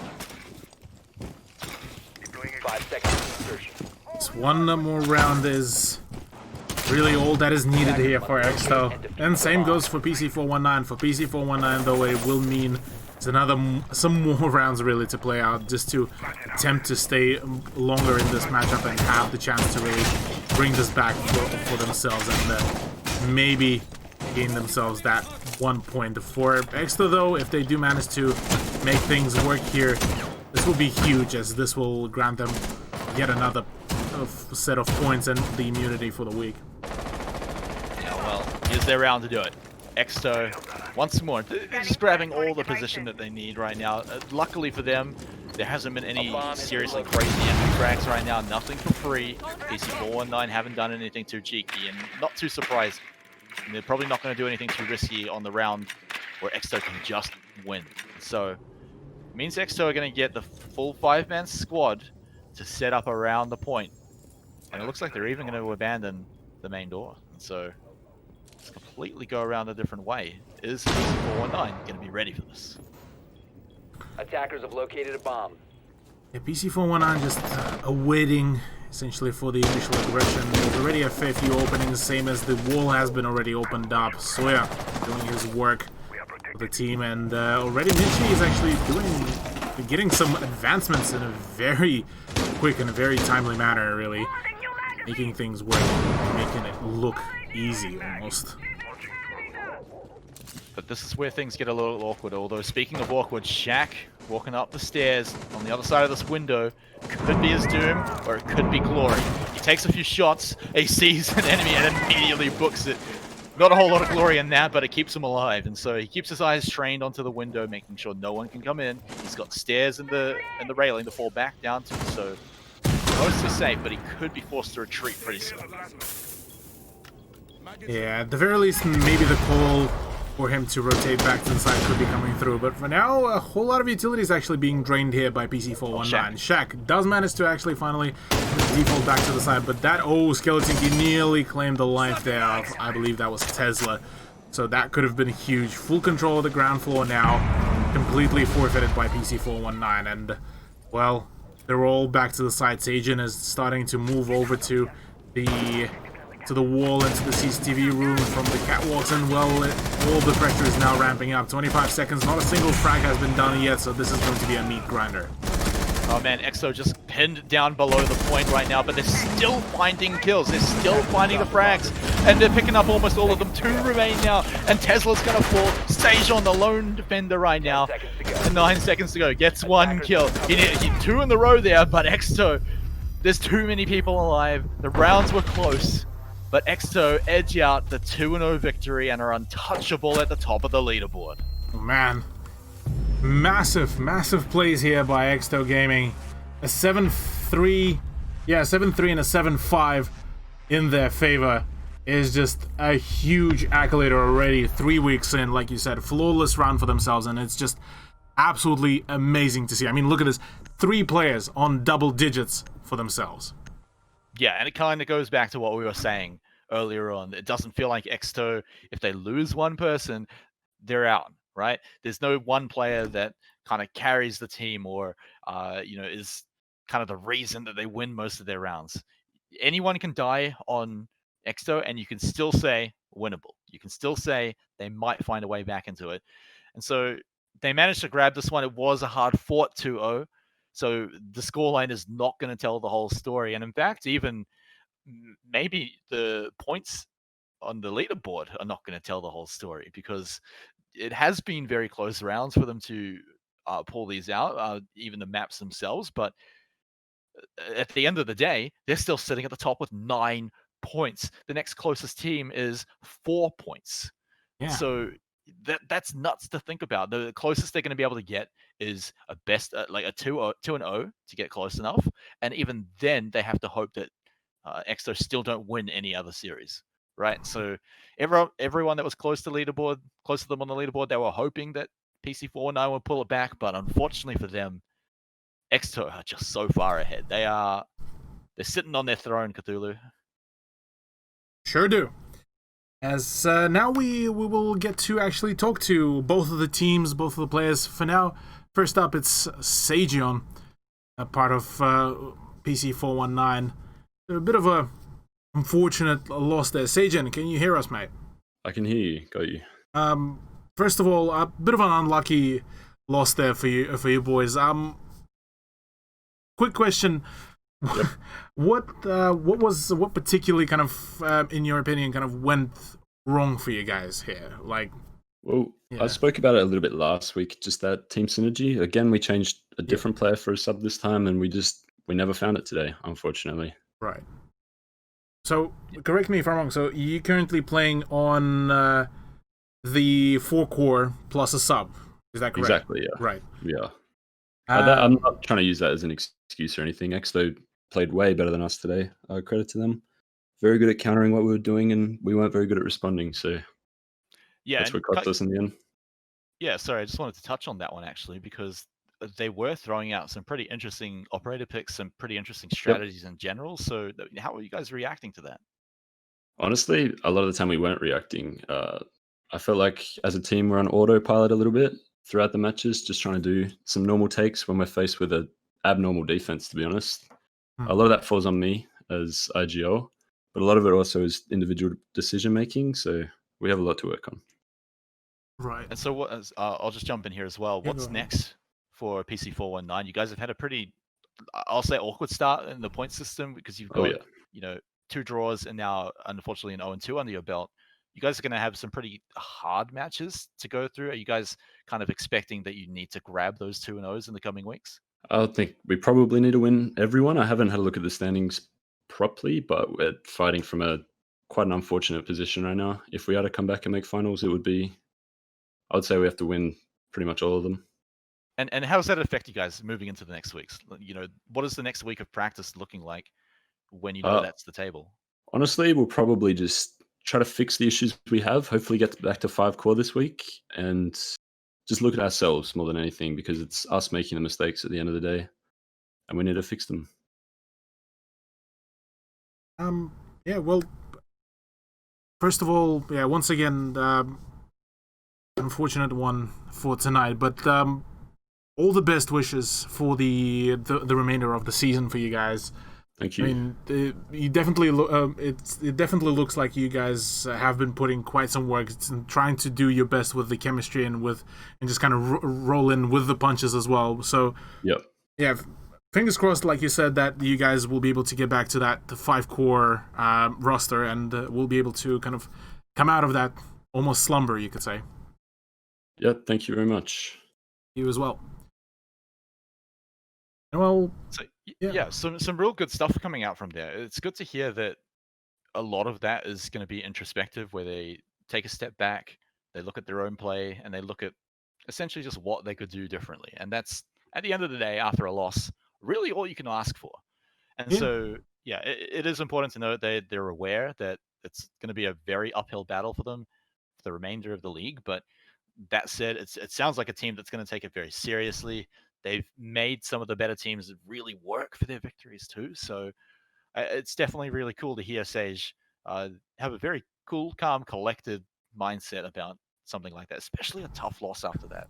It's hard to jump into an interview like that. So big respect to Sage and the rest of the team for being able to jump in here and have a chat about something that could be pretty rough to go through at the moment. Yeah, I mean, I'm fully agreeing with you on this one, Smite. Just rolling in with the punches as well, with the 4-man core and a sub already for what I believe is like second or third week.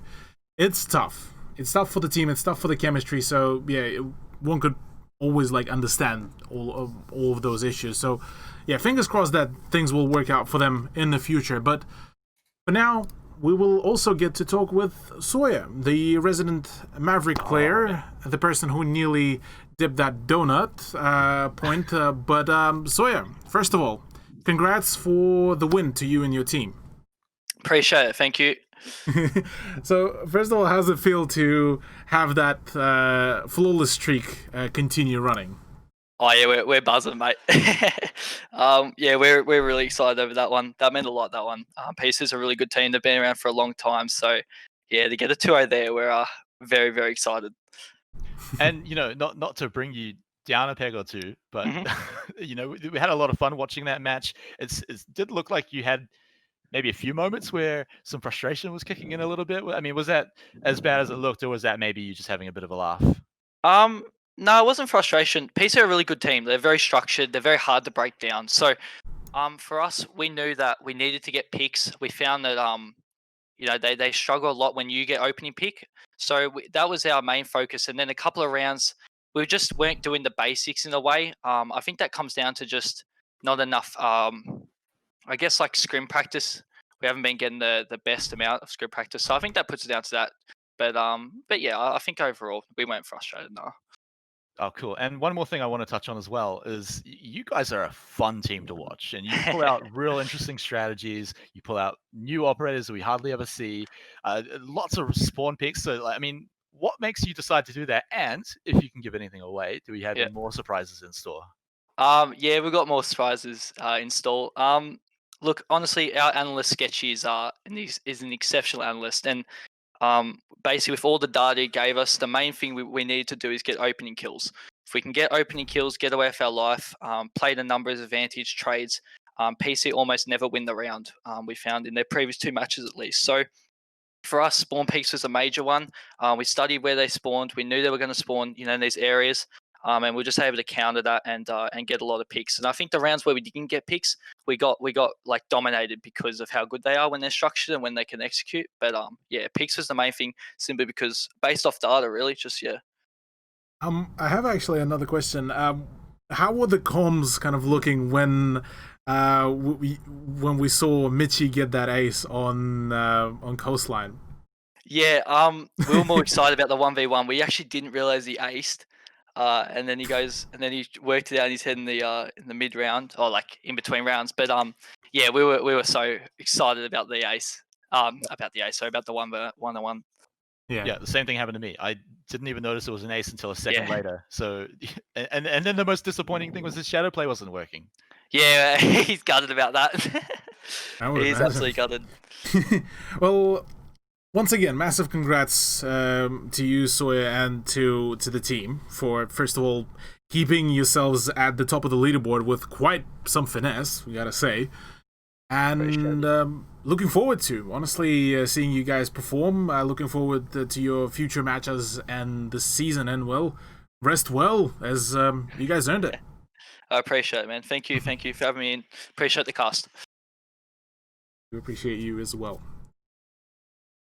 And well, that's pretty much it for us as well, Smite. Any kind of final thoughts before we close this whole thing out? Look, Cthulhu, my final thoughts are, I know I'm not meant to be biased as a caster, but it is so hard to not like Sawyer and the rest of Exto. I mean, you could hear the smile on his face. They had a lot to say, and man, they put a lot of thought and effort into it. And you can tell that they deserve their spot at the top of the leaderboard. So, I mean, just like you were saying, I'm so keen to see more of their matches, and I'm really keen to see some of their matches against the top of the table too, to see if they really truly can hold that spot, because right now a lot of teams are going to be painting a target on their back right now as the team to beat. So honestly, that's my final thoughts, is that Exto team to watch. Oh yeah, Exto is definitely going to be the team to watch. But yeah, for us, it's going to be it.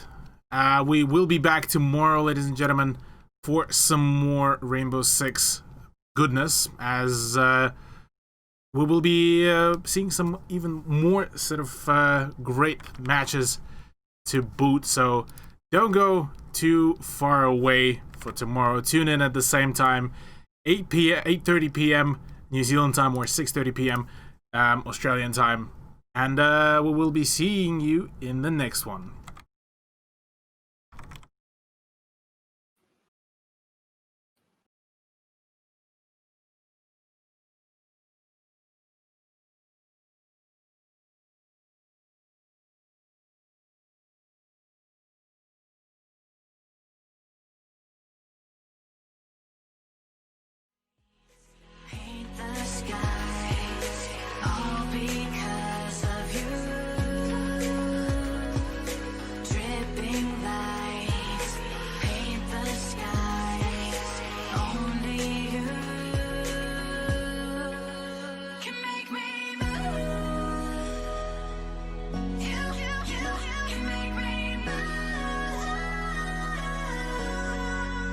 Can make